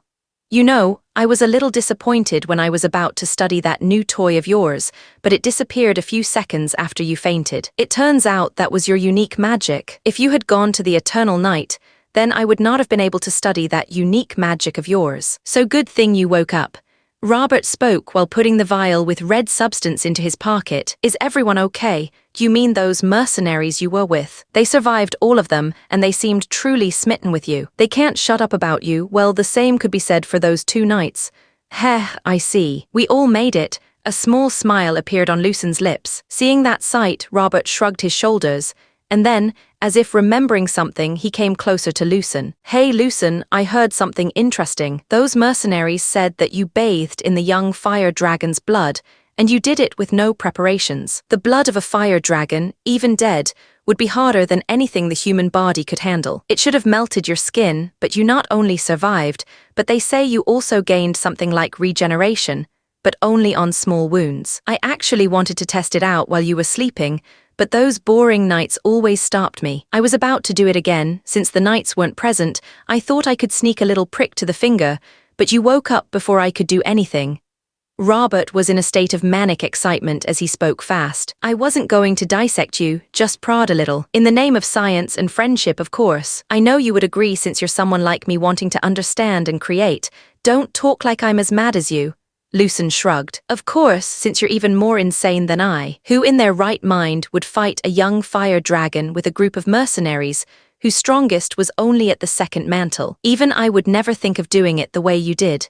There was a burning fire of excitement in Robert's tone as he spoke. It was like he was recounting a legend he heard, but it was happening right before him. He had only heard of dragons in books, but now he touched the corpse of one, and the 12-year-old boy in front of him had even bathed in its blood, like the heroes of old. Not only that, but you bathed in the scorching blood of a young fire dragon. That's something I wouldn't ever do. At most, I would use someone else as a test subject. It truly is an insult to compare my madness to yours. Lucen was truly stunned by Robert's comeback. Everything he said was the truth. After a short pause, he chuckled. Damn, I guess you're right. I'm even more mad than you. Chapter 28. Around the campfire moments before Lucen woke up, Knight Garrett was patrolling the area. As he was walking around, he heard some of the soldiers and mercenaries talking to one another. Is it true that the young master gave the finishing blow to the dragon? One soldier asked. Yes, the little leader used the powder you put into those sticks of yours and blew it up in the dragon's wound. If that wasn't enough, when it was trying to get up, he used a spell that made a similar explosion but a little weaker. The dragon could not stand up after one strike. A mercenary responded. Our young master really did all that. Yes, everyone here at that time would tell you the same thing. No one would dare try to take the little leader's credit. Listening to their conversation, Garrett looked at the giant dragon being dismantled and still could not believe the tales. Their once sickly young master was able to defeat a dragon, even though it was young and wounded. Tell us about those sticks of yours. What are they? A mercenary asked. Sorry, can't tell you much since this is a secret, but I can tell you that this is the young master's creation. The little leader made that thing, the mercenary asked. Even though Lucen had shown them one incredible thing after another, learning that he could not only fight, but was also good at creating things was something else. Even Garrett and his fellow knight Roland were truly surprised when they saw the performance of the arquebus. That weapon was able to pierce through the thick hide of the Frostthorn Alpha. That would mean it had the power of a second mantle aura user. To think that is a weapon anyone could use. It was quite a good weapon indeed, but it wasn't good enough for an aura user to use. The benefits of using something that needs to be reloaded for every shot, and it takes at least a full 20 seconds to do it, were not ideal in an aura user's battle, especially if you're above the second mantle. Against first mantle aura users, the arquebus could work if they were caught by surprise, but if they knew what to expect, they could potentially dodge the shot with enough focus. Of course, it changes if there are a lot of people firing the arquebuses. Maybe we can ask the young master to create a similar weapon, but one tailored for aura users. Garrett liked that idea and decided to ask Lucen when he had the chance. As he was approaching Lucen's tent, 4 people were waiting for him. They were his fellow knight, Roland, the mercenaries Harlick, Mark, and Rents. You're going to see if the little leader is awake. Harlech, as the representative of the mercenaries, asked, "Yes, are you all coming to see if the young master is feeling better?" Garrett asked, and the others nodded their heads. "Then let's see how the young master is doing." As the group of people got near Lucen's tent, they heard two people talking. "So that's the ability you gained after bathing in dragon's blood. Enhance regeneration of the body, that's interesting. So did you inherit other draconic traits?" "Unfortunately, no. Aside from the enhanced regeneration, my body did get a little bit stronger, but not that much." "So all that effort, just for that? HMPH, I guess it's better than nothing." Robert shrugged his shoulders. "I think that the effect of dragon's blood is different for everybody, and it's a matter of luck." "Oh right, I also learned something new. It's possible to eat monster meat, but it has toxins in it that are somewhat poisonous." "That's nothing new, everybody already knows that, which is why no one eats monster meat. But did you know, aside from the poison, you gain something else? When I ate the glacier hare's meat, even though I was poisoned a little, I also gained some resistance to the frost. It wasn't that noticeable, but I have a way to sense such things. Seeing as it wasn't noticeable at first glance, it's obvious that other people who tried wouldn't be able to tell that they got something else aside from poison." "Ho, that is interesting. So you gain such enhancements when eating monster meat?" "Yes, that's why I want to try and figure out a way to remove the toxins, so we can only gain the benefits from the monster meat. I wonder if there's a similar effect if you drink a monster's blood." Robert took out the vial he had that had the dragon's blood. "That's what I want to know as well." Lucen looked at the vial in Robert's hand with interest. "Want to try drinking it?" Robert asked. When the conversation was starting to head into a dangerous-sounding situation, the group entered the tent. Inside the tent, the group saw that Lucen and Robert were looking at the vial filled with dragon blood. Garrett quickly did a knight's salute, and so did Robert. The mercenary trio did not try to copy the knights, and simply nodded their heads. Knight Garrett has seen the young master. Knight Roland has seen the young master. The two knights spoke one after the other. "It's good to see you well, little leader." Harlech greeted Lucen. "Well, you're upright and talking. Guess that means I can continue to fulfill my oath." Mark chimed in. "Little leader, I did a good job, right? I brought back the people you requested." Rents, the youngest of the mercenaries, who was also a decade older than Lucen, spoke excitedly. "I recognize you, Knight Garrett, Knight Roland." Lucen stood up and responded with a knight's bow. He then shifted his attention to the mercenaries. "It seems that you guys are doing better than I," Lucen said with a smile on his face. He then looked at the happily smiling Rents. "Thank you, Rents, because of you we survived." Seeing the grateful appearance of Lucen, Rents felt embarrassed and scratched his head. After he was done greeting those who entered the tent, Lucen's attention shifted back to the dragon's blood. "So let's try drinking this. Come on, hand it over." Lucen gestured for Robert to give him the vial, but Garrett interrupted him. "Young master, I have something to report." "What is it, Knight Garrett?" "We have captured several spies who were observing us. What should we do with them?" When Lucen heard Garrett had captured spies, he looked at Harlech. "Have you seen the spies?" "Yeah, I helped in capturing several of them. Were some of the spies the people who hired you to kidnap me?" The second Lucen said those words, Garrett and Roland reacted violently. They did not speak but glared at Harlech. They were about to strike at the mercenaries, but before they could move, Lucen signaled them to stop. "They're no longer an enemy, and as you have seen, they're already under my command. So stand down." Lucen, who had been fighting for 4 days with the mercenaries, made his command sound like they had true weight. The two knights released the grip on their weapons and slightly bowed their heads. "We apologize, young master." The two spoke in almost perfect unison. "Ho, they were going to capture you. So can I use them for experiments?" Robert asked. Lucen glanced at the excited Robert and shook his head before replying, "Not for now. They're just meat with secrets." Robert insisted. "I said not now," Lucen replied firmly. He turned back to Harlech. "So are any of them the ones who hired you?" "Yes, recognized 2 of them right away." Lucen nodded. "Garrett, have you begun interrogation?" "No, young master. We secured them, but nothing more. If you wish, we will find out exactly who had the audacity to try and kidnap you." Lucen thought about it for a second. Since he did not really have any interrogation skills, he should let the experts do it. "Very well, go and find out who sent them, and how many more of those rats are hiding in Ironhold. When we return to Ironhold, we'll root out every rat hiding in the walls." Status window name, Lucen Thornyheart age, 12 class, gun mage level, 6 health, 560/630 mana, 130/199 aura, Awakened no mantle mana core, first circle skills, bullet creation active novice, gun creation active novice, gun knowledge passive novice, marksmanship passive intermediate, gun kata passive novice, alchemy passive novice, battle instinct passive novice, regeneration passive novice, traits thorny heart lineage dormant, foreign soul unique, training adept rare, grit normal, acting adept rare, dragon killers resolve epic, blessings ashen's vow duration, 17 days Varkun, flame forged wrath duration, 32 days Calderos, veil of the silent moon, duration 22 days Velmira, chapter 29.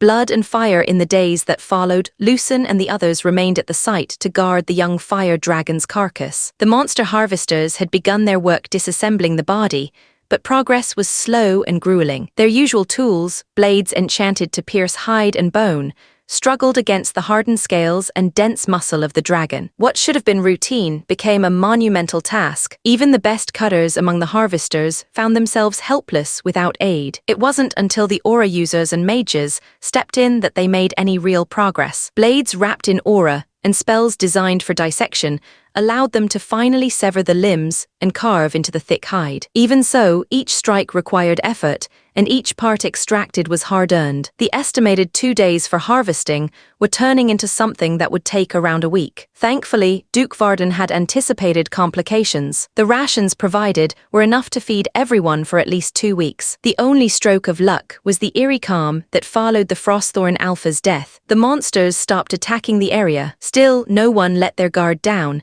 especially not with the suspicion that spies might still be watching from afar. During this free time, Lucen and Robert turned to experimentation. They collected samples of the dragon's blood and meat, but Lucen kept the greatest prize for himself, the dragon's heart. In the game, it was called the Heart of Embers, a powerful early-game item known to grant a massive boost in mana and several stat increases. But the real thing was far different from the glowing inventory icon he remembered. This was a massive organ, nearly the size of Lucen himself, and despite the dragon being long dead and dissected, the heart still pulsed faintly. In-game, all you needed to do was click on it, and then it gave the mana increase and the stat increase. But it was never described how it was used. Was he supposed to eat it, or absorb it, or do something else entirely different? In the end, Lucen decided to set aside the Heart of Embers for now. He placed the Heart of Embers in a runed box that had various enchantments, one of which was a high heat resistance. Since this was something that could survive 12 years without rotting, I guess I have a lot of time to figure out how to use it.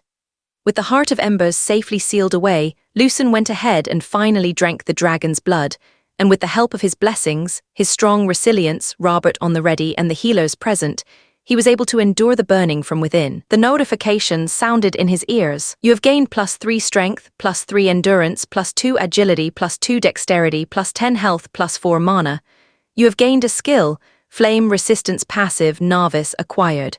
What he gained was a minor increase in all his stats and an increase in his resistance to flames. He tried a second dose, just in case, but nothing happened. Whatever power the blood held, it only worked once. Lucen then told Robert what he had gained. That's interesting. I wonder if it will have the same effects on me. Robert wanted to try drinking the dragon's blood too, so he used every potion he had brought to increase his resistance to heat. He also used various spells that he knew could possibly help him in this situation. Robert, with the usual madness in his eyes, did not hesitate to drink the blood of the young fire dragon once he had used everything he had. Unlike Lucen, who had a blessing that helps with the heat, had skills to heal and traits to endure the pain, Robert had his mad obsession with knowledge, his power as a four-circle mage, and the potions he drank that helped him get through this. The second he drank the dragon's blood, he felt a burning pain in his throat, yet despite that, Robert continued drinking. Robert felt like his insides were melting due to the heat, but instead of crying out in pain, Robert showed his usual manic smile and strengthened the spells he used on his body. Steam started coming out of his orifices. It was quite the sight to behold, but even then, Robert continued smiling. I see. This is truly something else. The increase is enough that you could feel it,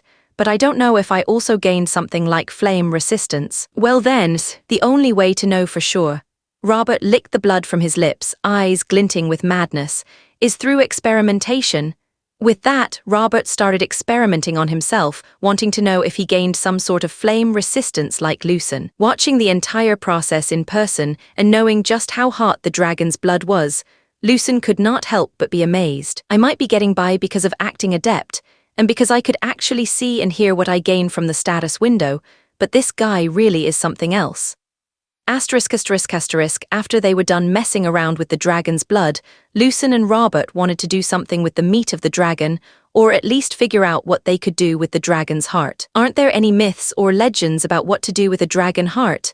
Lucen asked Robert. There are several stories about dragon slaying. Most of course are about young dragons or even wyverns. Still, the focus of those myths and legends was on how they defeated the dragon. There isn't really much to go on those outside of battle. Robert spoke while thinking about it again. Even though his main focus was always on alchemy and trying to discover new things, he had read many books on myths and legends, trying to see if he could find anything he could use from there. There are stories about bathing in dragon blood from different kinds of dragons which give different things if you were lucky enough to survive. But as for the meat or the heart specifically, I haven't read or heard anything. So there's no other way but to figure out things ourselves. Lucen sighed. Well, that's the fun part, Robert replied. I guess I'll leave you to it, I've got other things to do. Lucen spoke, but Robert was no longer listening. Maybe I can use transmutation and see if I can somehow. No, that won't work. Maybe I could somehow divide the properties. No, if then I might accidentally remove what I need. Robert was muttering to himself deep in thought while observing the pieces of meat taken from the young fire dragon's carcass. Lucen met with the mercenaries who were on standby alongside the soldiers. When they saw Lucen, the two sides had different reactions. The soldiers stood up and saluted Lucen, while the mercenaries raised their hands and greeted him. Little leader, how are you? Little leader, are you here to eat with us? Yes, the food they brought is great. I can't believe we were starving just a few days ago. Little leader, you're not here to experiment on our food too, are you? When one of the mercenaries said those words, the others reacted quickly and seemed to be covering their food. Even the soldiers unconsciously covered their food. Seeing their reactions, Lucen could already guess that Robert must have done something. Maybe he placed a few pieces of monster meat to see their reaction. No, I'm not doing any of that. So what do you need, little leader? Harlech asked while finishing his meal. I want you guys to accompany me on a little adventure. An adventure, is it? Well, if that's what the leader wants to do, of course, we're going. Right, men? Harlech raised his voice a little, and the other mercenaries responded with cheer. Of course, we'll go. We already walked near the shadow of Velmira's last embrace together and came back breathing. Yeah, that's right. The little leader has already shown us one miracle after another. Then this'll be just another verse in the bard's songs about us. The mercenaries' excitement, without knowing what they were going to do, made Lucen chuckle. They seemed to assume that it was going to be some grand quest, like when they defeated the young fire dragon, or when they defended its carcass for 4 days straight. But the truth was, it really wasn't anything big. Lucen just wanted to go look for a fruit that grows nearby that increases one's strength, dexterity and agility. It was one of the good items you could find at this stage. Lucen just wanted the mercenaries with him, just in case there were some unexpected factors. With spies still lurking around, he wanted extra eyes. He could shoot a monster from afar, but tracking a hidden blade in the woods, that was something he was not capable of doing at the moment.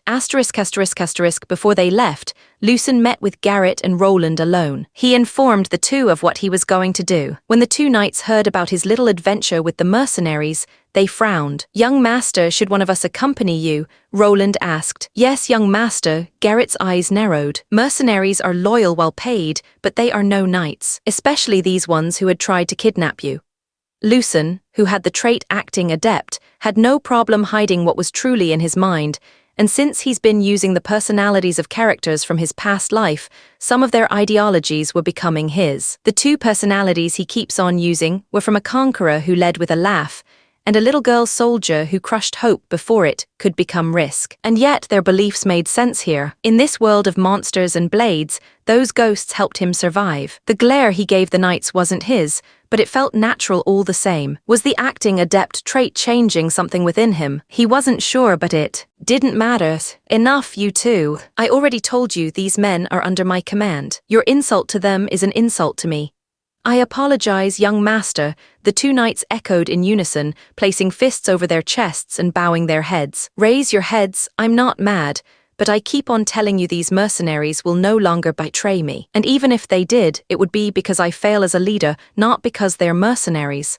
"It is as you say, young master. I apologize for my prejudice," Garrett said while sighing. "I, too, have failed to see past them being mercenaries. I will try and better myself." Roland also spoke while sighing. "It's all right. So the two of you and the soldiers stay here and continue protecting the carcass and the workers. I'll take the mercenaries on a short expedition. Shouldn't be anything serious. We should be back before nightfall." "As you command, young master," the two knights did a knight's salute. Lucen responded with a knight's salute as well, before he turned around to leave. Chapter 30, returning to Ironhold for all their excitement, the so-called adventure turned out to be a peaceful hike and a fruit-picking session. There was only one fruit that could survive the harsh winter on top of a snowy mountain, and it was a fruit with no name. It was well hidden, and the only reason Lucen knew about it was because he had scoured this area before in the game. The moment Lucen got hold of the fruit, he ate it. The taste was nothing special, and the stat increase wasn't that big. Still, it was good enough since it was getting hard to get a stat up through training. "So did you really go up a mountain just to pick up a piece of fruit?" Harlick asked Lucen. "You make it sound like that's a bad thing," Lucen answered while shrugging his shoulders. "If this is all we were going to do, then we couldn't have just moved with a smaller force. Why did we need to bring everyone?" Harlick asked the question every mercenary present had in mind. Better safe than sorry. No one was expecting the young fire dragon in the cavern, but it was still there. Who knows, maybe there was a possibility that there's a wyvern nest up here. Hearing Lucen's answer, Harlick and the other mercenaries did not say anything and could do nothing but sigh. During their trip back and forth, for some reason, the spies followed them for a bit, but then backed off at some point during the hike on the mountain to get the fruit. As they were going back down, the spies were no longer there. It was weird, but not weird enough to warrant too much attention. How strange, did they just leave or perhaps did something eat them? Well, either way it doesn't really matter to me. When they returned to the caverns, they found the monster harvesters were almost done with the task. "Young master will be able to finish tomorrow morning," Garrett reported to him. "I see. That's good to hear." The last night in the caverns, with the now disassembled body of the young fire dragon, was quite joyous. The mercs drank and made merry as per usual, and even the soldiers joined in the fun. Robert threw a bit of gunpowder in the air, pushed it a bit upward using a wind spell, and then snapped his fingers, igniting them using a silent fire spell. The gunpowder scattered above caused a tiny burst of flames, with Robert's control of his wind and fire spells. It was like a synchronized display. The explosion was brief but mesmerizing. Tiny sparks glimmered like embers before fading. Coupled with the moonlight and falling snow, it made for quite the sight. Watching the scene before them made the people cheer even louder. Lucen couldn't help but once again be amazed by Robert. It's just a matter of time before this guy creates fireworks. He's really doing everything he can think of using the gunpowder. Of course, not all of them were joining in the fun since they needed to guard against possible monster attacks and the spies. The night passed rather quickly, and upon daybreak the group was ready to return to Ironhold. Lucen couldn't help but sigh at the sequence of events that happened to him on his first trip outside. "I said I was going to be out for at least 2 months, but I'm returning even before the month is over. The mercenaries, the young fire dragon, none of this had gone to plan, but perhaps that wasn't such a bad thing." Lucen watched as the mercenaries helped the workers load the dragon's massive head onto a reinforced wagon. Its wheels were thick and iron-banded, the wood runed and reinforced with magic to bear the immense weight. Even with the enchantments, the wood groaned beneath the load. "I guess I did gain more than initially thought I would, and I did it with a shorter time frame. All in all, it was a good adventure." With thoughts like that swirling in his mind, Lucen shook his head. As they were about to leave, Garrett offered him a horse to ride, but unfortunately he did not know how to ride. In this life and the last, he had no experience riding a horse. "It's all right, young master, upon my honor I will help you learn." Garrett spoke with enthusiasm. "Fine, I'll be in your care, Sir Garrett."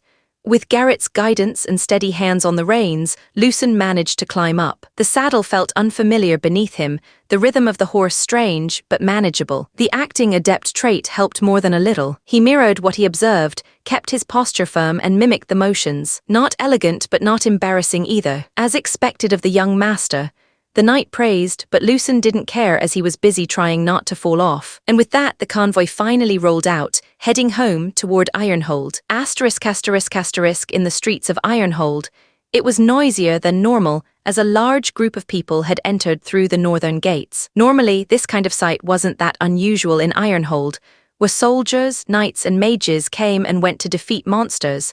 But this time there was something different. The group that returned was bringing back the head of something incredible. On one of the wagons, the head of a dragon could be seen. None of them had ever seen a dragon, but the old stories left no doubt about what the creature on the wagon was. Not only was there a head, but they could also see the wings of the dragon, and even though it had been long dead, its body still emitted some form of heat, which amazed those around watching. The crowd was growing, watching the group move the body parts of the young fire dragon. The dragon's head was wobbling slightly on the ruined, reinforced wagon as it rolled through the streets of Ironhold. Bells were ringing, the vendors who saw started gasping in amazement, children shouting to each other, "A dragon. A real one, the Knights of Stelhart must have done it. No way. It was probably Duke Varden who personally did it. Do you see the Duke anywhere? Look at the size of that thing. Unbelievable. To think I get to see a real dragon before I die." At the head of the group were the two knights, Garrett and Roland, holding the banner of the Thornyheart house, fluttering in the wind. A little boy, riding on his father's shoulders, waved a wooden sword. "Sir Knight, you're the dragon slayer, right?" The boy excitedly spoke. Garrett and Roland exchanged looks. They did not know what they should say, or even if it was their place to say anything. It was at this moment that the crowd noticed a powerful presence. He was riding behind the two knights, a young man with silver hair and ruby-red eyes. During the ride back home with a combination of training adept and acting adept, Lucen was able to properly ride the horse. He knew that this was the moment he needed to quickly change the people's view of him, from a sickly boy to a possible commander. This was so the people would have confidence in him to lead them when chaos ensues. At this moment, Lucen was using acting adept to its fullest. Every action, every subtle movement, was filled with something akin to a general's demeanor. "Isn't that the Duke's son? I heard he was getting healthier, but I didn't know it was to this extent. Was he perhaps the one who led this expedition?" The murmurs in the crowd swelled, confusion mixing with awe as they tried to make sense of the scene. Harlick, who was riding behind Lucen, spoke. "Little leader, it seems that you need to clear up this misunderstanding. Then, can we announce that it was with the mercenaries under the young master's command that took down the dragon?" Garrett, who heard their conversation, rode beside Lucen and spoke. Seeing everyone looking at him, Lucen nodded his head. Seeing Lucen agree, Garrett used his aura to enhance his voice and spoke. "People of Ironhold, it was not by the hands of us knights, or the soldiers of Stelhart that the dragon fell." Hearing Garrett's declaration, the crowd grew silent and listened intently to what was about to be said. The dragon fell under the command of the young master, Lucen Thornyheart, and the warriors who fought by his side. "Under my honor as a knight, this is the truth." When the crowd heard that Garrett said, they were stunned, but then their attention shifted to the young man who led a group to defeat a dragon. Seeing that all the attention was on him, Lucen decided to speak. Even though he could not enhance his voice like Garrett using aura, he felt like, in this silence, if he spoke loud enough, his voice would carry over. "It is as Sir Garrett said. Under my command, the courageous lifted their weapons without backing down against a dragon. We, as people of the North, as people of Stelhart, have claimed victory once more, and we will continue to do so." Lucen used his gun creation and bullet creation skills to create his favorite revolver, which he loaded with a single bullet in his hand. Lucen raised his arm, and a glint of silver was in his hand. It was the first time the people of Ironhold had seen such an item. He pulled the trigger, and a thunderous crack split the air. The thunderclap echoed off the stone walls, a sound no one in Ironhold had ever heard. Eyes widened, a few ducked instinctively. Gasps followed, but no one was harmed. After the ringing in their ears faded, they heard Lucen shout. "For Norvigard!" The crowd cheered wildly and shouted in joy. "For Norvigard! Long live the Dragon Slayers! Glory to the Thornyhearts! All hail Lucen the Dragon Slayer!"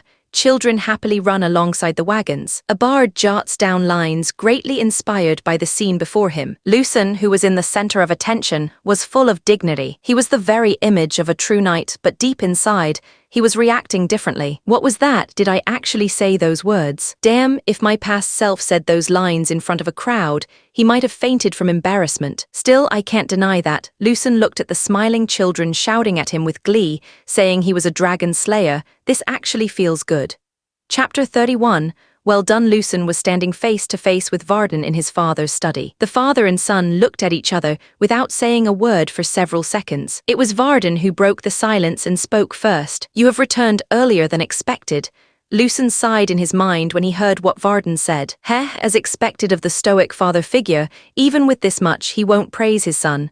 Some unexpected variables have occurred, Lucen replied calmly, keeping his posture straight. I have heard to think you would encounter a wounded young dragon. I do not know if that's a blessing or not. Since I was victorious, isn't that a blessing then? Lucen responded. I guess it is. A small smile appeared on Varden's stony face. I have also heard that you took some mercenaries under your command, and those mercenaries were hired to kidnap you. Varden spoke while observing Lucen. That is correct. Lucen replied with the same flat tone as his father. To make enemies into allies is no easy feat, Varden finished, his gaze sharpening. It requires insight, leverage, and the willingness to take risks.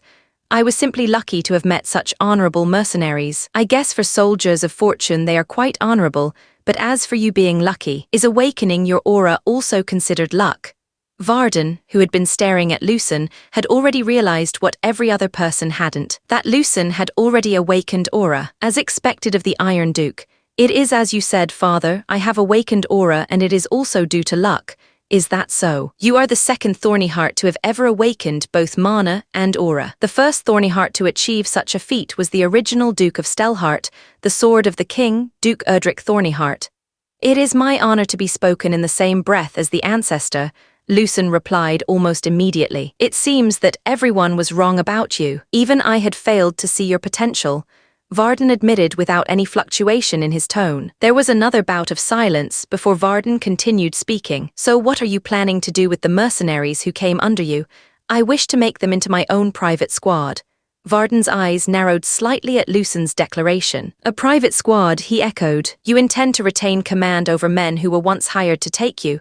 They've proven themselves loyal, Lucen replied. Even in a dire situation, they had stood by me and achieved victories with me. Also, I had promised them in my name and honor that I would show them a grand dream. You've convinced mercenaries who only value coin to join you for something as ludicrous as a dream. Varden paused as he looked at Lucen's eyes. It seems that you are more charismatic than I thought. Despite them being soldiers of fortune, each one has a reason why they need the coin. For their families, their friends, and for themselves. Lucen's voice was slowly rising as he continued to speak. I simply showed them that they could have much more than that. I offered them a place they can return to, and a place where they can die with blades drawn and their heads held up high. Like I said to them, I gave them a future where they can choose why they live and why they die. Varden was once again silent. For a long moment, only the faint ticking of the old clock in the corner of the room filled the space between them. That was when Varden spoke. To think you would mature this much from a single trip outside. Very well, I approve of you creating your squad with those mercenaries. I shall give you a budget to do as you please. Thank you, father. So, tell me, what will you call this squad of yours? I decided to name this squad Thornifang. It seems that you have been thinking about the name for quite some time now. Very well, let me see how far you can go with Thornifang.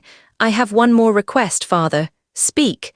Please give me your permission to grant knighthood to those men. Being a knight of Stelheart is the highest honor one could give a soldier. Unlike other places in the kingdom, the requirements to become a knight of Stelheart are higher. Your men might have proven themselves loyal to you, but for now, it is not enough. I will grant you the authority to knight them once they have proven more of their worth. Very well, I will make sure that they can prove their worth. I will train them to create a legend that will be told for a long time. In Varden's sight, he saw Lucen's ruby-red eyes shining brightly as if he was looking at something beyond what could be seen. That would be quite the sight to behold. Lucen gave a slight nod, the moment of silence between them no longer weighed down by tension, but something quieter, perhaps recognition. Then Lucen straightened once more and spoke with measured formality. By your leave, father, I wish to meet with my men and tell them the news. You may leave. Lucen gave a knight's bow, turned crisply and headed for the door. As he opened the door and was about to leave, Varden spoke. Lucen, he stopped and glanced back at Varden. Yes, father. There was no change in Varden's expression, but the weight behind his next words struck like a hammer. "Well done, my son." Lucen blinked, caught off guard for a heartbeat. This might be the first time his father, the Iron Duke, said something like that so straightforwardly. Then a smile, genuine and faint, touched his lips. "Thank you." He exited the study with silent footsteps, the echo of those two words warming something in his chest. And behind him, the Iron Duke watched the door close, his gaze lingering, distant. Once his son's presence was far away, Varden stood up and looked out the window towards the city. "A grand dream, was it? I wonder if I could see it too. What kind of grand dream is it that you're looking at?" Chapter 32. Cheers. In what was considered the best inn within Ironhold, a group of mercenaries were drinking ale and eating heartily. Some of them were talking to bards who wished to learn their story. In fact, as they were telling their story, not only the bards but everybody in the inn was listening. "In truth, we came to Ashbeak Mountains to capture the little leader." When those words came out of the mercenary's mouth, everyone was shocked. "Still, the little leader told us we didn't have to do what we didn't believe in. He promised us a future filled with honor and glory, a future where we could choose why we live and why we die. He said he'd show us a grand dream."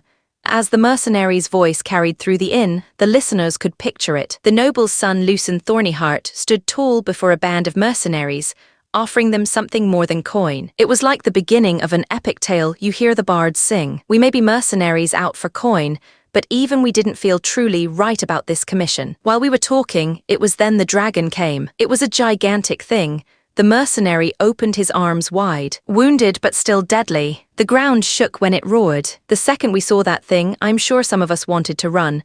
"Ain't that just you, Greg?" one of the mercenaries teased. "I'm pretty sure I saw you nearly wet yourself, Sarah," Greg retorted. "Piss off."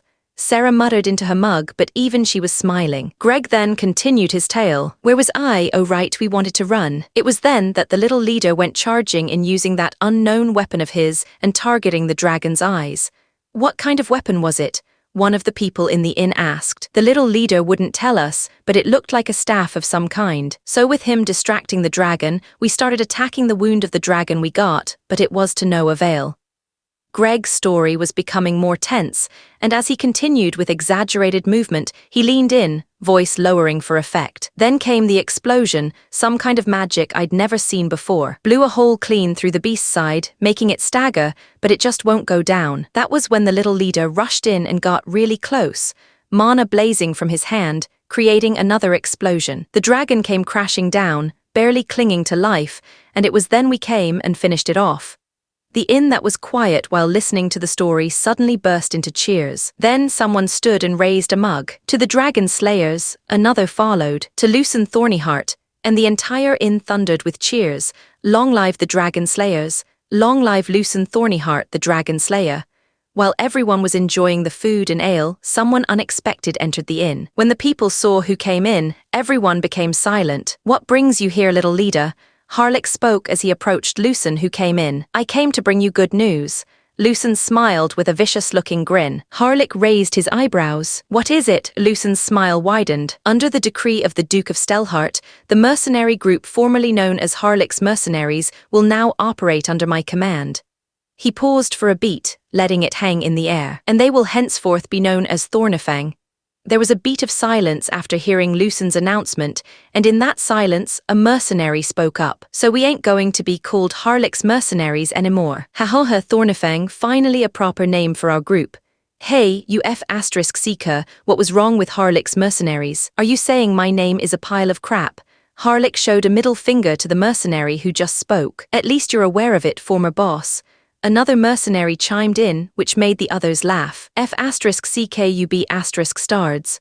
Harlech grabbed a mug of ale and drank it down in one gulp as he showed the other mercenaries his middle finger. "Still, Thornefang does sound like a good name for us." Rents raised his mug and shouted. To Thornefang, a wave of laughter, shouts and clinking tankards exploded throughout the room. The people who finally digested what they heard also raised their mugs and shouted. To Thornefang, "Oh, I'm glad I came here." One of the bards present spoke in excitement as he was writing down something on his parchment. ******. In the next few days, with the help of the bards, the rumors of the dragon slaying started spreading far and wide. Each bard had a different way of telling the tale, but the one most people liked to hear was from an unknown bard from Ironhold. In the shadowed peaks of Ashbeak's Breath, where snow and fire dance with death, a dragon stirred with wrath untold, its breath was flame, its heart ice cold. But rose a boy with silver fire, eyes like rubies, heart inspired. No knight, no lord with blade in hand, a child who dared to take a stand. He faced the beast with thunder's roar, with magic strange unseen before. Not steel nor spell from tome was drawn, but fire he shaped, and dusk till dawn. He danced round death with fearless pace, till firelight carved the dragon's face. Then came his band, rough souls of war, mercenaries, now something more. For coin they came, for coin they stayed, but in his dream their hearts were swayed. They fought beside him, struck as one,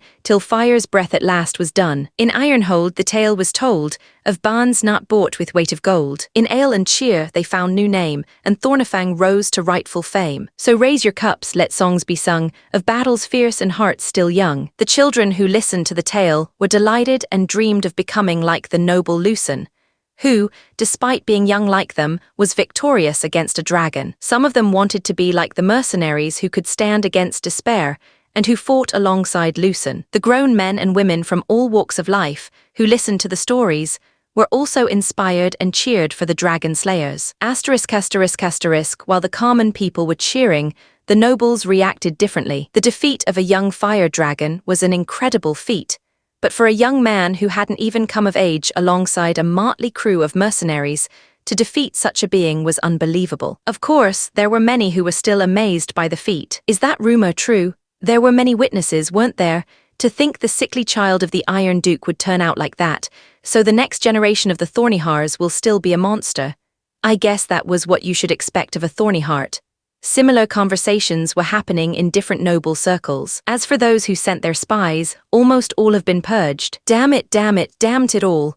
The merchant Edrim pounded his table in anger. He was no longer able to contact any of the spies in Ironhold, which meant that they were either captured or killed. To think that Seeking Duke would be able to get a hold of something as precious as a dragon's corpse. I already lost a lot of deals because of that starred, now he has something more valuable and I can't even take a piece. Edrim gnashed his teeth in frustration. I'd better speak with the second prince, we need to get something out of this. No way am I going to take a loss. Asterisk, asterisk, asterisk. The son of the Iron Duke, who was said to be a sickly, powerless boy, was able to command a small group of sellswords to defeat a young, wounded fire dragon. Is this real? Viscount Cedric Derenthal read the final report of the spies before he lost contact. To think that another purge of spies happened in Stelhart after the rumors of the dragon slaying started spreading, Cedric sighed. Now there's also that weird weapon they keep on talking about from what the spies saw, and what those bards keep singing about. A weapon that makes a thunderous noise. Was that what the Iron Duke was making? Was that the reason he called for those craftsmen? Cedric massaged the temples of his head. The Iron Duke also purged the spies hidden in Stelhart. Is he going to make another big move? What happened? He wasn't this unpredictable before. What changed? Cedric looked at the reports for the past few months. Lucen Thornyheart, the changing variable. Asterisk, asterisk, asterisk, in a certain training ground, numerous squires are on the ground unconscious. A striking young girl with long, braided crimson hair that blazes like fire against her pale skin. Her icy blue eyes stood out sharply, calm, piercing, and unreadable. This young, beautiful maiden was holding a longsword in her hand. Though only 12, she carries herself with the composure of a seasoned duelist. Her lean frame is honed by constant training, and her posture speaks of discipline drilled in since childhood. Her fitted uniform clung to a lean frame honed by battle, her hands wrapped in fingerless gloves. She had just defeated the squires. My lovely daughter, have you heard? The son of my best friend, Varden, has become famous. It's said he had a unique magic, that he used to defeat a wounded young fire dragon. Do you remember him? The sickly boy you used to play with when you were younger. I guess he isn't sickly anymore. The one who spoke was a handsome, middle-aged man with the same red hair as the young maiden. He was wearing rather loose clothing, and there was a giant sword on his back. He was a tall, broad-shouldered man with a powerful frame built from decades of battle. This was one of the 4 dukes of Norvigard, the strongest sword, Duke Kaelvar Runeskar, and the young maiden he was talking to was his daughter Elira Runeskar. When Elira heard her father's words, she looked at the sword in her hand and then at the blue sky above her head. Lucen Thornyheart, she murmured the name under her breath. Chapter 33. Thunderspear unaware of the ever-changing movements beyond Ironhold's walls, Lucen was in one of the newly created training grounds for the arquebus, and standing in front of him were the newly appointed members of Thornifang. Each of the former mercenaries held an arquebus in their hands. It had been a few days since the group of mercenaries started learning from Lucen on how to use the arquebus. Lucen could already see the difference from how they were at the beginning. Their grips had steadied and their flinching had lessened. Lucen's lips curled slightly as he recalled the first day they held the arquebus. That memory still brought a smirk to his face. This is the weapon that the little leader used. You do know that there are more of us who can't use aura or mana, right? Harlik reminded Lucen while curiously looking at the arquebus he was holding. This is a weapon that needs no mana or aura to activate.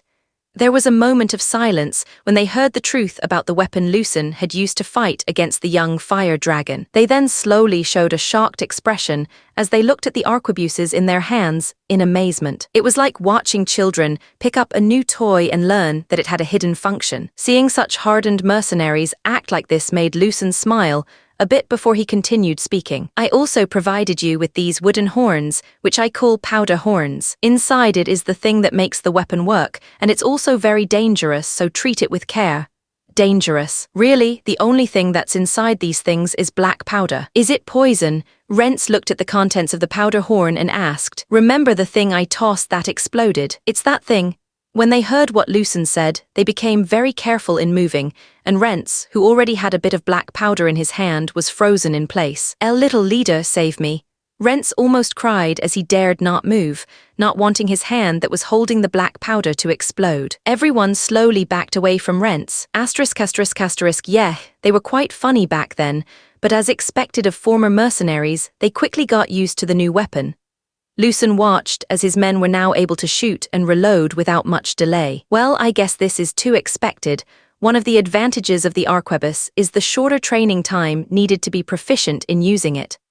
Lucen had hoped to train them further under Sir Thalos, whose obsession with discipline and close combat formations would complement their ranged firepower perfectly. But the Knight Commander had been sent to negotiate with a barbarian tribe, so for now, Lucen was teaching the mercenaries different formations that he remembered seeing in a few shows he watched in his past life. Lucen taught them about firing lines, volley fire tactics, and the square formation. Of course, the people did not know that Lucen was just copying already created formations, but to the people watching him, it seemed that Lucen was a sort of tactical genius. While Lucen was watching the men of Thornifang go into a square formation, he felt like it was missing something. He suddenly remembered that, unlike the arquebus in his gun knowledge, the arquebus they were using was something closer to a musket, thanks to the parts in this world being a bit better than in his past life, and of course, Robert's ingenuity. We can equip this arquebus with bayonets, even though it would be a worthless thing in close quarters in this world, and switching to a sword or spear would be better. But it would confuse the enemies even more. If they see a staff-like object with a pointy thing in the end, they might think it's just a new kind of spear. Well, it also helps as a last-ditch effort.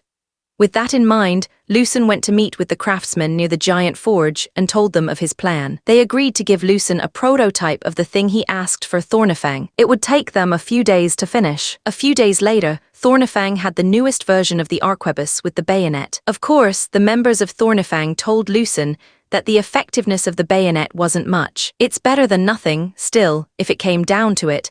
I would simply switch to my sword instead if I needed to do close-quarters combat. On the other hand, in a dire situation, this bayonet might help, Harlik commented. That should be enough, Lucen replied. While Thornifang was practicing using the bayonets, Robert came to visit Lucen. Hey, are you still studying those alchemy books I gave you? Yes, I'm still reading it. Heh, who knew that when you went to look for an alchemist to teach you just wanted to learn some books and a little bit of guidance? Well, not like I'm complaining. The Yellow Tower gets the support of the Iron Duke, and I'm able to experiment on so many interesting things. Robert shrugged his shoulders as he spoke with a huge grin on his face. That was when he remembered something. Oh right, I heard you added something to the arquebuses.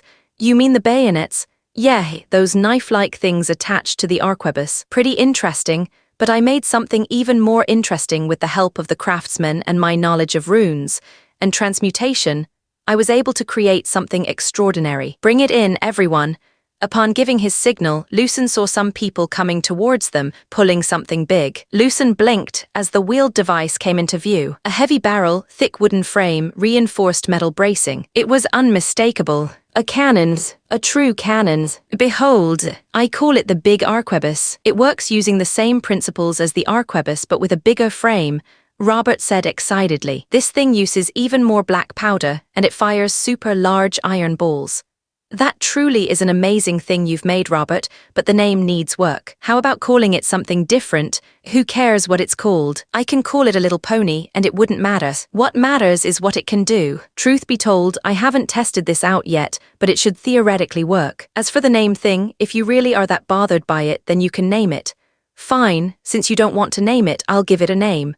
Lucen was about to say cannon, but decided not to since he had a chance to change the name. Better make it something that matches this fantasy world. Let's just call it Thunderspear since black powder does make a thunderous sound, especially if you're going to use it for those big iron balls. Fine, we'll call it Thunderspear or whatever. Now onto the important part. Let's test it out, Robert said excitedly. The men who brought the Thunderspear put it into position, aiming it at the training dummies lined up in the distance. Lucen, knowing a bit about how far cannons can shoot, knew that if they fired the Thunderspear in this place, the iron ball would hit the walls. How about we test it out in the nearby forest, and let's inform my father and the other as well. Tusk, fine, you call them. Robert clicked his tongue in annoyance that his weapon test was delayed again. ****** Near the forest in the back of Ironhold, several knights were patrolling the area to make sure no spies were nearby. Lucen, Robert, Varden, Vaughn, members of Thornifang, and some craftsmen were now ready to test the Thunderspear. The Thunderspear stood at the center, its long barrel angled slightly upward. Around it, craftsmen and assistants bustled with nervous energy, while Robert supervised. Robert put black powder into the wide barrel of the Thunderspear. Next, a thick clump of cloth and tightly packed fiber was pressed into the barrel. This was the wadding. Its job was to sit between the powder and the iron ball, helping to trap the explosive force and push the ball forward when the powder ignited. A long ramrod was used to push it down firmly, compacting it all at the bottom. Then came the iron sphere, nearly the size of a man's skull and far heavier.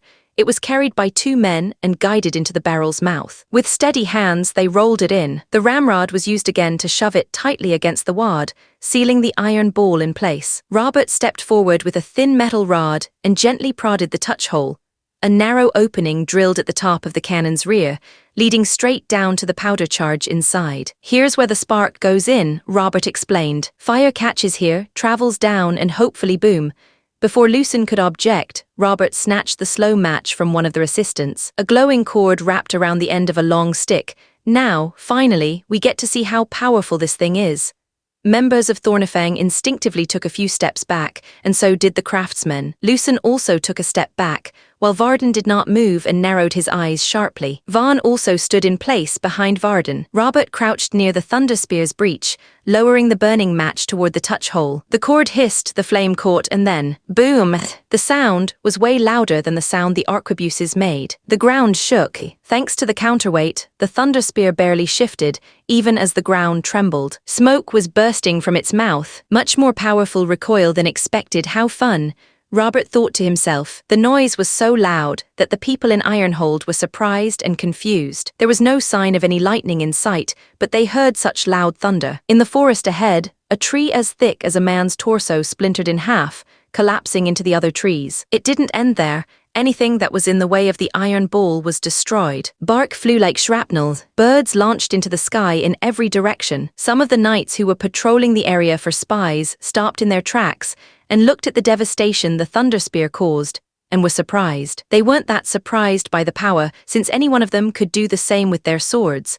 They were surprised that such devastation was created by something that had neither mana nor aura in it. Ha, did everyone see that? That was the damage made by a weapon that had neither mana nor aura. Its power rivals that of a third circle flame spell. Robert spoke in manic delight. The members of Thornifang, who had seen many weird things after meeting Lucen, were amazed by the sight they saw. They already expected that thing to be loud and powerful since it was pretty much a bigger arquebus, but they weren't expecting it to have the same power as a third circle flame spell. Why have I been learning spells all this time? With this thing, you don't need to get to a higher circle or waste any mana, just ignite it and boom.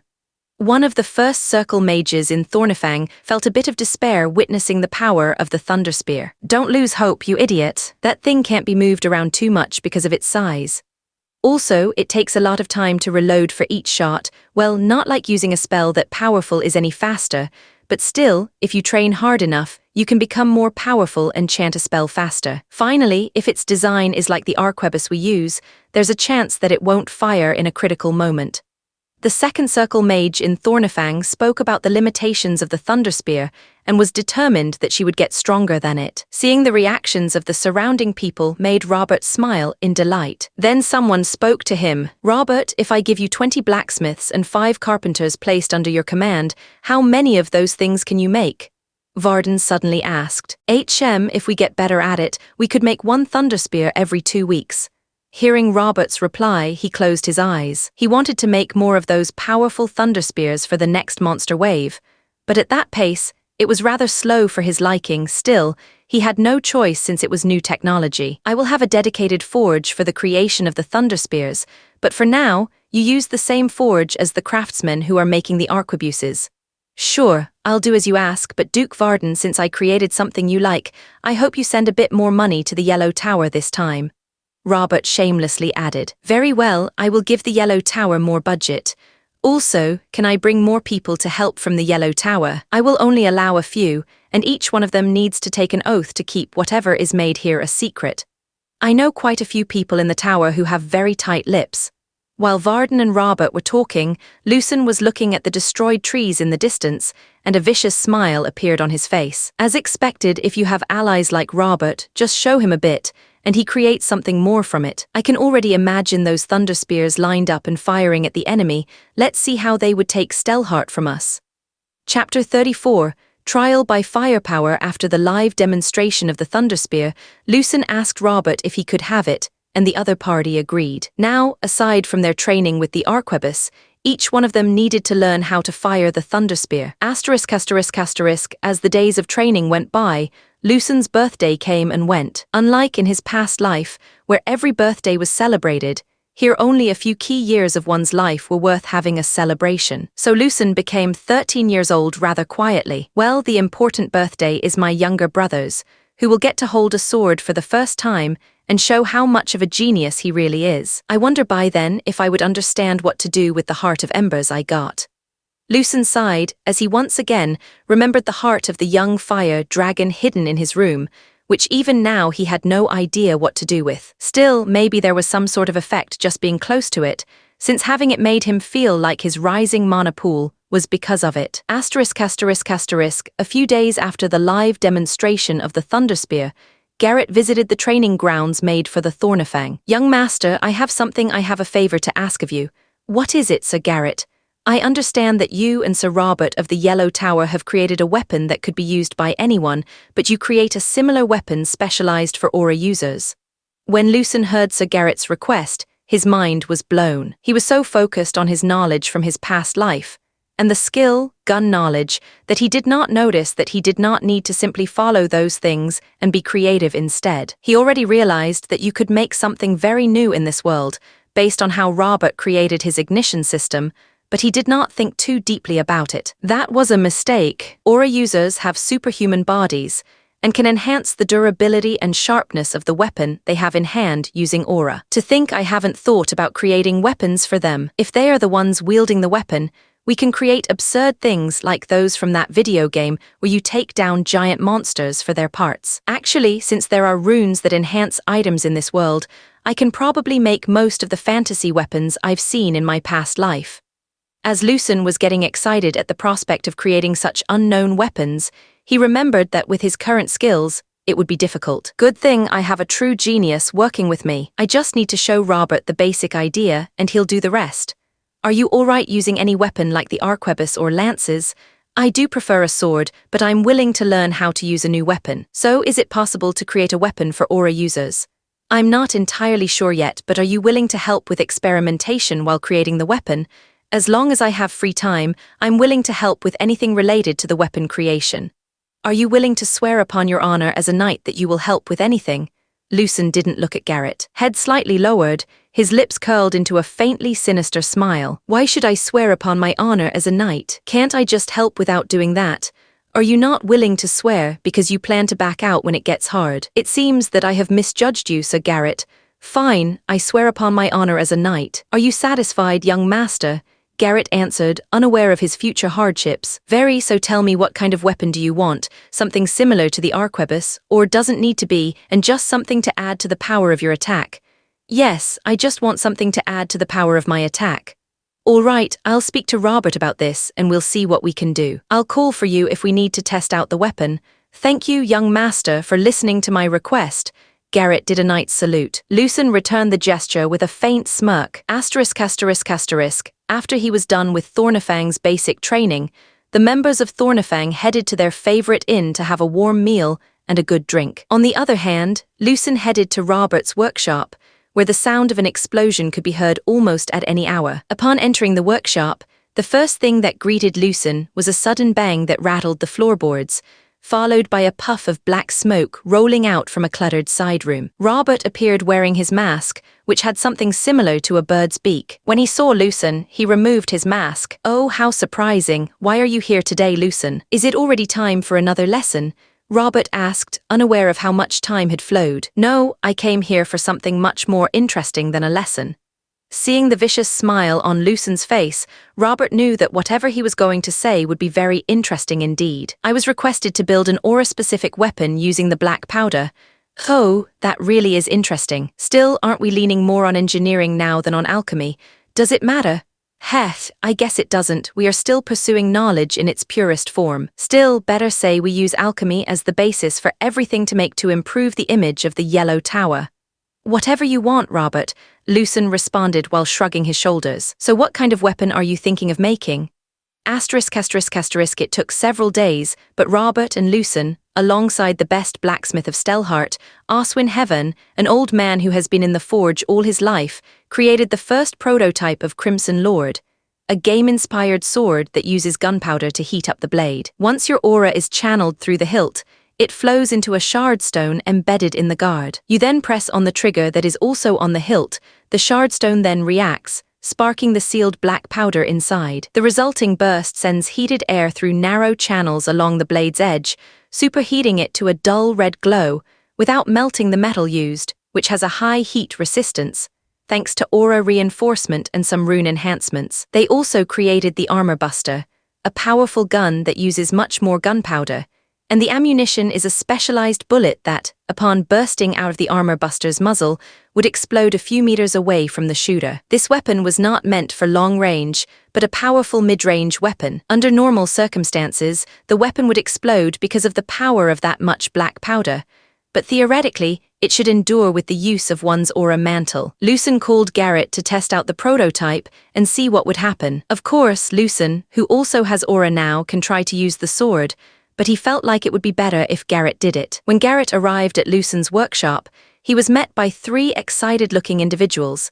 Even the old man Oswin seemed to be infected by Lucen and Robert's excitement. We created 2 weapons that match what you wanted. This is the Crimson Lord, a sword that uses gunpowder, which makes the blade extremely hot. The other item is the Armor Buster, a gun that only aura users with their superhuman abilities can wield without breaking bones. So which one would you like to try first? Lucen spoke, wanting to see the effects of the first true fantasy weapons they created. Of course, the young lad should use the sword. It's one of my best works, even without all the other things. As a sword, it is truly incredible. Oswin spoke his opinion with his hands folded. Obviously, he should try and use the Armor Buster since he requested to make something powerful that was similar to the arquebus. Robert spoke as he pointed at the Armor Buster placed on the floor. Robert and Oswin then looked at each other. Then they came to Garrett with more pressure. So which one would you like to try first? The 2 spoke almost at the same time. Garrett turned his head to look at Lucen, asking for help, but Lucen simply shook his head and shrugged his shoulders. In the end, Garrett tested out the Crimson Lord first. Oswin taught him how to load the black powder into the Crimson Lord. Oswin pulled the crossguard back, showing a narrow compartment, just wide enough to insert powder but tightly sealed to prevent leaks or misfires. Oswin then took out a small powder horn and filled the Crimson Lord with the black powder inside the powder horn. This small powder horn was measured so that it would put an exact amount of black powder into the Crimson Lord, since putting too much would result in a powerful explosion breaking the weapon, and putting too little would not produce the desired effects. Aswin closed the Crimson Lord's guard with a heavy click, and a spring-loaded lock system engaged, compressing the powder inside and locking it into the inner chamber. The mechanism was built to endure heavy impacts, ensuring the powder wouldn't shift or ignite by accident,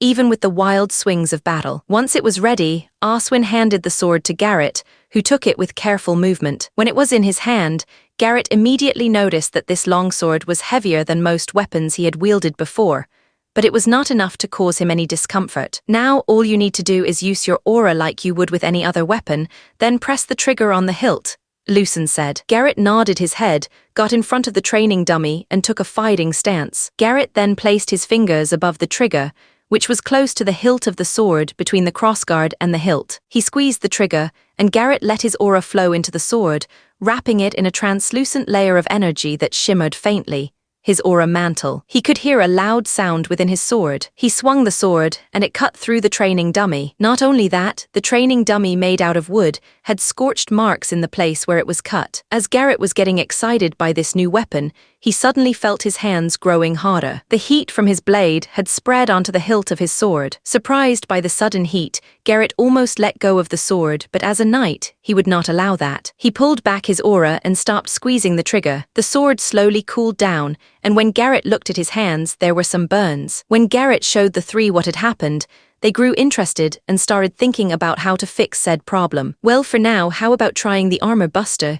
Robert suddenly said. Seeing how enthusiastic Robert was, Garrett could only sigh. He clenched his right fist, which had some burns, and felt like it was good enough. Unlike the Crimson Lord, the armor buster was quite heavy even for the standards of an aura user. Still, it wasn't too heavy that it would slow down Garrett's movements. Garrett positioned himself a few meters away from the wooden training dummies. Is this safe? Garrett asked. Who knows, just fire it already, Robert responded. Garrett hesitated when he heard Robert's answer. So Garrett, as a knight of Stelhart, are you perhaps afraid of a little explosion? When Garrett heard what Lucen said, he gritted his teeth and resolved himself to shoot. The same as the Crimson Lord, Garrett enveloped the armor buster with his aura mantle and fired. The second he fired, there was a loud sound, and the armor buster itself blew up. Still, the loaded specialized burst bullet shot out and blew up the training dummies, showcasing how powerful it was despite the gun exploding as well. Garrett, who was holding the armor buster, was not hurt that much as the force of the explosion was going forward and not towards him. Still, his hands were trembling a little bit. I was sure that it had enough durability combined with aura mantle to withstand that. Still, it was within the expected room for error. How interesting. I guess we can use the monster parts the North is known for to increase durability, Robert murmured to himself. Lucen, who watched the entire thing, sighed at the failure, but he was also excited to see the things beyond the knowledge given to him by his skill gun knowledge. This is becoming a bit more fun than expected. Chapter 35. Thornifang's first mission. Lucen was in front of his father in the study. The atmosphere was rather heavy. Varden was the first one to speak. So you're telling me that you wish to be given a mission? Yes, father. You said my men need to prove themselves if they are to be knighted. So how can they prove their worth without doing anything? HM, as usual, you're very direct. What's the point of going around when you'll just return to the same place? Lucen asked. Varden leaned back slightly in his chair, his fingers drumming on the armrest as he studied his son. Very well, I will give you a mission. There's a village located south of here, near the southern border of Stelhart. They have requested aid due to bandit attacks, and they reported building a base in the nearby forest. Your mission would be to eliminate any threat to the people of Stelhart. If you have anything to report, use this. Varden took out something from within one of his drawers, and it was a communication orb. He handed the item to Lucen. Surely you know how to use this, right? Of course, Lucen replied without hesitation. Very well, Vaughn will give a more detailed report of the intelligence regarding the incident. If you need anything for this mission, ask Vaughn. Once you're ready, leave at once. Are you assigning a knight to supervise? Varden looked at his son for a few seconds and answered. You seem confident that Thornifang alone can handle it. Are you not? I am confident we shall succeed and annihilate all who disrupt Stelhart's peace. Lucen did a knight's salute. You may leave now. Varden gestured toward the door, signaling Lucen to leave. Lucen bowed slightly and left. Lucen told the members of Thornifang of their first mission, so the group quickly started preparing. Lucen instructed Harlick to request that Vaughn give them horses and a wagon to bring the Thunderspear. While his members were busy preparing, Lucen visited the 5 temples to see if he could get a blessing. Unfortunately, for some reason, the 3 deities who had blessed him before, and he thought would bless him again, did not. Is there some sort of cooldown for blessings? Of course, even though he had such a question, no one could answer him. Lucen continued to pray for a deity's blessing, and finally got one in the temple of Thalara, the goddess of justice and judgment. The temple of Thalara was located in the center of the city. Unlike the other temples, this one had many people coming and going. This was normal since the temple of Thalara helps solve disputes among the people, especially those who have made an agreement with one another. This feels less like a temple of deity or more like a courthouse, Lucen thought to himself. Lucen entered the temple, and as expected, there were many rooms where you could hear people arguing, while priests and priestesses were trying to calm them down. While he was walking, a priest came and told him the way to the prayer room. Unlike all the other rooms, the prayer room was empty. It had a very solemn feel to it, like all the other temples. In the middle of the room was a bronze scale. Lucen then prayed like he did in all the other temples, but this time he once again felt like someone was gazing upon him from high above. Thalara, the goddess of justice and judgment, she who sees all evil, has heard your prayer. You who stand to protect the weak, the one who will judge evil, Thalara has acknowledged you. Blessing, Eye of Judgment duration, 15 days.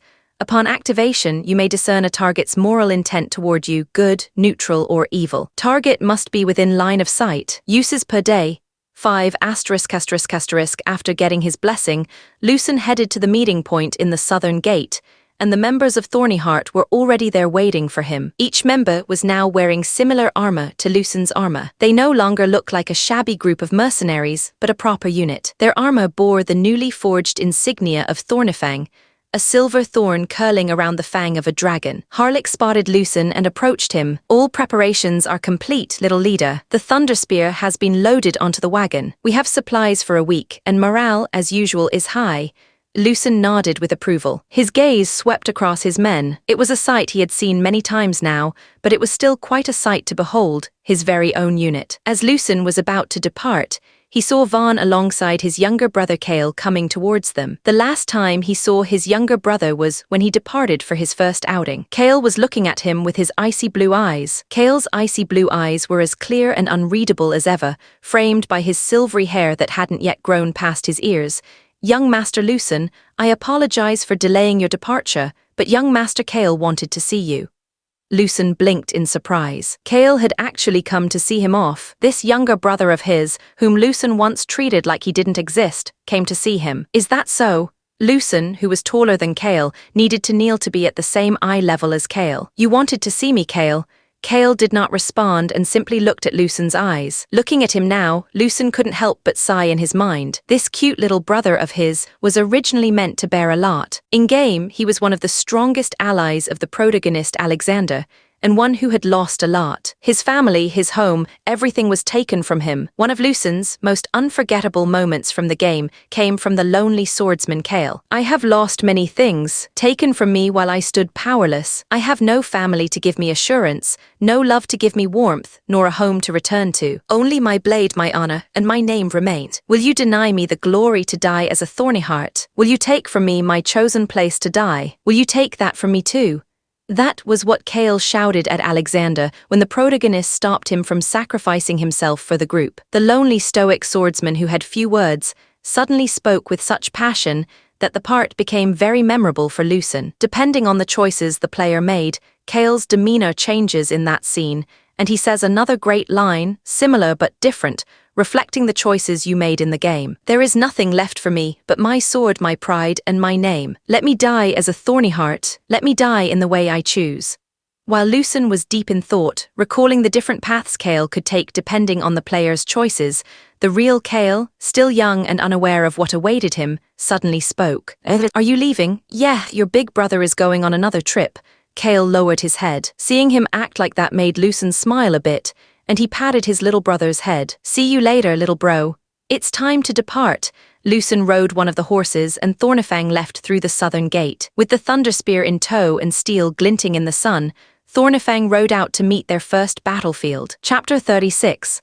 Where the children waited was a 3-day journey to the village that requested aid to defeat the bandits attacking them. During those 3 days, with a banner that had the Thorny Heart's coat of arms, the journey had few to no problems. Of course, they also had a banner symbolizing Thornifang. They finally reached the village near the southern border of Stelhart. The territory beyond this point was of Viscount Rival Drenwick. There were 3 nobles who were direct neighbors of the Duke Varden Stelhart, 2 of whom were at the rank of Viscount, and 1 who was a marquess. Among them, Drenwick was widely regarded as the worst, not for any open treason, but because he simply didn't care. His people suffered while he entertained himself with wine, women, and the illusion of control. If there was a noble least likely to answer a call for help, it was he. A day before reaching Dorson, Lucen noticed the snow had vanished. A warm spring breeze brushed past his cheek, carrying the scent of thawed earth and distant water. It's been a lifetime since I've seen such good weather, Lucen jokingly thought to himself. The village in question was a farming and fishing village,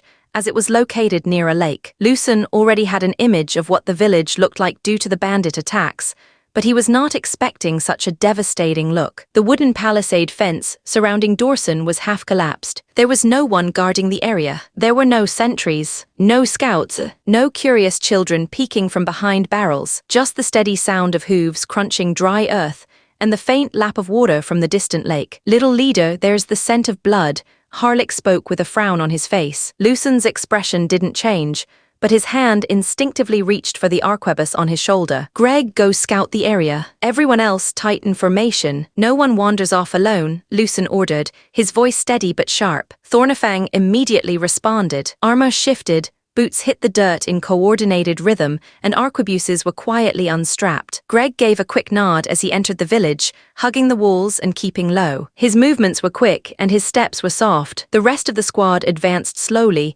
fanning out with Lucen at the center. The village of Dorson was eerily quiet. One house had its door blown inward, a single bloodstain trailing out like a smear of paint. Another had fresh boot prints, multiple sets muddying the floor. Just looking at the aftermath, Lucen could already imagine what had happened. Damn it! Was I too lax? If we had come here a day earlier, would this not have happened?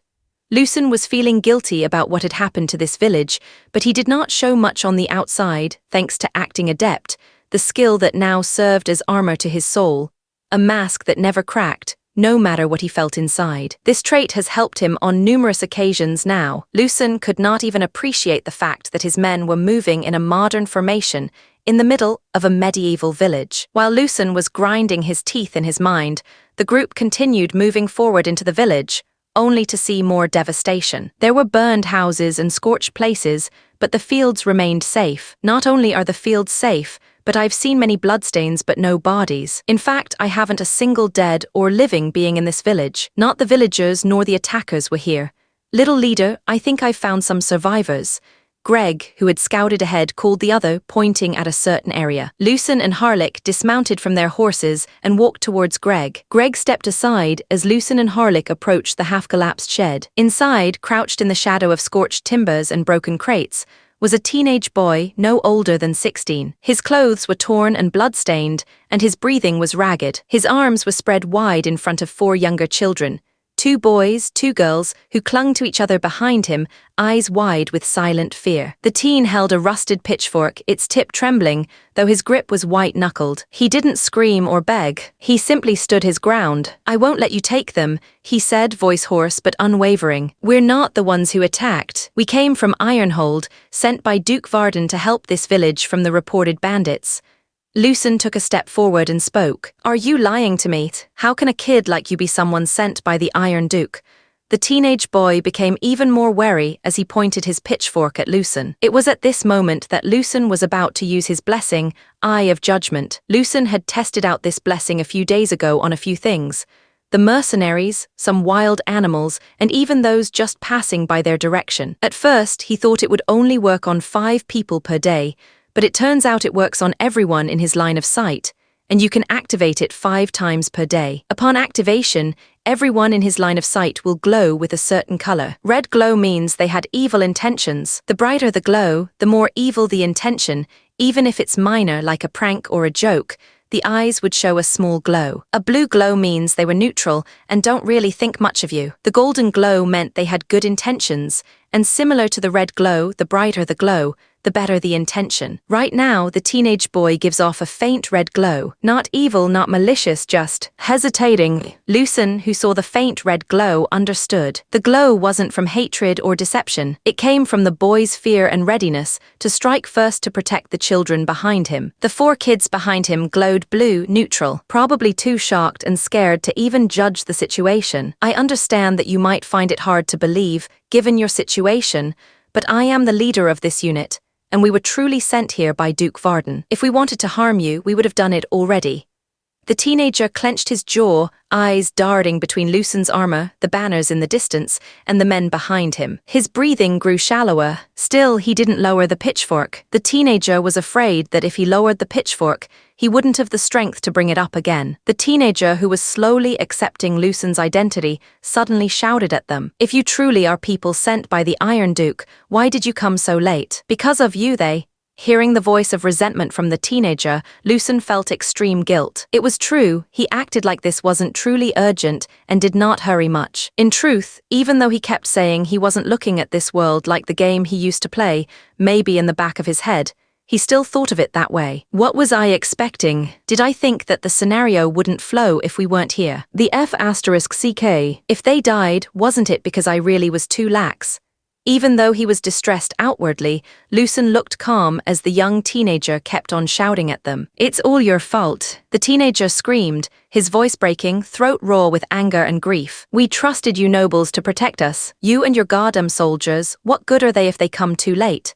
The teenager, whose hands were trembling, continued shouting out his feelings. "Because of you, Uncle Halwyn was made to bleed. Because of you, Auntie Farah was taken. Because of you, Elder Rowan was killed. Because you did not come on time. It's all your fault. Everything is your fault, goddamnit. Will you shut the F***CK up already?"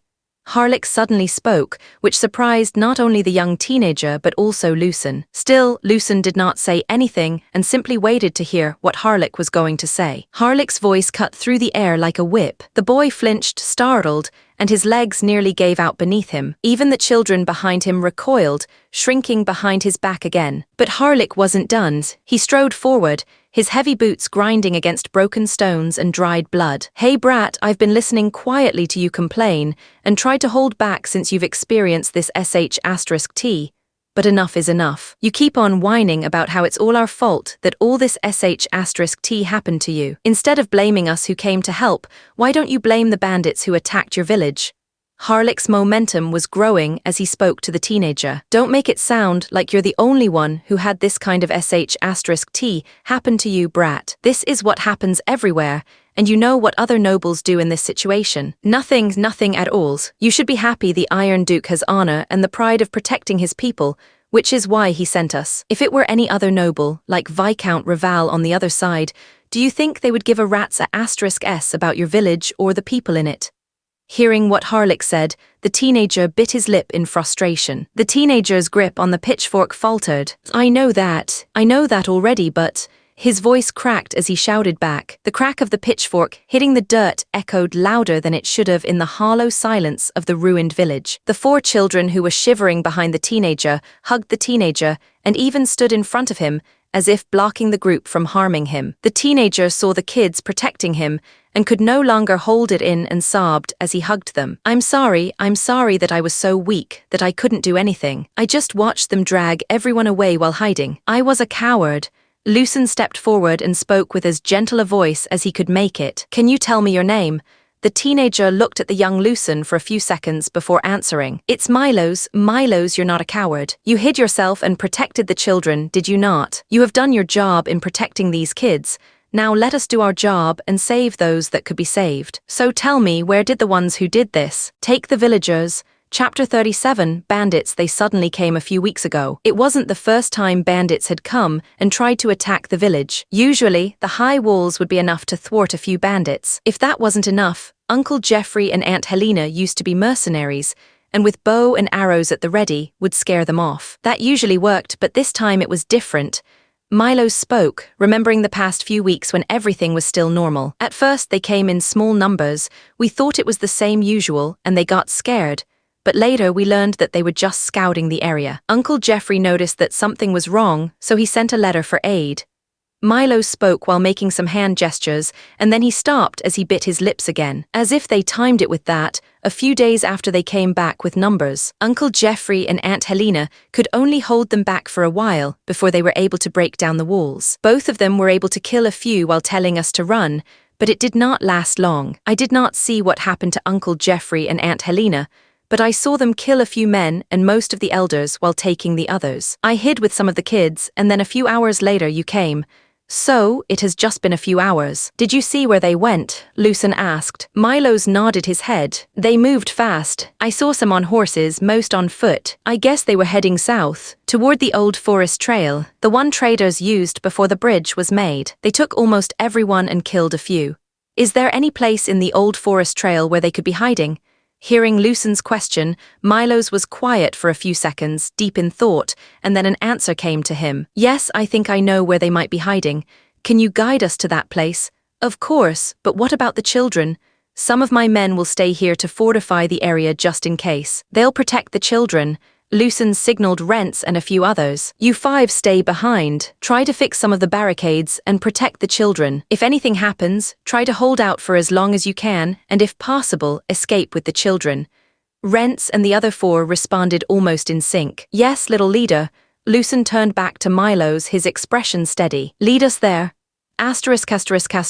A recently constructed makeshift base had been set up near a cave nestled deep within the old forest trail. Crude wooden planks formed watchposts at the entrance, and half-buried spike traps surrounded the slope that led into the narrow clearing. Smoke drifted from a fire pit just outside the cave. Rough shacks and tents were scattered around the clearing, where the bandits slept, drank, and rotted. This was the newly built bandits' lair. Men moved about with loose discipline, some sharpening rusted blades, others eating from old tin bowls. Most of them looked like the usual kind of scum, runaway soldiers, failed mercenaries, and desperate lowlives with nothing left to lose. Just outside the cave, behind crude iron cages barely covered by a tarp, muffled voices whispered in fear. The villagers were alive, but it was unclear for how long. Sitting on a log was a giant of a man. His size and build made him quite an intimidating figure. Beside the man was a giant axe that was bigger than the other men present. This was Ruger Skell, the leader of the bandits. Boss, are you sure we shouldn't follow that noble prick's orders? One of the bandits asked. Ruger, who was eating, stopped and looked at his subordinate and grasped the handle of his giant axe. Are you questioning my decision? The bandit started panicking while backing away. Of course not, boss. I would never question you. HMPH, that's what I thought. Still, since some of you might have the same stupid question, I might as well answer. Ruger grunted, let go of the handle of his axe, and tore another bite from the smoked meat in his hand before continuing. The fool noble already paid us good coin to do this job. Wanted us to scare the village rats. Well, I think we did more than that. He smirked, chewing. Didn't say we couldn't take a little extra. These villagers, worth a bit of silver on the market. Strong backs, clean faces, some of them were even quite alluring. We could get good coin from the slavers from the west. A few of the bandits chuckled, nodding in agreement. One spat into the dirt near the cages. The villagers who were listening in on their fates huddled together in fear. Would have been a waste to just leave em. Ruger stood, towering over the fire pit, the flickering flames casting deep shadows across his face. His voice dropped to a growl. So does anyone else want to question my decision? No one moved when they heard Ruger, and they all shook their heads. Of course, no one would ever dare question you, boss. Ruger snorted at the silence and cracked his neck. Good, then keep your mouths shut and just follow me. I'll make sure that you will always have a good time. The slave traders will be coming here tomorrow at first light. We'd better get ready before then. Sure, boss. Before the slave traders come, can we rough up the merchandise a bit? One of the bandits asked with a twisted grin. Ruger gave him a glare but shrugged. Do what you want with the older ones, just don't damage the younger stock. They're worth more if they look untouched. Got it, boss. You really are the best. As Ruger was about to enter his makeshift house made of wood, his instincts kicked in. He stopped cold. In a smooth motion, he lifted his axe and cloaked himself and his weapon in a mantle of aura. His muscles tensed. A flicker of light caught his eye. Then *** boom. A thunderous crack split the air. Then another, and another. With his enhanced vision, sharpened by aura, he caught a blur in the trees, but it was too fast, too distant. Screams had erupted around him. It was then that Ruger saw some of his men fall to the ground, with holes in their bodies. The remaining men had some of their flesh torn, chunks of meat burst from their limbs. Smoke filled the air. Panic spread through the camp like wildfire. Mages! It's a F***seeking ambush. Ruger roared, his voice drowned by the next sound of thunder. The bandits took cover behind the makeshift wooden houses, or behind the trees, some headed into the cave. It was a good thing that some of the mages weren't accurate in using their spells, which lowered the chances of getting hit while running. That was one of the reasons more weren't already dead. Ruger, who was barking orders, felt something hit him. He saw that his flesh, covered in his aura mantle, was pierced, but it was not too deep. His thick flesh helped stop whatever it was that hit him. Ruger pulled out the thing that was stuck in his flesh, and saw that it was a lead ball. What kind of spell fires a lead ball? Ruger, who had been to quite a few battlefields when he was still a mercenary, had not seen a spell like this before. It was, of course, not as devastating as those 4-circle spells that could decimate a large group with one shot. But this small lead ball that was moving at high speeds and was hard to see was also quite good. Ruger looked at his men, who had been scared *T-less by the sudden attack, and noticed something. Even though many of his men had been hurt, he saw that those who were near the cages were the villagers who had not taken any damage. A sinister smile appeared on Ruger's face as he had a guess of who was attacking them. He approached the cages, and as he expected, the unknown spells were no longer aimed at him. Iron Duke's dogs, I know you're watching. Stop hiding in the trees, or I'll start splitting villagers open. First swing takes ahead. Ruger, who was standing behind the cage, lifted his axe up high, seemingly about to strike at the cage. The thunderous roar of gunfire stopped, which made Ruger's smile even deeper. Come on then, show yourselves. Ruger shouted, and after a while some people came out of the trees. There were fewer than he expected. Are all these people mages? I heard that the north of Norvigard was filled with aura user knights. That was never ever rumors about them having a squad just made up of mages. Ruger frowned as he looked at the people coming out of the trees. He then spotted a child who was wearing armor with the insignia of the Thornyheart family. The child had a weird-looking longsword at his back, and was holding another weird-looking staff-like object. Heh, it seems that the Iron Duke has underestimated me and my men. To think he would send a bunch of mages with a child at that. I think I'm offended. Despite saying that, Ruger felt a little uncomfortable looking at the child who was standing in front of the others. Chapter 38. Clean, swift, final. Lucen took a step forward. He was once again relying on acting adept to keep himself calm and steady his breath as he spoke with a chilling tone. Kill those villagers, and I'll grant you a pain worse than death. So deep, you'll beg for Valmira's embrace. Hearing Lucen's voice made some of the bandits, and even Ruger himself, feel threatened. The full force of acting adept was on display. With every subtle shift of his body, Lucen radiated the presence of a dark knight. Vengeance sharpened by justice. But surrender now, and I'll grant you a warrior's death. Clean, swift, final. As he was done talking, Lucen could not help but sigh in his mind. The way he was talking was something he copied from something he had seen. But for some reason, he was starting to believe that he was that kind of person. Is acting adept eating away at my own personality? That thought suddenly came to mind, but he quickly shook it off, since it was no time to think about such things. Hearing Lucen's words had reminded Ruger of the leader of his old mercenary group. Ruger was once a mercenary who had been to many battlefields. He was once part of a small mercenary group called Blackbane. They were like family and stood side by side with one another. The leader of Blackbane, Mina, was a good mercenary leader, and only took jobs that she felt were good. It was mostly jobs, helping some people who couldn't afford mercenaries. The pay was, of course, small, but that didn't matter. Blackbane felt fulfilled and became a mercenary group known to help the weak. Unfortunately, Ruger wanted more than that. When he told Mina that they should take jobs that paid better, she rejected him. In anger, Ruger almost attacked Mina but held himself back and simply left the team. He tried to find fortune on his own, but a lone mercenary could not make that much money. He tried joining other mercenary groups, but they were as greedy as he was, and he did not like that he didn't get the biggest share. So he killed them all and took their riches. That was how he became a bandit. A few years later, he heard that all the members of Blackbane had been killed in a civil war. They had joined in to save the people, But in the end, they could not save themselves. When Ruger heard the news, the first thing he felt wasn't sadness but something different. The first thought he had at the time was, as I expected, my choice was right. But now, staring at the child who dared speak like Mina, with that same maddening conviction, Ruger felt something stirring he didn't like. He shook the memories away and glared at Lucen. That little bastard had no right to sound like her. So you're giving me a choice to either be tortured or to die by your hands. Ruger, whose aura was at the first mantle, surged. How about I choose the third option? Ruger once again raised his axe, looking about ready to strike at the villagers. Lucen, who saw this, urged the aura that didn't even have his first mantle to boost his speed as he charged at Ruger. Lucen knew after hitting Ruger's chest before that, at the distance they were at, the arquebus wouldn't be able to penetrate deep enough to deter Ruger from swinging his axe.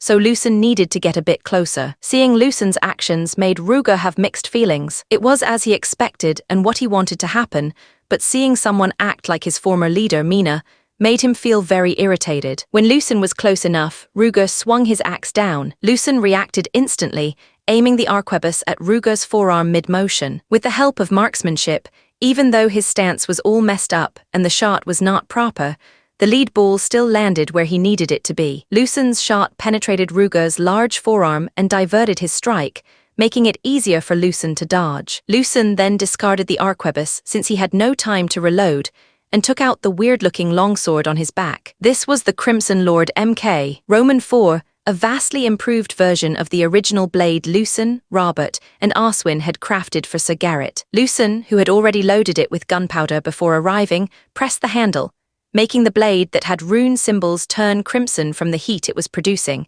and smoke was coming out from an exhaust they made in the longsword. Lucen charged at Ruger and swung the sword down. Ruger, who took out the lead ball from his forearm, saw Lucen about to slash down at him. He wanted to block, but when he saw the crimson sword, he instinctively knew that he needed to dodge instead of block. Ruger backed away, dodging the strike. He then countered by swinging his axe using his left hand. Lucen ducked, evading the horizontal slash. He then quickly jumped backward and shouted at his men, "Secure the villagers and take out the remaining bandits." Hearing Lucen's command, the members of Thornifang made their move. Unlike the bandits, who were a disorganized mob, Thornifang moved with precision. While Lucen was fighting Ruger, Harlik was the one commanding the men. Ruger, who was fighting Lucen back and forth, noticed several things. Lucen was not even at the first mantle, and had simply awakened his aura. He also noticed that Lucen's swordsmanship was not that good, which made the battle even more confusing. He was a second mental aura user, and even though he did not have proper forms, he had so much experience on the battlefield. His axe technique was better than most at the same level. So why couldn't he land a single clean hit? The boy shouldn't be able to dodge him, and yet he was. The truth was simple. Lucen's raw physical stats outclassed Ruger's. Lucen, who had just awakened his aura and had no talent in swordsmanship, was able to even the playing field purely because of his superior stats, which he had honed alongside Sir Tharlow's. There was also the fact that his equipment was superior to Ruger's equipment. The two sides had the ability to end the battle in one hit, and if their weapons clashed, it felt like Lucen's burning sword would be able to damage Ruger's axe, which was enveloped by his aura mantle. That was one of the reasons why Ruger, whose fighting style was taking hits and hitting back, was actually evading each strike and never blocking. Lucen used gun creation and created his favorite revolver in his offhand. Lucen then used bullet creation and, with his continued practice, was now able to create bullets in the revolver's chamber. It did help that both gun creation and bullet creation were now at the intermediate level. Once he was ready, Lucen once again charged in, and with a gun in his offhand, the passive skill gun kata activated. His footwork shifted. The chaos became rhythm. Dodges turned to counters. Every bullet danced between Ruger's swings like a second blade. Ruger, who was hit in his abdomen by numerous bullets at the same spot, was finally bleeding. Ruger staggered, blood pouring from his abdomen. What was that? Chapter 39. I was not wrong. Ruger did not understand what had happened. After using some sort of spell to summon that unknown silver object, Lucen's movements changed drastically. It became harder to predict what he was going to do next. Lucen was no longer just reacting, he was the one dictating the pace. The hole in Ruger's abdomen wasn't large, but something had punched deep past his aura mantle. Heat radiated outward like fire trapped beneath his skin, pulsing with each heartbeat, which made Ruger even more uncomfortable. "Are you finally going to give up?" Lucen asked while reloading the revolver with his bullet creation. Ruger looked around and saw that his men were dying or surrendering to Thornifang's might. The weird staff-like thing penetrated through their shields and armor, and since they had no aura or mana, their bodies could not handle the lead balls like Ruger. Seeing the scene before him made Ruger gnash his teeth. "Is this it? Is this how I would end, facing a brat that's barely weaned?" For a brief second, Ruger remembered the face of Mina, and he then quickly shook it off. Ruger gritted his teeth and once again got into a fighting stance. "No, I refuse to accept this to be the end. I still have treasures to take, pleasures to be had. I will not accept such an end." Ruger roared, his second mantle aura soaring like it was about to break through into a higher level of power. Lucen once again got close and started shooting at Ruger, but unlike before, Ruger blocked most of the shots with his giant axe, and those that were able to get through were unable to fully penetrate his enhanced aura mantle. It wasn't that the revolver became useless, but because Lucen could not perform the move where he shoots the same spot multiple times. "Tusk, if it's like this, then the revolver won't do anymore. I need something that could deal damage to that thick flesh armored by a second mantle aura, nearing becoming a third mantle. The only weapon I have that would be able to do that is the Crimson Lord MK. Roman 4. I could also use the mana explosion I did with the young fire dragon, but that could be evaded, which leaves me open for a counterattack." Ruger moved like a beast unchained, faster, heavier, rage thickening around him like a second skin. His aura crackled violently, warping the air with pressure. This state made it difficult for Lucen to find a good opening. Still, with gun kata and marksmanship, he was able to evade and get in some shots in. Even though it was not that effective, it was better than nothing. Lucen spun low, one knee scraping dirt as he pivoted under the axe, his revolver barking fire with every motion. But now, each bullet looked like a bug bite against the wall of Ruger's rising fury. Lucen, who had once again distanced himself from the raging Ruger, decided to take a risk. Lucen stood ready, Crimson Lord MK, Roman 4 burning in one hand, revolver firm in the other, bracing as Ruger thundered toward him. He primed the Crimson Lord MK, Roman 4, pressing the triggers to overheat the blade, smoke pouring from its exhaust. Lucen then shot at Ruger, who blocked the majority of the bullets, but some still hit, slowing his momentum down a little. Ruger loomed over Lucen, a mountain of rage and steel. The giant axe was about to fall on Lucen. Lucen used the gun kata skill to properly position himself, and then once he was in the position he wanted, he released the revolver and held the Crimson Lord MK, Roman 4 with both hands and slashed upward. The two weapons collided. Lucen's blade screamed as it met the axe, sparks vomiting into the air. His bones groaned, his muscles tore, but he didn't falter and continued to push upward until finally the heat from his weapon was able to cut through the giant axe with aura and all. Lucen did not let go of this moment, and once again summoned the revolver and shot several times, precisely at Ruger's knee. Ruger staggered, his right leg folding as his massive frame crashed to one knee, snarling through gritted teeth. Lucen's entire body screamed in pain, but thanks to acting adept, even that pain was never shown to anyone. Lucen did not let his guard down. His heated blade was pointed at the kneeling Ruger. "Do you have any last words?" Lucen's voice was sharp and heated as his blade. Ruger, who was on the ground on one knee, still needed to look down to see Lucen. The battlefield fell silent for a heartbeat. Blood still dripped, fire still crackled, but all eyes turned to the kneeling giant. "I just have a question. With so much power, why do you protect those weaker than you? Was it because you were ordered to do it? Don't tell me it's because you're a noble, and you think this is your duty, or some *T like that. I have seen nobles who don't care about such things. I don't know why you're asking me such a question, but do you really need a reason to help someone in need?" When Ruger heard Lucen's reply, it was like Mina's face overlapped with Lucen's. Ruger felt something deep within him was breaking out. "Do I regret what I've done?" There was a moment of silence before Ruger suddenly laughed heartily as a wide grin appeared on his face. "I regret nothing. I lived the way I wanted and enjoyed every bit of it. Come on then, young warrior, strike down the evil man before you." Lucen, who heard what Ruger said, was curious and used his eye on judgment, and surprisingly, Ruger was glowing a bright gold. That glow meant only one thing: he was wishing Lucen well.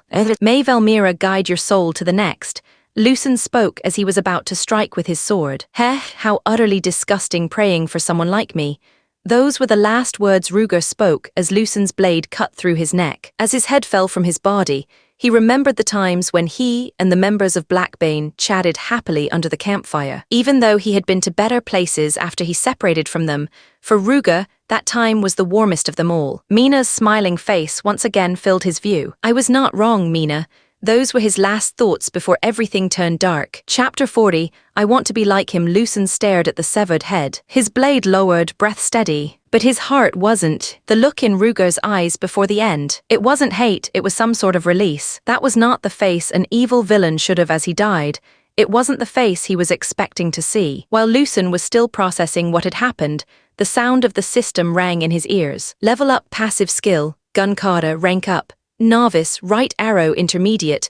Lucen felt the minor increase in his stats upon leveling up. He had once again grown stronger, but he felt no satisfaction on leveling up at this point. Lucen stood there, unmoving, deep in thought, the feeling of the power from level up already fading, but the heaviness in his chest refused to go. He hadn't killed Ruger to level up, to gain power, but the system did not care for such things. He looked at the head of his fallen enemy. Ruger was indeed a B***starred of a man, but for some reason, the man Lucen saw at the end was someone Lucen couldn't hate. Seeing their leader had fallen, the other bandits lost the will to resist and simply surrendered. Once they were sure that they had killed or captured every bandit, they released the villagers trapped in cages. Milos had watched it all from behind the trees, frozen, useless and terrified. He was in awe at the way Lucen fought, a child younger than him, fighting a giant of a man with a weapon that was triple Lucen's size, yet he fought against them without backing down. Every step Lucen took brought him closer to Velmira's embrace,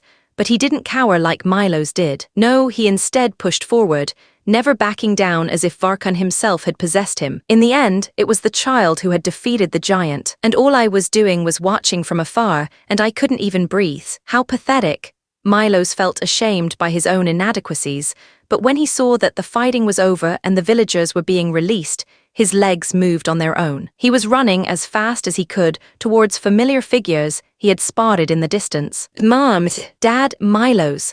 The two middle-aged people who heard Milos's voice ran towards their son and hugged him. They clung to each other, crying so hard their knees nearly gave in. While they were having their moment, another group of people approached the family of three. Milos, what about my Sandy? Where is she? My boy Neil, is he hiding somewhere? Sandra, oh my little girl Sandra, is she okay?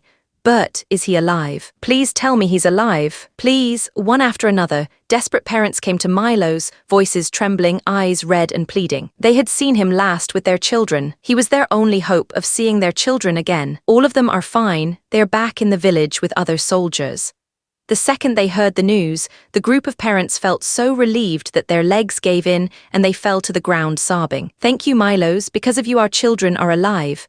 Milos forced a smile, his heart twisting. They thanked Milos, but in his mind, he was not someone who should be thanked, as he had only fled without doing anything. He was a powerless person, a cowardly person who had fled without looking back. The one they should be thanking was the boy who looked like he stepped out of a fairy tale, defeating a giant man towering over all, saving everyone with a sword in his hand. It was at that moment that his inner voice spoke to him. I want to be like him.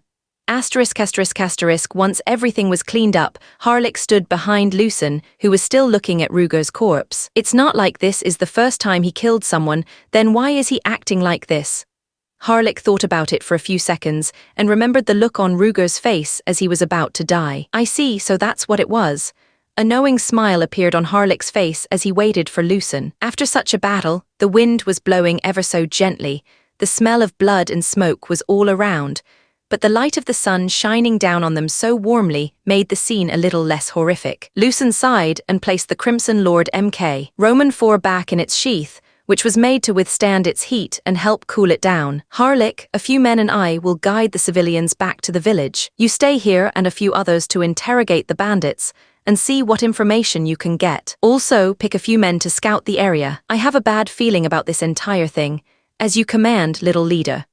When Lucen's group arrived back in the village, the first thing Lucen noticed was that Rents and the others who stayed behind were playing with the children. It wasn't even a few hours before they left, but those scared little children who were cowering in fear were now smiling so happily. I guess it was the right decision to make the energetic Rents stay behind.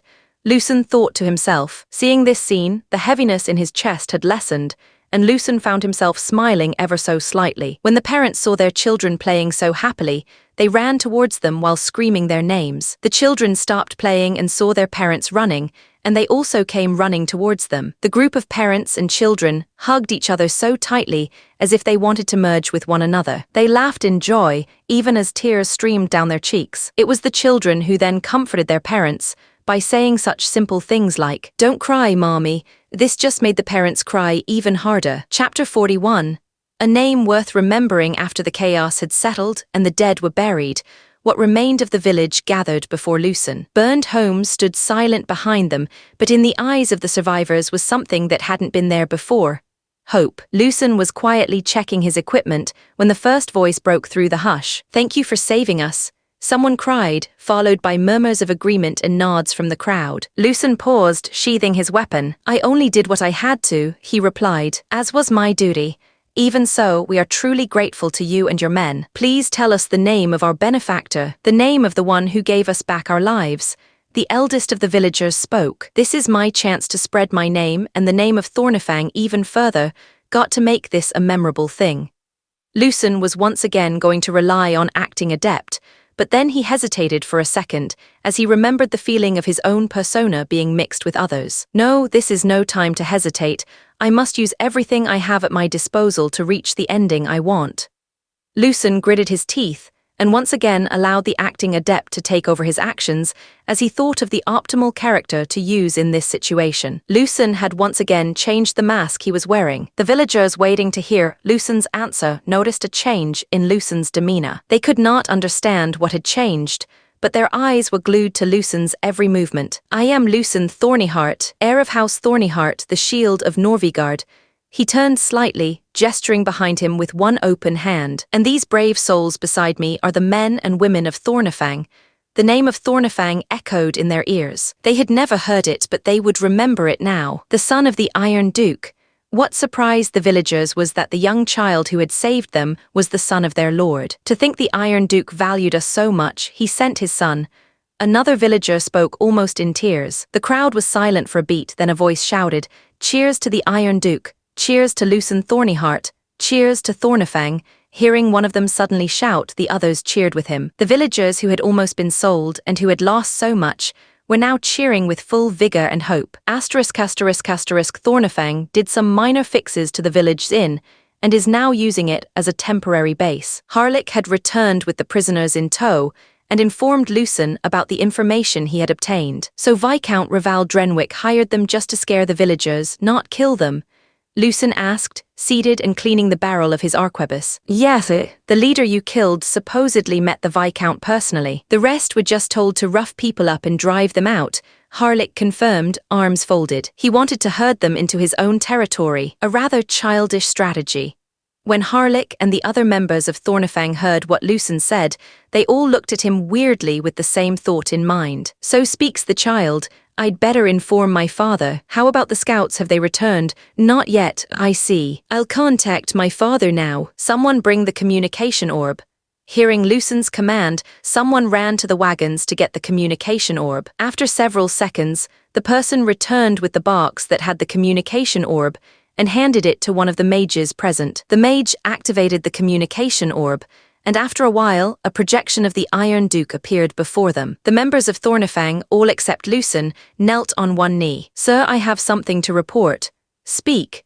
Lucen nodded his head and told Varden everything that happened, the captured villagers, the killing, and the subsequent capture of the bandits. The information gathered about Viscount Raval Drenwick. "Sir, it's obvious that the Viscount was going to use this move as an excuse later. If the villagers left, or if they had died, he would simply say that it was the incompetence of Stelhart that could not protect the citizens of Norvigard from measly bandits." Lucen paused for a second, his voice turning a little bit colder. "Even if we have subdued the bandits and saved the citizens like we did now, he would most likely say that it should not have happened in the first place if we had kept a better eye on our territory. He would then most likely say that we should reduce our territory if we cannot protect it."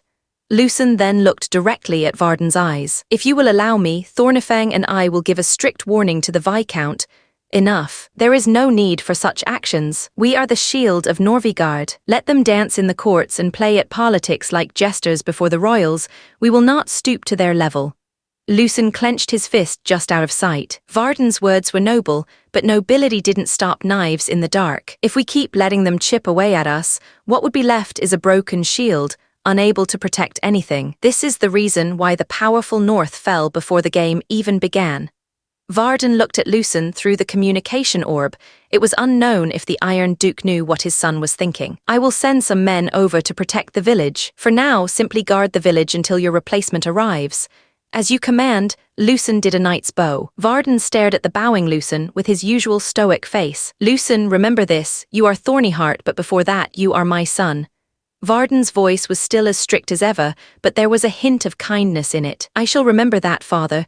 Very well, until we meet again, my son. Until we meet again, father. The father and son stared at each other for a few seconds, a slight smile on both their faces. Well done, my son.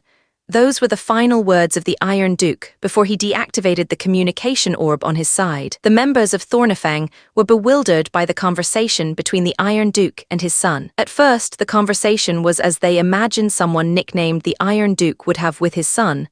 But at the end, the conversation turned weirdly affectionate. It was not as affectionate as other fathers were with their sons, but it was incredible for someone called the Iron Duke. Even Lucen was quite surprised by what his father said in the end. He well done, was it? I guess even he would know how to praise someone every now and then. Chapter 42, More Peasants, More Coin. The scouts returned to the village when the sun was about to set. Currently, Thornifang and the villagers are busy fortifying the village. Little leader, there were traces of people coming by the bandits' lair. There were also signs someone was watching the village earlier, but they pulled back a few hours ago.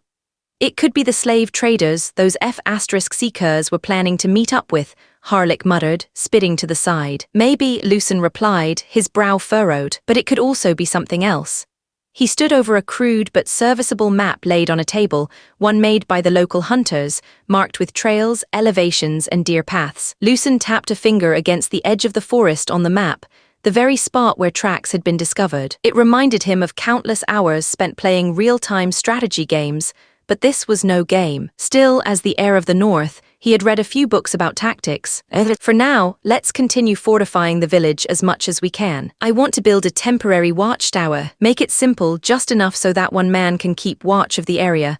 It would take a day to build that, Harlick said. Make it before dawn. Use the broken houses as materials. There should be carpenters among the villagers. Ask them for advice on how to build faster. He pointed to the west, just beyond the tree line. Set up a forward position here. It's slightly elevated. We'll make it a temporary base, an observation point. With arquebuses, that height gives us an edge. Around 12 men should be stationed here. 3 of our 5 mages should also be stationed there. Lucen then pointed to the east side of the village. Place the Thunderspear to the east, concealed but ready to fire. A single mage in this spot should suffice for emergencies. As for patrolling, do it in pairs.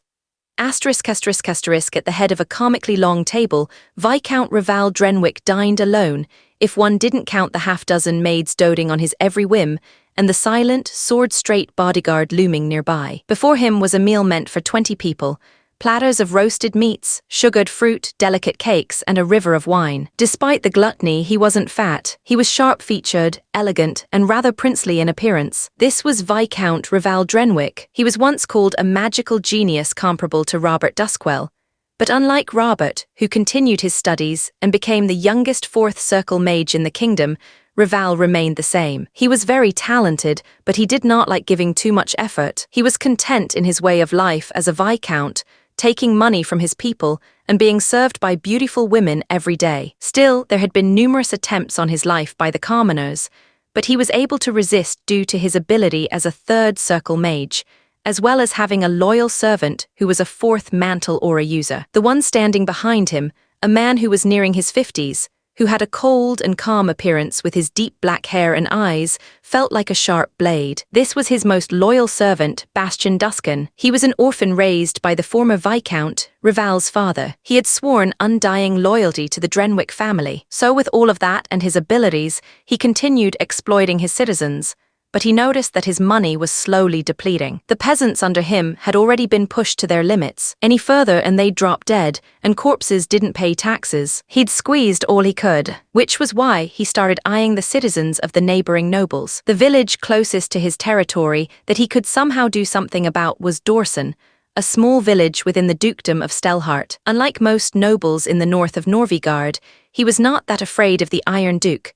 Because of the nobles he had allied himself with. The Iron Duke, though powerful, was by himself, and not only that, but he had to deal with monster waves and barbarian attacks. Still, he could not take from the Iron Duke so openly, so he hired a bunch of bandits to frighten the villagers of Dorsen. And when they could no longer take it, they would flee to him, and he would welcome them with open arms. More peasants, more labor, more coin, Raval said with a satisfied grin, slicing into a cut of boar. He popped it into his mouth and chewed slowly. He was already expecting good news, since he sent a few men to watch the progress in Dorsen. It would take a full day to travel to Dorsen and back to his residence. Right on time, the scouts he had sent to watch over the bandits returned to report to him. So how was it? Did those lowlives do their job properly? My lord, the bandits have been defeated, killed or captured. When Raval heard the news, the happy mood he was in disappeared instantly. What did you say? The scoutmaster gulped dryly and quickly explained what he had witnessed. From the bandits taking the villagers as prisoners and planning to sell them, to the sudden arrival of a group with the Thorny Heart insignia on their banner, and an unknown insignia. So you're telling me those mongrels were about to double-cross me and sell my new coin while taking from me? Raval's voice was lowered in almost like growl. Then a group sent by the Iron Duke came to the rescue and defeated the bandits, who were 100 strong, with a force that was less than 50. How did they manage to do that? Was there a powerful knight among them? The strongest we could detect from a distance was a second mantle aura user. We couldn't get closer without being detected, but we also think they have several mages with one circle, as the sound of loud thunder could be heard. So you weren't even able to properly watch the battle? Raval's tone was becoming even more dangerous, making the scoutmaster sweat. I apologize, my lord. Please forgive me for my incompetence. The scoutmaster shouted while pounding his head on the ground. Raval would have wanted to burn the scoutmaster, but he was lacking manpower as of now, and he could not just discard the only semi-competent scout he had. Tusk, since they captured some of the bandits, those from Stelhart would know of my involvement with them. They most likely have already contacted the Iron Duke, but based on his personality, he wouldn't bother with such trivialities. Still, it would be best to nip this future problem in the bud. Bring in the bloodhounds, I have a job for them. One of the maids curtsied and left the room. Several moments later, a group of people wearing all black appeared in the dining hall. They all knelt in front of Raval. I want you to dress as mountain bandits and annihilate Dorsen, leave no one alive. If by some reason you are captured, you know what to do, right? Yes, my lord, we will follow your will. The leader wearing a fox's mask answered. The bloodhounds vanished as silently as they arrived, their orders clear. Chapter 43. Fortifying Dorsen. After a whole night's work, the village was somehow fortified. Using felled logs and sharpened stakes, the villagers and Thornifang had erected makeshift palisades in key choke points, especially the southern and western points. The walls weren't tall, barely chest height to an adult, but enough to slow a charge and force attackers into predictable angles. They also placed angled spike barricades made from old fences and wood debris, pointing outward, to deter cavalry or reckless charges. Lucen doubted cavalry would come, but better safe than sorry. With shovels and brute labor, shallow ditches were dug along the forest edges. Hidden under leaves and thin branches, they were meant to trip or slow the enemy, buying moments that could mean survival. The watchtower was a crude platform, just 3 logs high, barely stable. It had been raised at the western edge of the village, near the tree line. It could support 1 man, and though rickety, it gave a view of the nearby hills and woods. A makeshift ladder led up to it. To light the field and deny darkness to would-be raiders, fire pits and torches were spaced in a loose perimeter, offering enough visibility without making the defenders too obvious. By first light, Dorsen was no longer a vulnerable village. Even though it wasn't a properly built outpost, it was good enough for now. In each key position was a mage ready to use the first circle spell, Detection. It was a simple spell that alerted the user to any living presence within 50 meters away from the user. Each mage would cast it every 2 hours. Even though it was a rather simple spell, its mana consumption wasn't much. The mages of Thonfang were mostly first circle mages, who had a limited mana pool. This is why Lucen compromised, and told them to use detection every 2 hours instead of every half hour. Asterisk, asterisk, asterisk. Little leader, someone wants a word with you. Harlick approached Lucen, who was organizing his equipment. Who is it? Lucen stopped what he was doing and turned around. It's the brat who was protecting those little ones. Milo's. What does he want? No idea. The brat just said he wanted to speak to you personally. Lucen tilted his head, trying to figure out what Milo's would want to talk about, but nothing came to mind. Fine, let him in.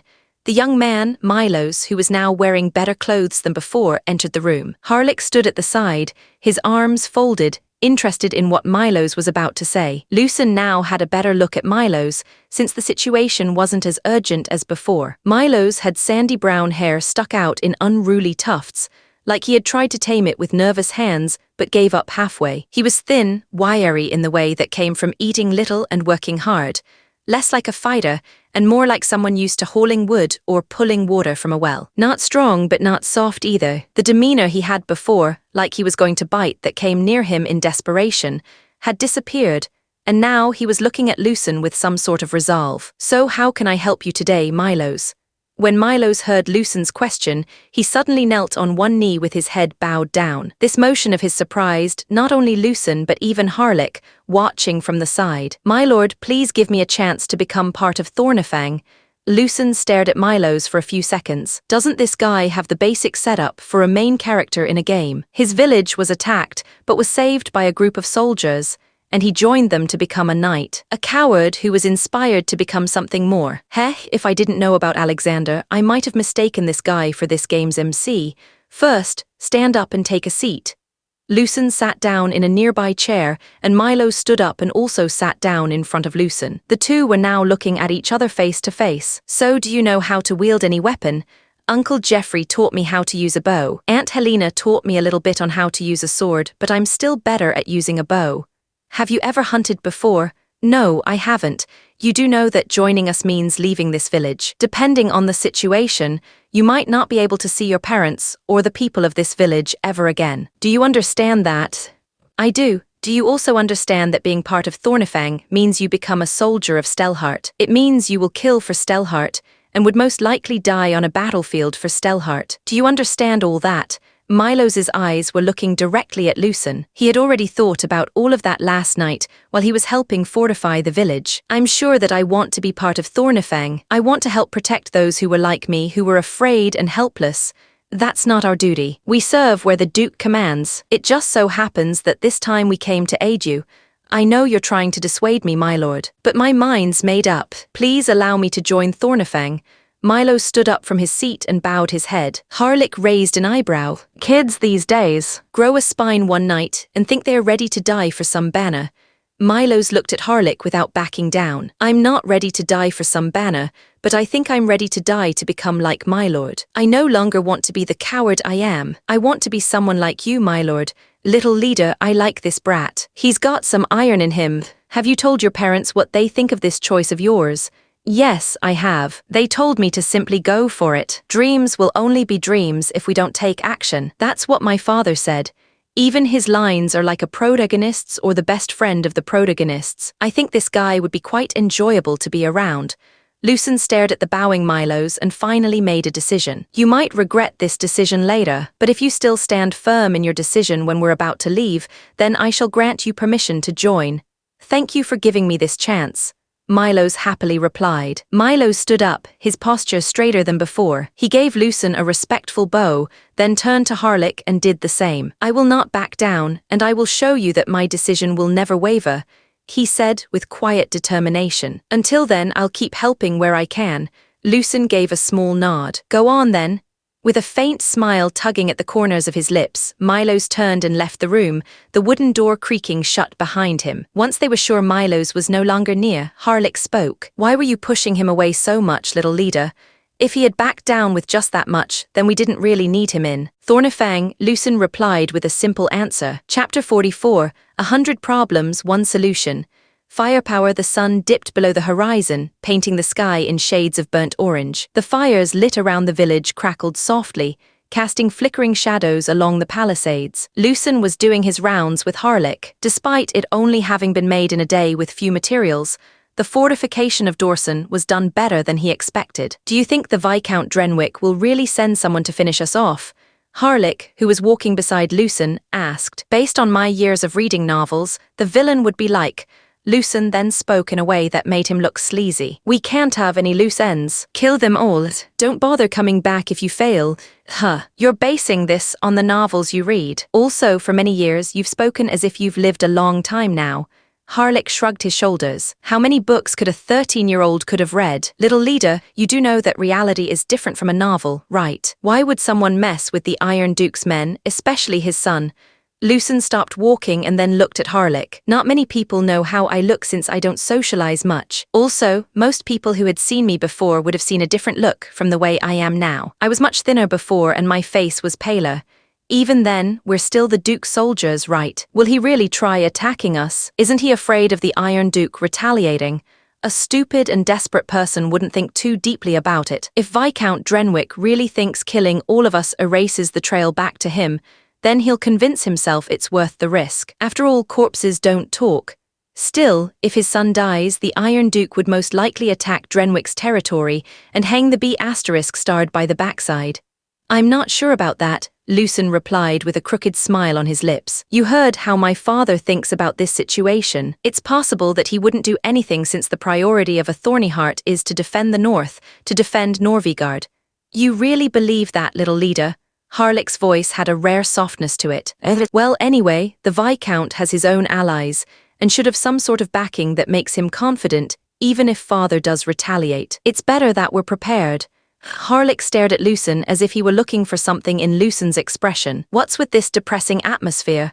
Lucen's grin grew wider, his demeanor once again changing. Don't worry too much. You're making things a bit too complicated. If the B** starred of a Viscount sends people to kill us, we just need to defend ourselves and win. Of course, Harlick noticed that Lucen was trying to change the subject, so he shrugged his shoulders and followed along. Are you that confident, little leader? We're less than 40 who can fight. Even if you include the civilians, we're still less than 100. It's possible that the Viscount would send a proper force to destroy us. I believe that if you have a problem, we just need to solve it with firepower. If the problem isn't solved by then, it just means we weren't using enough firepower. Since we have enough firepower in this place, we're going to blow them up if they dare come.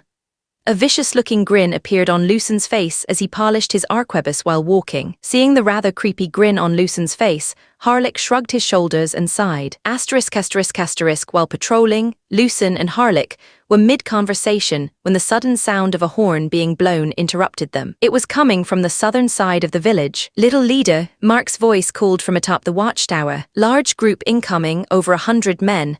He slid down the makeshift ladder, already loading his weapon. Lucen's tone hardened. Harlick, do as we planned. Harlick gave a sharp nod and sprinted toward the inn, guiding the civilians to the cellar where they'd barricade themselves in. Across the village, Thornifang's mercenaries moved into position. The men who were on the east side of the village, hidden among the trees, already had the thunder spear ready to fire. On the west side, which was on a slope, were preparing their arquebuses, while the mages were chanting to use their first circle fire spells. It's time to show these B** stards what overwhelming firepower can do. In the distance, they saw a wave of people wearing things like fur coats and mismatched gear. At first glance, they looked like some bandits who came to raid the village, but the sheer number of them attacking a small village was already suspicious. There was also the fact that they were running towards them in a rather uniform manner, which bandits don't usually have. So they're going to make this like a group of bandits came to finish us off. Lucen remained calm. Even outnumbered, so long as they had no third circle mage or third mantle aura user, they were manageable. It doesn't really matter if they had the advantage in numbers. Well, even if they did have a fourth circle mage, I think we'll be able to do something.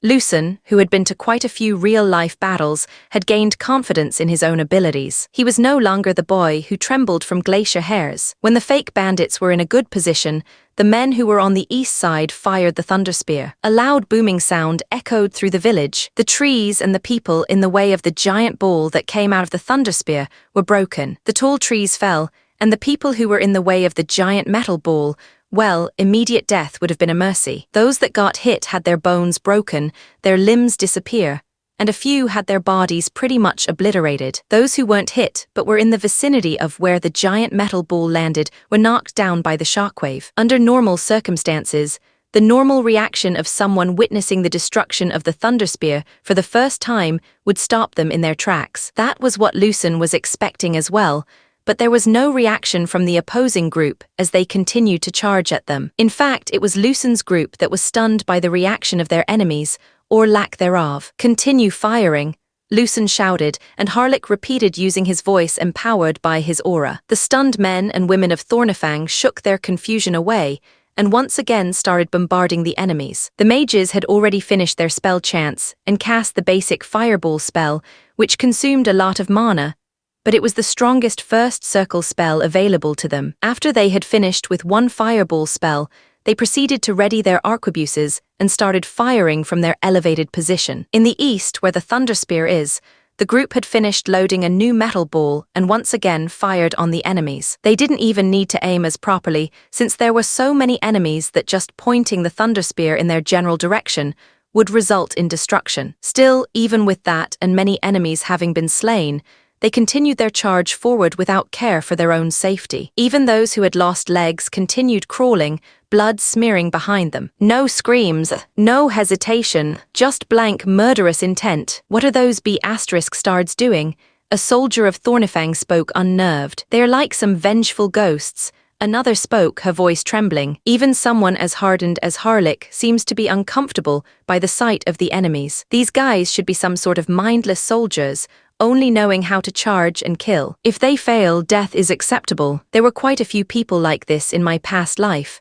Lucen thought to himself as he remembered watching some documentaries about such people in his past life. Seeing the sight before them, the members of Thornifang were quite shaken. They had been on too many battlefields as mercenaries, but even the fanatics they had seen weren't like this. "Don't falter. You are men and women of Thornifang. We have slain a dragon. What's there to fear facing just a bunch of lunatics? Keep on shooting. Do not fear, for I am with you," Lucen shouted as he fired his arquebus at the approaching fake bandits. The members of Thornifang felt their courage returning as they smiled. "Yeah, we're dragon slayers. As long as the little leader is with us, we'll never lose," the group shouted as their trembling hands became steady again and they started firing at charging fake bandits. There was no sound of screaming or wailing, despite so many dying. Only the sound of thunder from the arquebuses and the roar of the Thunderspear echoed across the battlefield. Not a scream, not a cry, just gunfire and death. Chapter 45. Bloodhounds. The Bloodhounds, Viscount Raval Drenwick's hidden blade. When the job was too filthy for his knights, they were the ones he sent. Kidnapping, murder, blackmail, and anything in between, they carried out every order without hesitation. Once orphans, they were taken in by the Viscount's household, broken down, and rebuilt into perfect tools. Obedience was carved into them before they even learned what freedom meant. Before becoming a bloodhound, they were nameless fangs. Most remained nameless fangs until death, but the few who clawed their way up, those whose instincts and brutality surpassed all, were named bloodhounds. The leader of the bloodhounds, wearing a white fox's mask, was staring at the battlefield, watching the nameless fangs who had eaten hallucinogens charge towards the enemy, only to be obliterated. Blood was the music of purpose. Screams were merely ambient noise. The enemy force they were tasked to eliminate, alongside the villagers, was clearly no ordinary rabble. They were using unusual spells. At a distance, he saw a large object in the east that was spitting large metal balls, which caused the most damage. Not a spell, a weapon. We first need to take down that weapon and, if possible, use it for ourselves. The leader then looked at the east side, which had the most mages firing fireball spells every now and then. They were most likely only first circle mages, who weren't that much of a threat to them. The leader then stared at the young man, who seemed to be commanding this group of soldiers. Even at this distance, with the Bloodhound leader's enhanced sight using aura, he was able to see clearly. White hair that's like snow and ruby-red eyes. He must be the eldest son of the Iron Duke. It doesn't matter. It simply means our prey has a name, but our orders remain the same. Names mean nothing to a hound. All that matters is to follow our orders. The leader did not care if the Iron Duke's son was among the people. The Viscount had ordered everyone in this village. There was no need for hesitation. Orders were received, and orders were absolute. Thought was a luxury they had long since been trained to live without. We'll continue sending the nameless fangs to keep them occupied. Alpha said, eyes fixed on the battlefield. While they are distracted, Omega, Ghostfang, neutralized the weapon in the east. Two masked figures nodded silently, disappearing like shadows between the trees. Beta, Blackmoor, circle around the west, eliminate the mages. Beta gave a nod, then paused. And you, Alpha, the leader's white fox mask tilted slightly. I will tear out the leader's throat myself. Lucen had already sensed that this human wave tactic by these mindless people was at most a distraction. He had Harlick head to the Thunderspear to protect it. Mark and Rents, the other two aura users under him, were ordered to move west, where the mages were most vulnerable. Lucen, who was shooting with his arquebus, scanned the chaos. The wave of mindless soldiers didn't seem to be diminishing. Now that they were close enough, he finally noticed that some of these crazed people were teenagers at the same age as Milo's. They were just children, the same as the ones in the village who had spoken with glee, and whose eyes shone brilliantly while listening to the stories told by Harlick and the others. Still, despite knowing that he didn't hesitate to kill, as he knew that, in this situation, a second of hesitation could mean death, empathy was a luxury he did not have at the moment. Lucen's eyes narrowed as the enemy neared. His hand rose, light the iron spheres. A dozen men lit fuses in perfect sync. Flames flickered, sparks hissed. Throw, iron spheres flew through the air like shooting stars. Boom, boom, boom.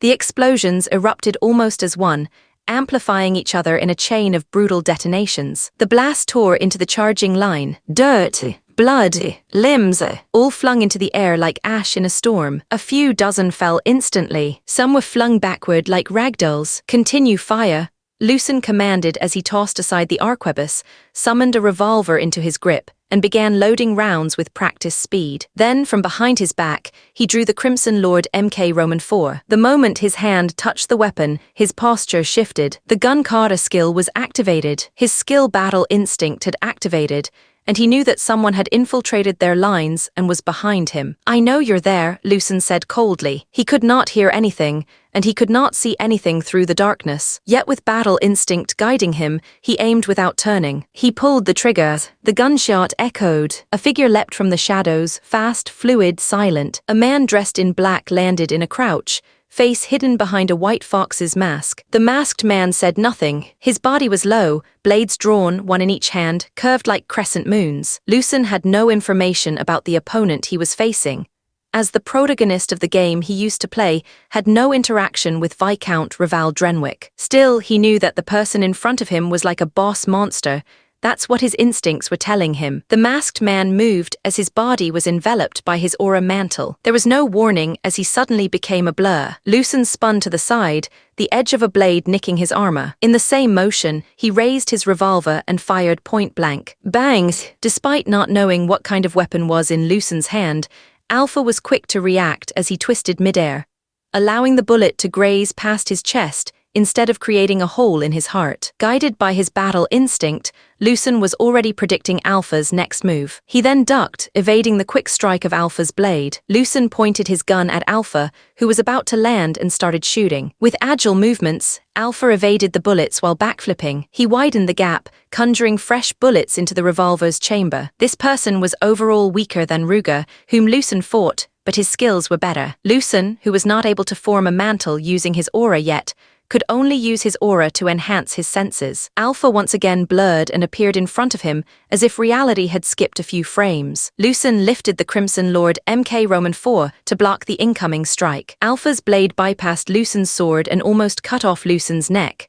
But instead, Lucen, with the help of gun kata and battle instinct skills, was able to barely dodge the strike. Not only that, Lucen had used this opportunity when Alpha showed an opening to shoot Alpha. The other party was not able to dodge the bullet properly and now had a hole on the side of his stomach, and blood sprayed behind him. But that didn't seem to slow Alpha down as he slammed his boot on Lucen's abdomen, launching him backward. That kick was strong enough that it made Lucen, who was fully armored, gasp for air as he slid on the ground. He tumbled across the dirt but rolled to his feet, dragging Crimson Lord in an arc before readying his revolver again. Across from him, Alpha stood straight. The hole in his side leaked blood freely, yet his stance never wavered. No reactions, no scream, not even a wince. On the other hand, Lucen's minor scratch on his neck had healed, because of the skill regeneration he got from bathing in dragon's blood. Still, between the two, it was Lucen who was feeling a little unsettled. Chapter 46. The last smile, the sound of battle echoed in Lucen's ears.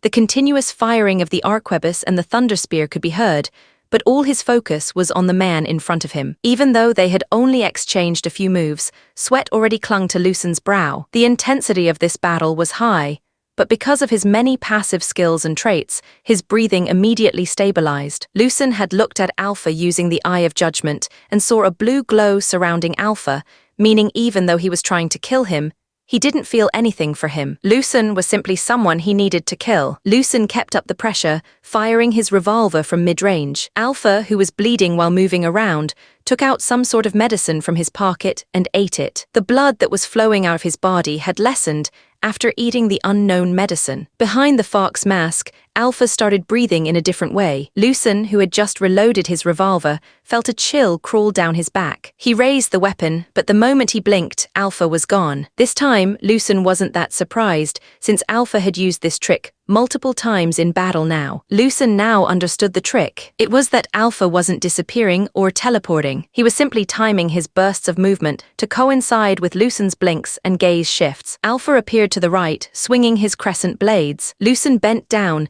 aimed his revolver at Alpha and shot at him. Alpha, also now aware of what kind of weapon Lucen was using, had anticipated such a counter and evaded the shot with a sidestep, and then pressed forward. As expected, he understood that sticking close to me is his best option. Seeing how Alpha stuck close to him made Lucen smile. Lucen let go of the revolver, and it dissolved into particles of mana. He then gathered mana into his hand, and with a weaker version than the one he used on the young fire dragon, Lucen made his mana explode in point-blank range. It was weak, but enough to injure the two of them. The current Lucen was far less skilled than Alpha, and he knew that once his mana was depleted, Alpha would kill him. So Lucen took a gamble. Compared to Alpha, his skills and traits help him recover faster. Lucen hit the ground hard, rolling to his feet, already bruised. Alpha stumbled, blood trailing from one leg. Lucen coughed up a bit of blood, but he still grinned. He might be able to ignore pain, but the human body has limits, and it will eventually break no matter how tolerant. Alpha, who felt his body becoming a bit heavier, looked at the smiling Lucen and raised his crescent blades. Seeing his actions, Lucen opened the Crimson Lord MK Roman 4 and poured black powder into it. Lucen then squeezed the trigger several times. The Crimson Lord MK Roman 4 started heating up, its runed blade started turning crimson, while smoke came out of its exhaust. Ready for the second round, Lucen spoke while raising his blade in his right hand, and in his other hand, his recreated revolver. Alpha did not respond, and he did not dash forward. He had no chance of catching Lucen by surprise anymore, and that crimson blade felt ominous. His aura mantle was already weakening, as was his concentration. This time, it was Alpha who blinked, and Lucen who disappeared from his sight. Heh, this trick is pretty nice. Lucen appeared on Alpha's side and fired a shot. Alpha blocked the bullet with his crescent sword, enveloped in his aura mantle. Lucen expected that and swung his sword at Alpha, who barely evaded the strike. Even though he was able to evade the strike, the heat from the blade was able to burn a bit of Alpha's chest. He then threw his two crescent blades with a spin, and each throw had a second delay. Lucen evaded the first crescent blade by swaying his body backward, and he then blocked the other incoming crescent blade with his sword. When the thrown crescent blade hit Lucen's burning crimson blade, the crescent blade was cut in half. Alpha appeared behind him as he caught the other crescent blade and slashed down at Lucen. Even though Lucen's battle instinct was giving him a warning, he could not respond in time and could barely dodge the downward slash by jumping backward. A cut appeared on Lucen's left shoulder. While he was backing away, Lucen was shooting at Alpha, who, unlike before, could only evade some of the bullets. Alpha, who had slowed down, had no choice but to allow some of the bullets to hit him, but he did it in a way that they did not hit any vital area. It was at this moment that Alpha and Lucen noticed that there was no longer any sound of gunfire. The two saw that Lucen's men had already surrounded Alpha, pointing their arquebuses at him. "Little leader, should we finish him off?" Harlech, who stood beside Lucen, asked. "No, everyone, lower your weapons and back away. Let me finish this myself." Hearing Lucen's command, the others did as they were told and lowered their weapons. "You're the only one left. Do you wish to continue?" Lucen asked. Alpha, who had not spoken a single word to Lucen, continued to do so and instead responded by raising his weapon. I see. You might be an assassin, but you do have some qualities of a warrior. Lucen stabbed the Crimson Lord MK Roman IV into the ground. He then created 2 revolvers for each of his hands and loaded them with bullets. Lucen then got into a true gun kata stance, dual-wielding pistols. Lucen's stance was firm, knees slightly bent, arms loose but ready. Alpha steadied his breath and got into a fighting stance with his last remaining crescent blade. The two then looked at each other, and without any signal they made their move almost in sync. Alpha, with one final burst, dashed forward and closed the distance before Lucen could pull the trigger. The crescent blade came down like a guillotine. Lucen blocked the downward swing with one of his revolvers. In that instant, Lucen's second revolver was already aimed at Alpha's chest. Bangs! The bullet missed his heart, but not by much. It tore through Alpha's abdomen with a sickening crunch of ruptured flesh. Alpha staggered backward and fell to the ground, his face facing the sky. He wanted to stand up, but he could no longer move his body. The night slowly faded. Light crept over the battlefield. Above him, a single bird cut across the golden sky. Alpha watched it, lips curling faintly into the first real smile he'd shown in years. Beautiful, that bird soaring freely across a sky turning gold. That was the last thing he saw. Chapter 47. The weight of victory. Once the battle was over, Lucen collapsed onto the dirt, eyes drifting up toward the golden sky, the same one Alpha had seen before his final breath. Then he heard the notification sound. Level up passive skill, battle instinct rank up. Novice, right arrow intermediate. He wasn't as surprised or irritated or even elated as he was before when he heard the level up notification. Maybe it was the exhaustion dulling the edge of excitement, or maybe he'd just grown used to this surreal system that had become part of his life. Either way, he was too tired to care, or even sit up for that matter. You alive? Harlick's voice came from nearby, followed by the crunch of boots on dirt. Not sure, Lucen said, his voice hoarse. Are you? Who knows, can't even tell anymore. Harlick shrugged his shoulders as he let out a tired laugh, slumping beside Lucen, sword still in hand, the blade covered in blood and soot. So any casualties? Minor injuries? Nothing serious, Harlick said. Overall, we did pretty damn well. Lucen gave a breath of a laugh. Heh, I told you as long as you have enough firepower, you can solve anything. Crows circled overhead, and the scent of smoke still clung to the wind. HMPH, I guess you're right about that little leader, Harlick said, glancing at the battlefield still littered with the dead. So what are we going to do now? For now we rest, since once again victory is ours. Lucen, who was lying on the ground, raised his open palm upward to the sky, fingers trembling, and then clenched it into a fist. The surrounding members of Thornifang smiled and cheered. We won, victory is ours. Thornifang is invincible. Their cheers rang out across the blood-soaked field, raw, triumphant, and alive. Once again they had survived. Once again they had defied the odds. What made this even more incredible to them was that they were outnumbered 4-1, but even then they were able to win. They once again remembered something Lucen said when he convinced them to join him. I'm offering you something more, something eternal, a future filled with honor and glory, a future where your stories will be told throughout the ages.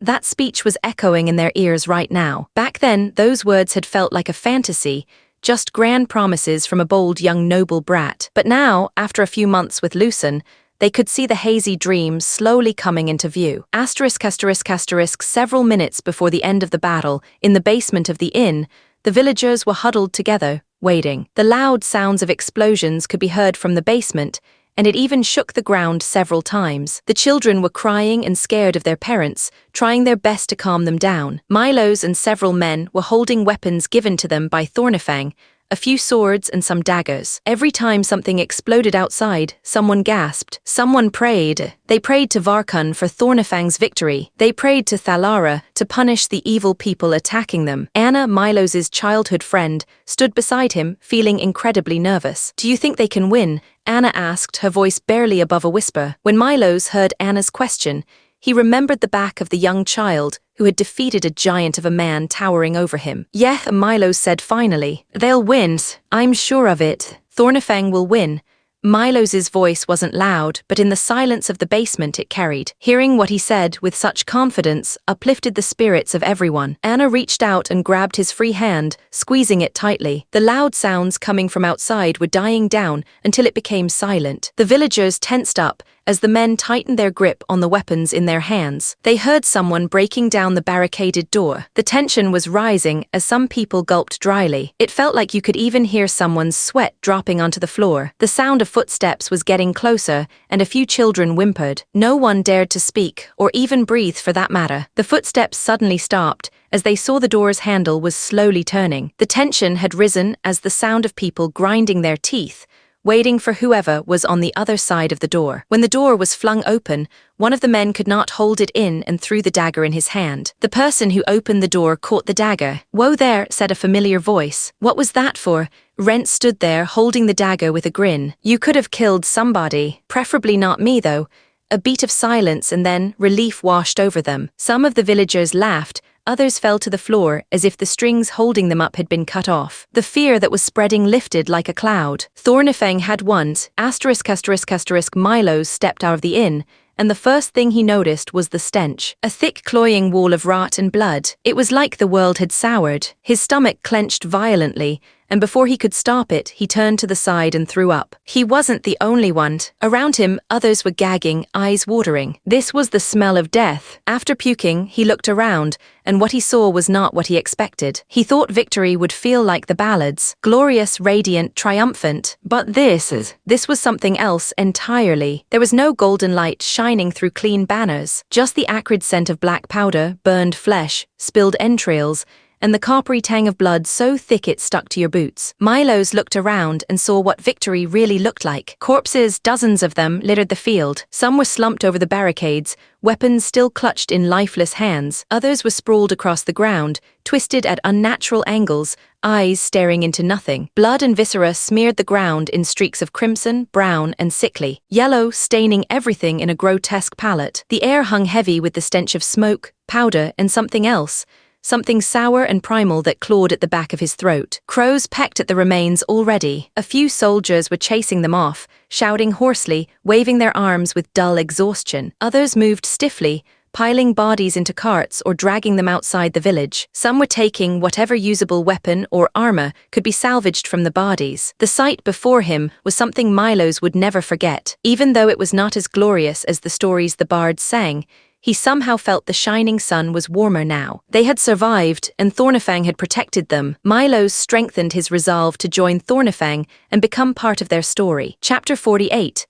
A lullaby for the lost. The villagers, working alongside Thornifang, began the grim task of clearing the battlefield. They moved the dead with stiff arms and pale faces, gathering whatever gear, weapons, or scraps of armor could still be salvaged. They moved in silence, burdened by the grim task and the stench of blood-soaked earth. Thornifang guided the process with efficiency, but there was no joy in their movements, only the necessity of it. They chose a clearing beyond the village's edge for the pyres. Lucen looked at the faces of the fallen enemies, well, the ones that still had faces. Many of them were simply teens around Milos's age. They were a little older than he, still children nonetheless. Only a few that could be seen would be considered adults. It was either them or us. I know that in my head I accepted it already, but my heart can't help but ache. I don't know much about them, but I guess they were forced into this. Surely, if they'd had a choice, none of them would have chosen to die nameless, so far from home.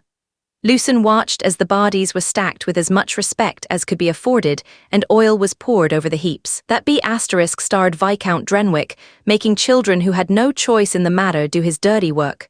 Lucen's jaw tightened as he clenched his fist. A single torch lit the first fire, then another. Soon the flames were roaring, sending thick, dark smoke curling into the spring sky. There was no more distinction between the nameless fangs and the bloodhounds. They were now piled together in the same fire, burning away. Once the flames dimmed and only embers remained, the ash was left to cool. Later, what bones remained were carefully gathered and buried in a shallow trench. Lucen placed a single sword into the earth where they had been laid to rest. It was chipped and blood-stained, taken from one of the fallen. It would serve as a grave wave marker, a small sign that they had once stood and fought. "Do you wish to say something, little leader?"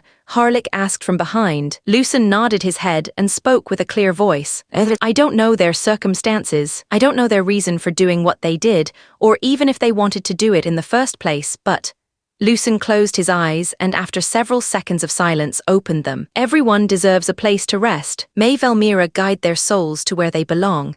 The men and women of Thornifang lowered their heads in respect for their fallen enemies. The villagers then started singing for the dead. When the last breath falls and the fire grows cold, and stories fade no longer told, she waits beyond where stars take flight, the silent queen of death and night. Velmira waits where shadows sleep beneath the stars, where silence deep will cradle those the world has lost, and guide them home no matter the cost. She knows the names we leave behind, she speaks them softly into the night. She who waits for the last light will embrace you into the good night. Velmira waits, and for that none are alone. The villagers' voices were carried by the wind along with the smoke, beyond the hills and forests. It was a song most people in Norvigard had known since childhood, a lullaby for the lost, a promise that no soul would wander alone, and all would be guided to their rightful place. Lucen listened in silence. This was a song that he had heard from childhood, every time the knights returned with the dead. But the version the knights sing emphasized more the glory of death in battle,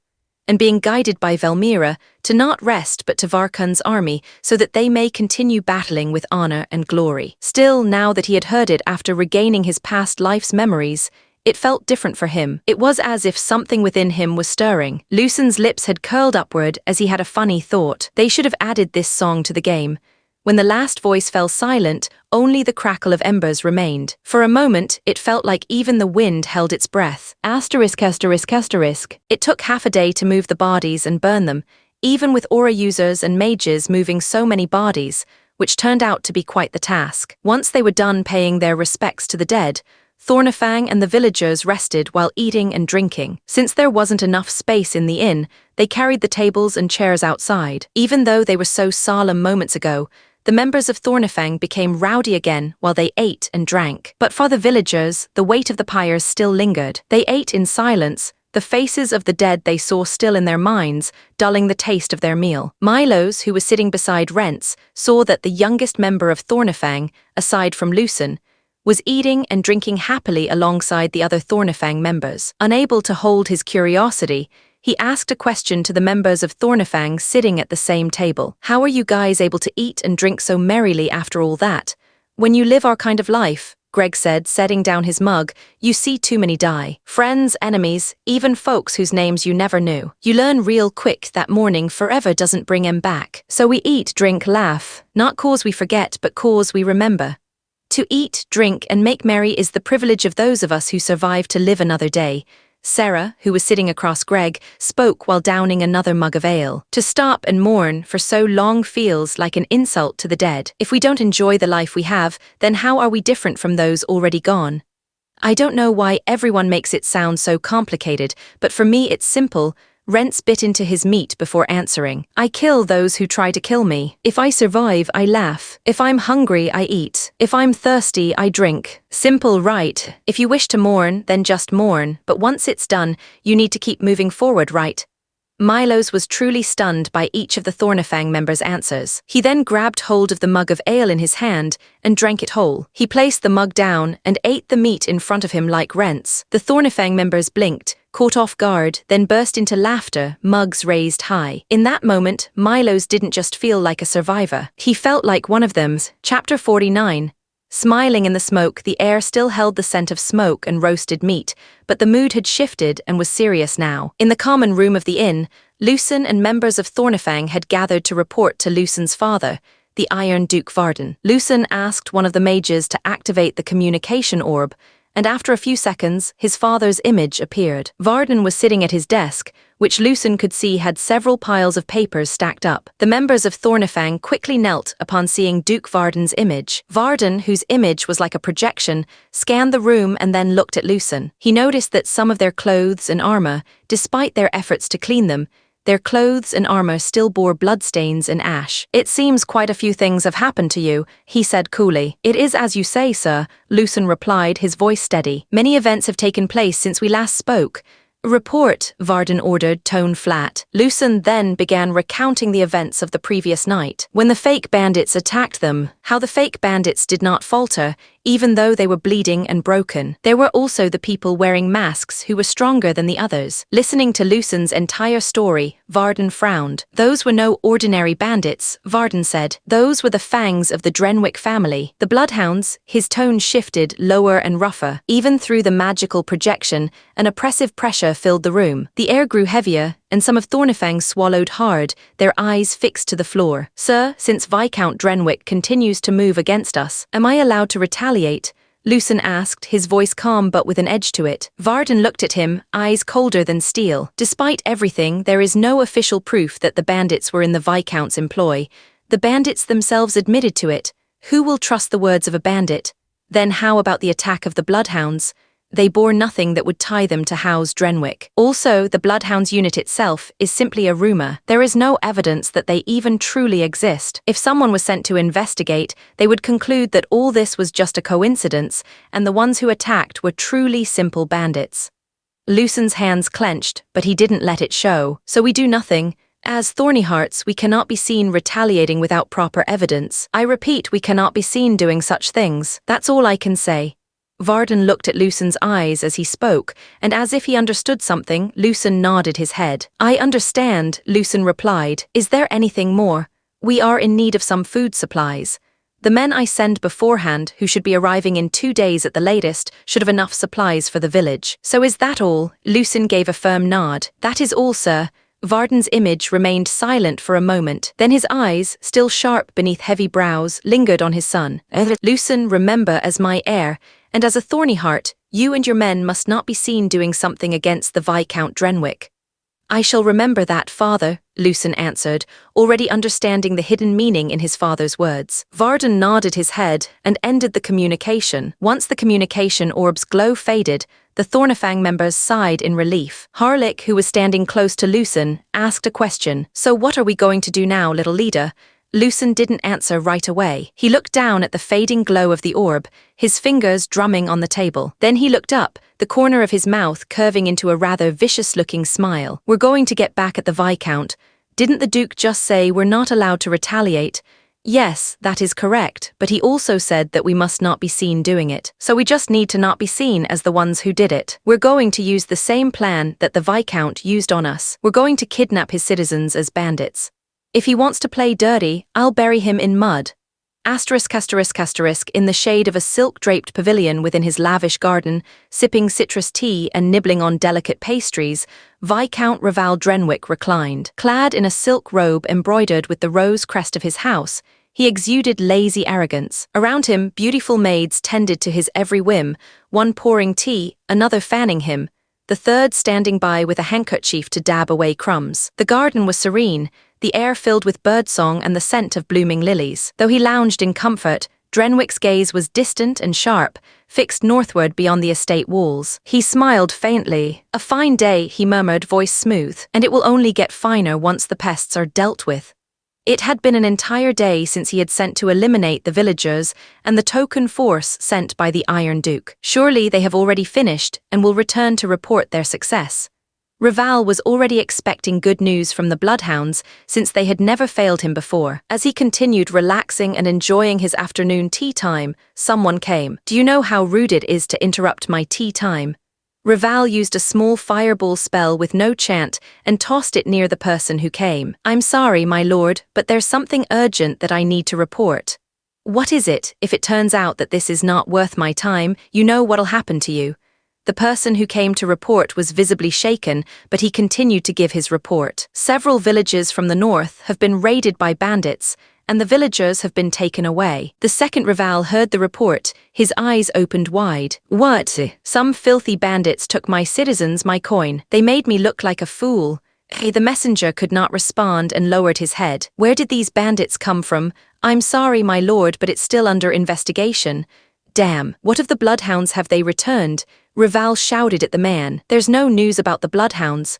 The messenger answered, his voice slightly trembling. Seeking useless. Raval was becoming even more irritated. Who did it? Obviously, those can't be bandits, making such a big move like that. It shouldn't be that arrogant Iron Duke. That man would not stoop to doing such things. Then who could it be? There's also the fact that the bloodhounds haven't returned yet. Nothing has been going as I want. Tusk, leave and go find those so-called bandits. Yes, my lord. The messenger was happy to be finally able to leave as he bowed and quickly exited the area. Pamper me, Raval said as he sat back down. The maids who were frightened moments ago tried their best to serve Raval. Once I find those bastards who have stolen my coin, I'll burn their homes, salt their fields, and then make them beg for it. Chapter 50. A future worth building. The village of Dorson, which was located near the southernmost part of Stelhart, was once a small, quiet village. After the bandits attacked, some of the buildings were destroyed, and some people were killed at the bandits' hands. If it weren't for Lucen Thornyheart and his Thornifang, the villagers would have been sold. After surviving not only the bandit attack, but even the attack of the bloodhounds, the villagers thought it would take some time before their village would be restored to what it was. But the sight before them told them otherwise. In just 2 days, the village's population had multiplied several times over. Many new hands now worked to repair damaged buildings and build new homes to house the growing numbers. The sound of children playing happily could be heard alongside the sound of hammering and sawing. So how do you plan to feed all these people, little leader? Harlech, who was watching beside Lucen, asked. The knights and soldiers father sent are coming with their families. They'll be bringing food and supplies with them. Lucen replied, while continuing to look at the peaceful scene before him. That just sounds like someone adding to the mouths needed to feed. Even if they bring more rations, those won't last long. Lucen nodded slowly. I know that, but I'm seeing something more here. For now, this is just a simple village, but it could be something more, something greater. What are you saying? Harlech asked, confused. Look at the scenery before you and close your eyes.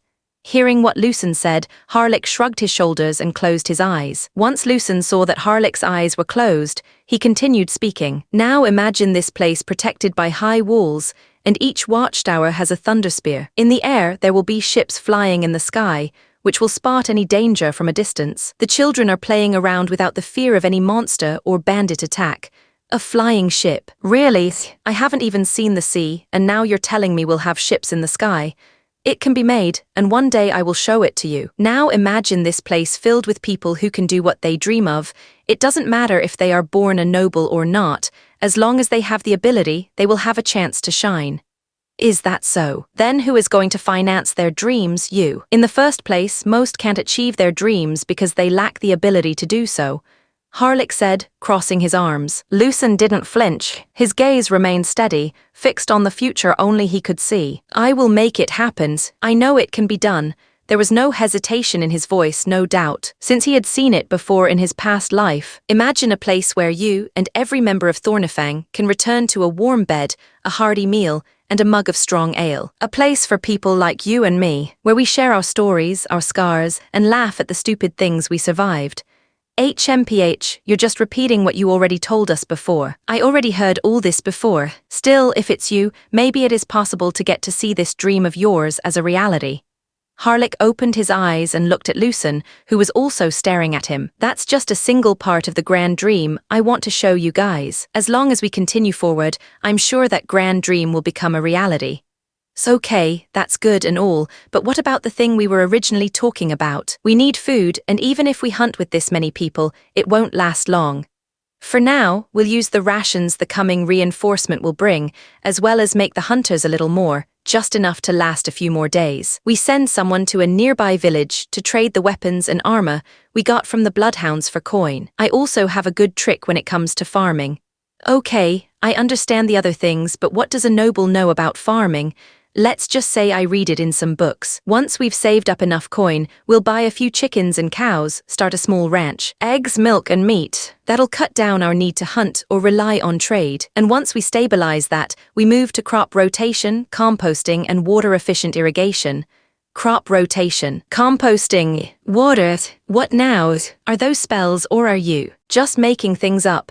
Harlech asked, becoming even more confused. Truth is, most of those things I just heard in some random isekai anime, and I then watch a few videos explaining what they were. Of course, Lucen wouldn't say that out loud, not like anyone would understand. Well, I guess in a way I did make some things up. It's something I thought of after reading a few books and thinking of more efficient ways to do things. Lucen said, making up an excuse. I already knew you were different from other nobles, little leader, but who knew you thought so much of how to improve the lives of us commoners? Well, the people are the foundation of any place, so if the people are well fed, the foundation becomes strong. As the heir of the Iron Duke, I at least have to think about such things. As expected of you, little leader, you do make things sound like anything is possible. It's making me excited to see what happens to this village.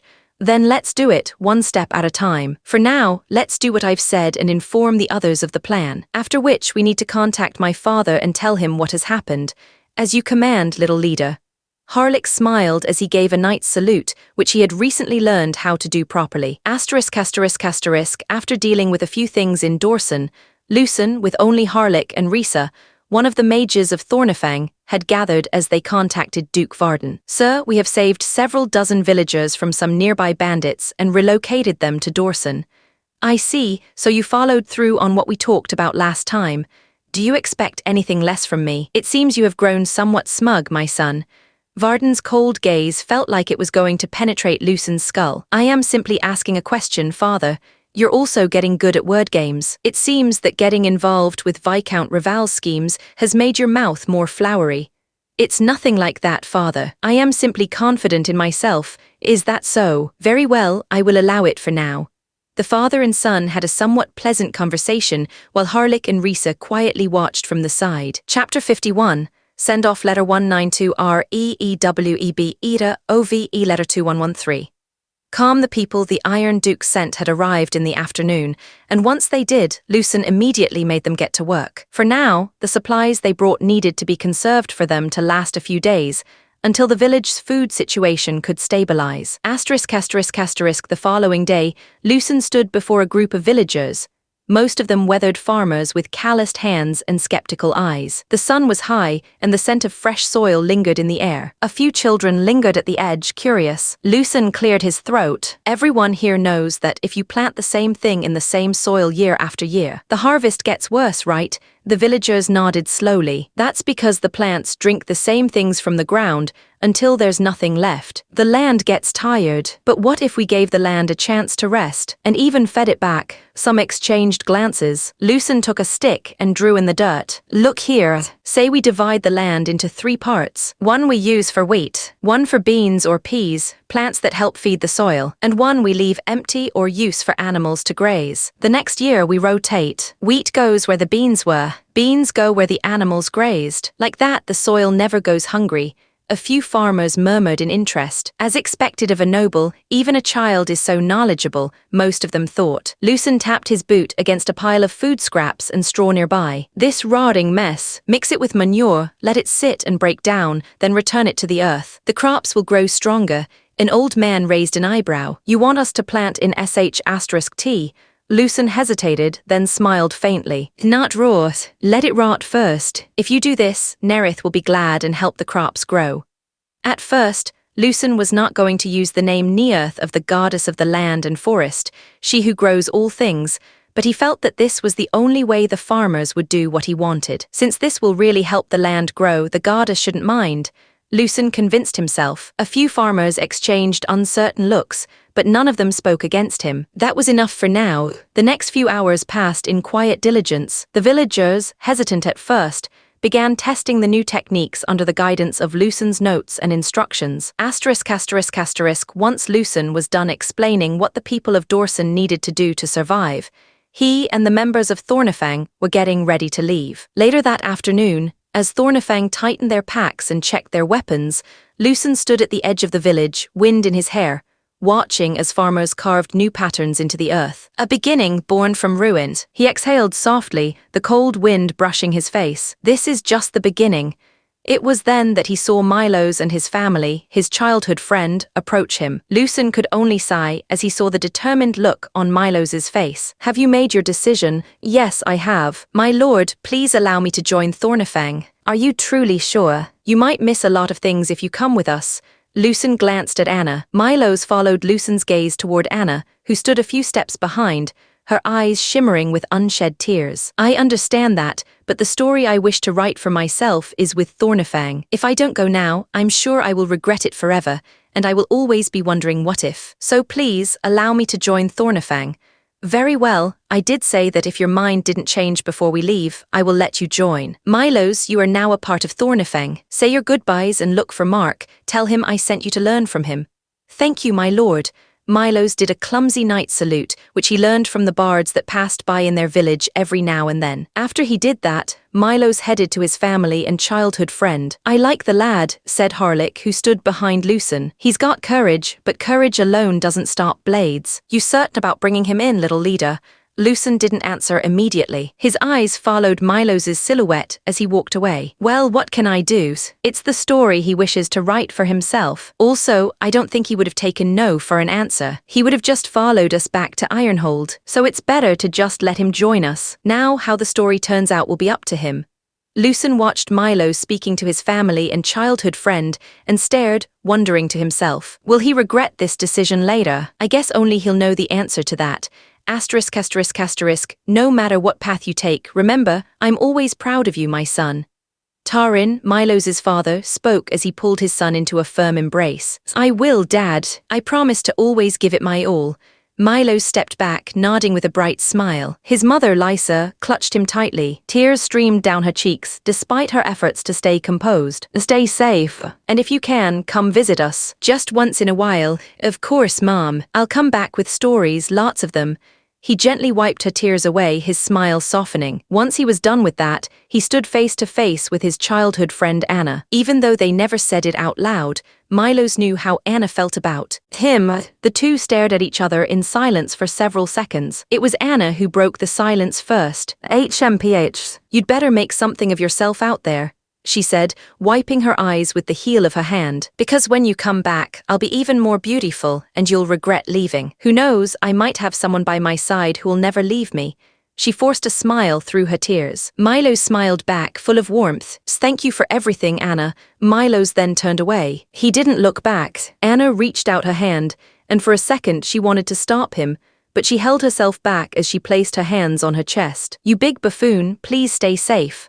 Asterisk, asterisk, asterisk, by the time Milos rejoined the others, the whole village had gathered. Farmers, children, even the former villagers taken from Viscount Raval Drenwick's territory, stood lined along the road, smiling as they waved goodbye to the heroes who had changed their lives. Though the village still bore scars and the work wasn't finished, they paused everything to send off their saviors. The knights and soldiers sent by the Iron Duke to protect Dorson from now on joined the send-off as well. They drew their swords and raised them high in a silent gesture of respect. Lucen, mounted atop his horse, looked out over the gathered crowd. His lips curled slightly. He placed his hand over his chest and bowed his head in a knight's salute. Thornifang followed suit. The cold wind blew gently across the village, rustling cloaks and fluttering banners. The afternoon sun shone down upon them as the villagers' cheers echoed behind them. And so they set off back to Ironhold. With Dorson behind them and Ironhold ahead, the road stretched on. The legend of Lucen and his Thornifang grew. Chapter 52.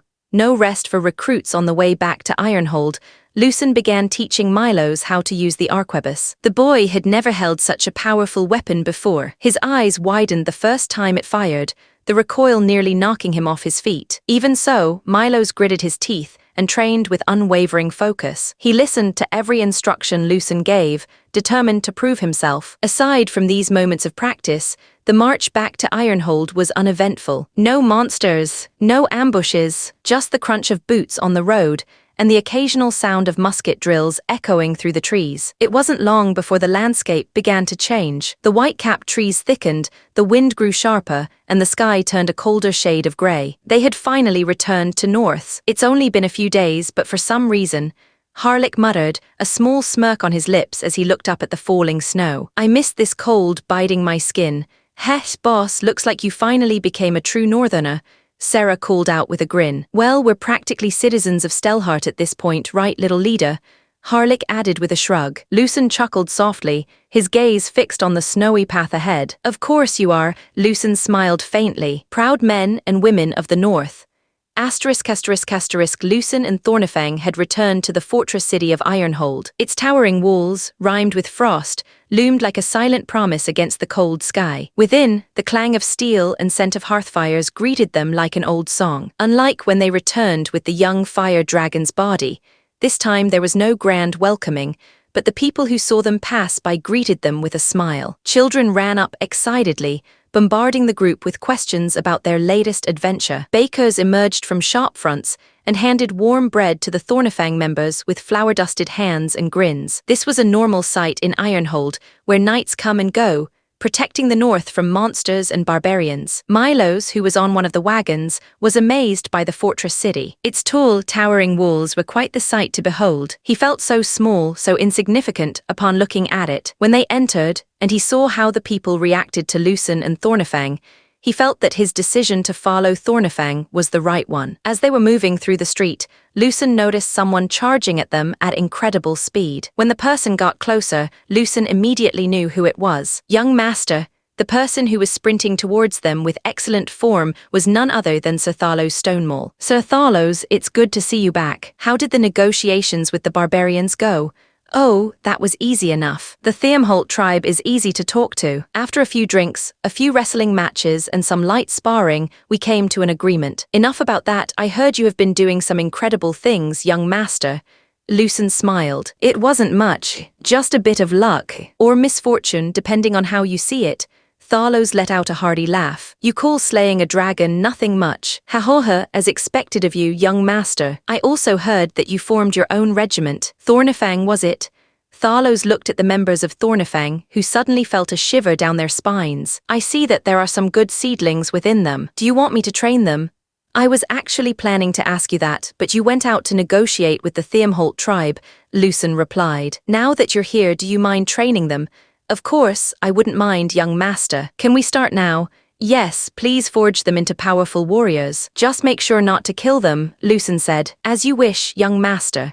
When the members of Thornifang heard Lucen and Thalos's conversation, they felt a threat like no other. Even facing the young fire dragon didn't feel as threatening. Even though they had no idea how hard Thalos's training was going to be, they instinctively felt that it was going to be deadly. Wait, little leader, we don't really need to train that hard, right? Harlech spoke what was on everyone's mind. Lucen looked at the members of Thornifang and then smiled brightly. Good luck. The second Lucen said those words, Harlech was about to say something more, but Thalos interrupted him. Come on, enough talking, it's time to train. As the people who are under Thornyheart's command, you guys need more muscle. Don't worry, I will make sure to mold you guys into proper warriors. Thalos excitedly guided the members of Thornifang to the training grounds. Harlech and the others looked at Lucen, their eyes begging him to save them, but Lucen simply smiled and happily waved his hands. After the whole thing with Sir Thalos, Lucen was going to meet his father to directly report what had transpired in Dorson. As he was walking towards his father's study, Vaughn, alongside his younger brother Kale, approached him. Welcome back, young master, Vaughn greeted him. Kale, who was standing beside Vaughn, nodded his head. It's good to see you as well, Vaughn, and I see that you came as well, my little bro. Did you come to greet me? Lucen knelt on one knee to be at eye level with his young brother. Kale looked directly at Lucen's ruby-red eyes, which contrasted with his own icy blue eyes, and nodded his head. Thank you, little bro. Lucen patted his young brother's head. Even though it didn't show on his face, Kale seemed to be enjoying it as he closed his eyes, allowing Lucen to pat his head. It was at this moment that a familiar voice interrupted them. You're finally back. Removing his mask with a bird beak, Robert excitedly approached Lucen. Robert's clothes were singed as usual, and he smelled of smoke and chemicals. I and that grump Oswin have made several improvements to the armor buster. Also, I want to hear your views on the Crimson Lord MK Roman 4. How effective was it in battle? Did you time how long the heat lasts after squeezing the trigger with a full load of black powder? Were there any issues with the heat? Did the fire protection runes make the heat for you, the user, bearable? Robert suddenly bombarded Lucen with questions, making him stop patting his little brother's head. Enough, we'll talk later, Robert. I still have to report to my father about completing my mission. Fine, but you better head to my lab. There are now several Yellow Tower mages here who took the mana oath under the watchful eyes of the Thalara to keep what they see here a secret. So they're now helping me create black powder. Even though I trust them, I didn't actually teach them the right amount to create the black powder. I still do that part personally. All right, I'll head there once I get the chance. You better. After saying what he wanted, Robert hurried back to his lab. He, as usual, was like a storm that came and went as he pleased. Once Robert was gone, Lucen looked at his younger brother, who was still there beside Vaughn. Thank you for welcoming me back, little bro. I need to go and report to father now. Cale gave a small nod. Lucen smiled. I'll see you later. Vaughn, take care of him for me. Of course, young master, Vaughn replied with a respectful nod. Lucen ruffled Cale's hair one more time, then turned toward his father's study with steady steps. Lucen's hand rested briefly on the handle of the study door. Beyond it lay the next decision, the next burden, the next move in this long, bloody game. And as always, he was ready to pull the trigger. Chapter 53. Warmth beneath the frost. Lucen was standing in front of the door to his father's study. Before he regained his past life's memories, he would have never dared to come here without being called, but now he had come by several times on his own initiative. I guess any normal child would be intimidated meeting a father like Varden. After thinking briefly, Lucen knocked on the door of Varden's study. Come in. Upon entering the study, he saw his father, Varden, the unwavering shield of Norvigard, reading a bunch of paperwork with a map on his table. Varden lifted his head and looked at Lucen. He then put down the pen in his hand and was now fully focused on Lucen. Have you come to make your report? Yes, sir. Lucen stepped forward and gave a crisp nod. The situation in Dorsen has been resolved. The bandits have been killed or captured, the villagers have been saved, and now they are rebuilding the village into a bigger and better place.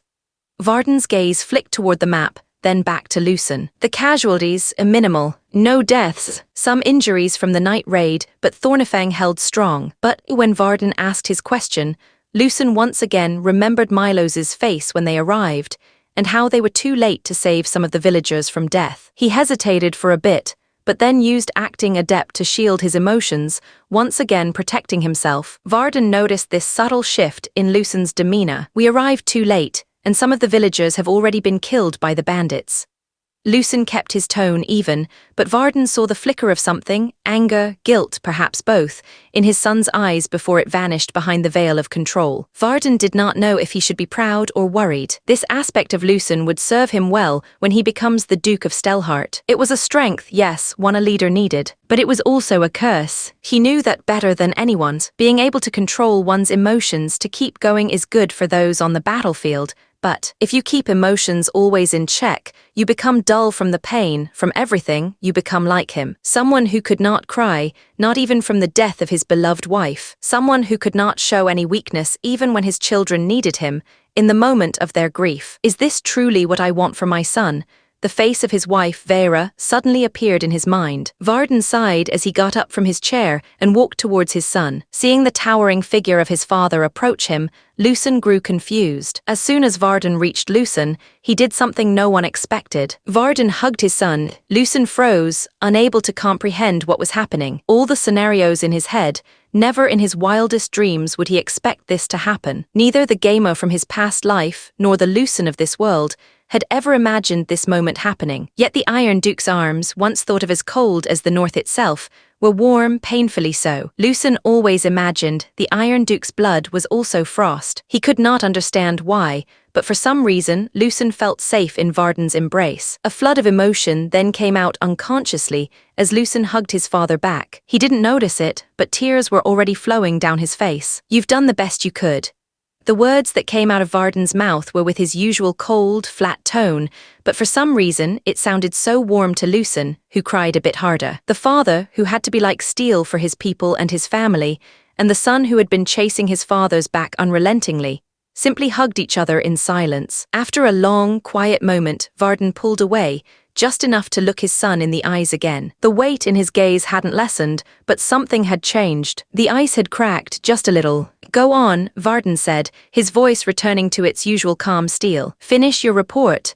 Lucen took a slow breath, gathering himself. He wiped his face quickly with his sleeve and straightened his back. Lucen started recounting the details of the expedition from defeating the bandits, rescuing the villagers, surviving the night raid of the bloodhounds, to supposedly rescuing some villagers near the borders of Viscount Drenwick from unknown bandits and bringing them to Dorsen. Of course, without even saying anything, the two of them already knew that there were no bandits, and it was just Thornifang saving the commoners from Viscount Drenwick. Once the report was over, silence lingered again. Varden, who had already sat back in his chair, was tapping on his table. "It seems you've gained much from this mission. You've fulfilled the task I entrusted to you. So what reward do you seek? Just know, knighthood is still out of the question for Thornifang. They'll need to prove themselves further. Father, can you give me Dorson? You want to have the village you saved. You do understand governance of a village or town is different from commanding a regiment.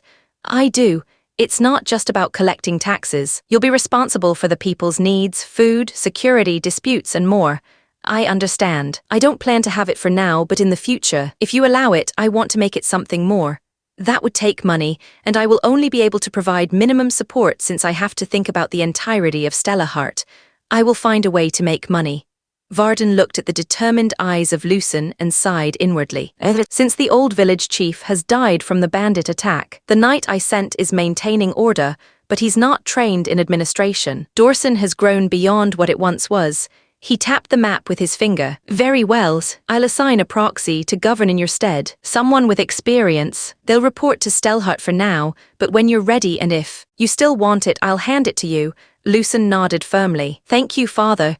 There was a moment of silence again as Varden stared at Lucen. The father and son had not said a single word for several seconds. Lucen was simply waiting for Varden to dismiss him, but then, like the hug, Varden said something unexpected. "Now that we're done with official matters, my son, will you tell me about what you've been through, not as the commander of Thornifang, but as my son?" Lucen was once again caught off guard, but this time he reacted better. "I guess even a man of iron and steel is still a father." Lucen's lips curved up into a small smile. "I guess I do have the time." Lucen and Varden finally started having a conversation not as a duke and his heir, but as father and his son. Chapter 54. Forging Thornifang. While Lucen and Varden were finally having their long-overdue father-son conversation, the members of Thornifang were enduring a different kind of trial on the frozen training grounds. Snow crunched beneath their palms as they did push-ups in tight rows, breath misting in the frigid air. The cold bit into their fingers and faces, but Sir Thalos showed no mercy. Those with aura managed to endure longer, gritting their teeth, muscles straining. The rest, arms shaking, lips blue, bodies shivering as they struggled to keep form. Sir Thalos stood nearby, cloak fluttering in the northern wind, arms crossed and unimpressed. He slowly shook his head. "Pathetic," he muttered. Then loud and clear, his voice boomed through the training ground. "As I told the young master, I will mold you all into real warriors. You may freeze, break, or collapse trying, but you will become strong. That much I promise." The members of Thornifang continued doing push-ups, afraid to stop as Sir Thalos had warned that the first one to stop or fail to complete 200 push-ups would receive the punishment. They also needed to do all the training without the use of aura or mana, so only their pure physical skills were allowed. "This is harder than I thought." Harlick, who was doing the best among them, felt his arm already shaking. It had been a long time since he had done such a strenuous thing without using his aura. "You think you have it hard, boss. I'm a mage. The only exercise I have ever done was firing an arquebus and running a little. Without mana, I'm no stronger than a common girl." Sarah replied, her arms feeling like they would break. "Really, you calling yourself a girl now? Aren't you too old to be called a girl?" Greg chimed in. Even though he was already sweating profusely, he felt like he needed to get a jab in. "If I weren't doing this, I would have scorched you already with a fireball spell." Sarah barked back. "If I didn't make that oath with the little leader, I would have already left," Mark commented. "You guys, I think I want to escape again." Neil, who already had a track record of trying to flee from hardship, spoke up. "Enough complaining, at least you guys have aura and mana." "What about us? We're just regular folk," Elias grumpily spoke. "Why do you guys have so much energy to talk?"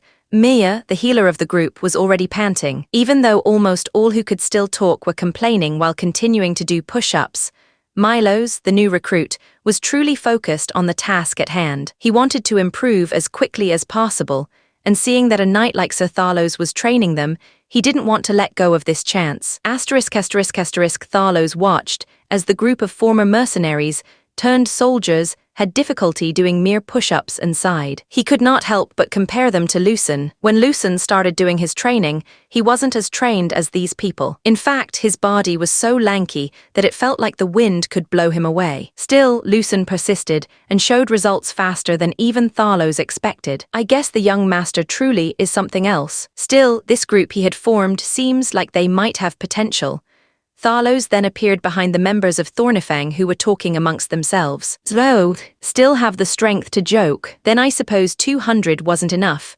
A chorus of groans and muffled curses followed. Sarah let her forehead drop to the snow. I didn't say any joke. I was being serious. Is that so? I thought you lot would have wanted to add a few more push-ups. No, sir. Almost all of them responded in sync. Are you lot that weak? Can't even do simple push-ups? Fine, finish the 200 first. Thalos sighed as he started doing one-finger push-ups. Without aura, his arms barely trembled. That was a body honed to the limit. Seeing how easily Thalos was doing push-ups with one finger, without aura, and doing it even faster than they did, made some of Thornifang feel ashamed. The group realized that this training was going to be harder than they imagined. Is this the level of a true knight of Stelhart? It was what most of them thought. They then thought of their little leader, the heir of the Iron Duke. He was someone who could have these kinds of people as his subordinates, but he chose them. How can I see the little leader's grand dream if I can't even do a simple push-up? Harlech was once again motivated as he continued doing push-ups. I already made an oath that I wouldn't leave and would follow the little leader until I see that unknown grand dream of his. How can I see that sight if I can't even keep up? Even now, Mark wasn't fully sure what Lucen's grand dream was. He had heard Lucen speak of a place full of warmth and joy, but it was so vague that he could not grasp what it was. But it was something he could only see if he stood beside Lucen. Mark pushed himself onward to finish the 200 push-ups under the snow.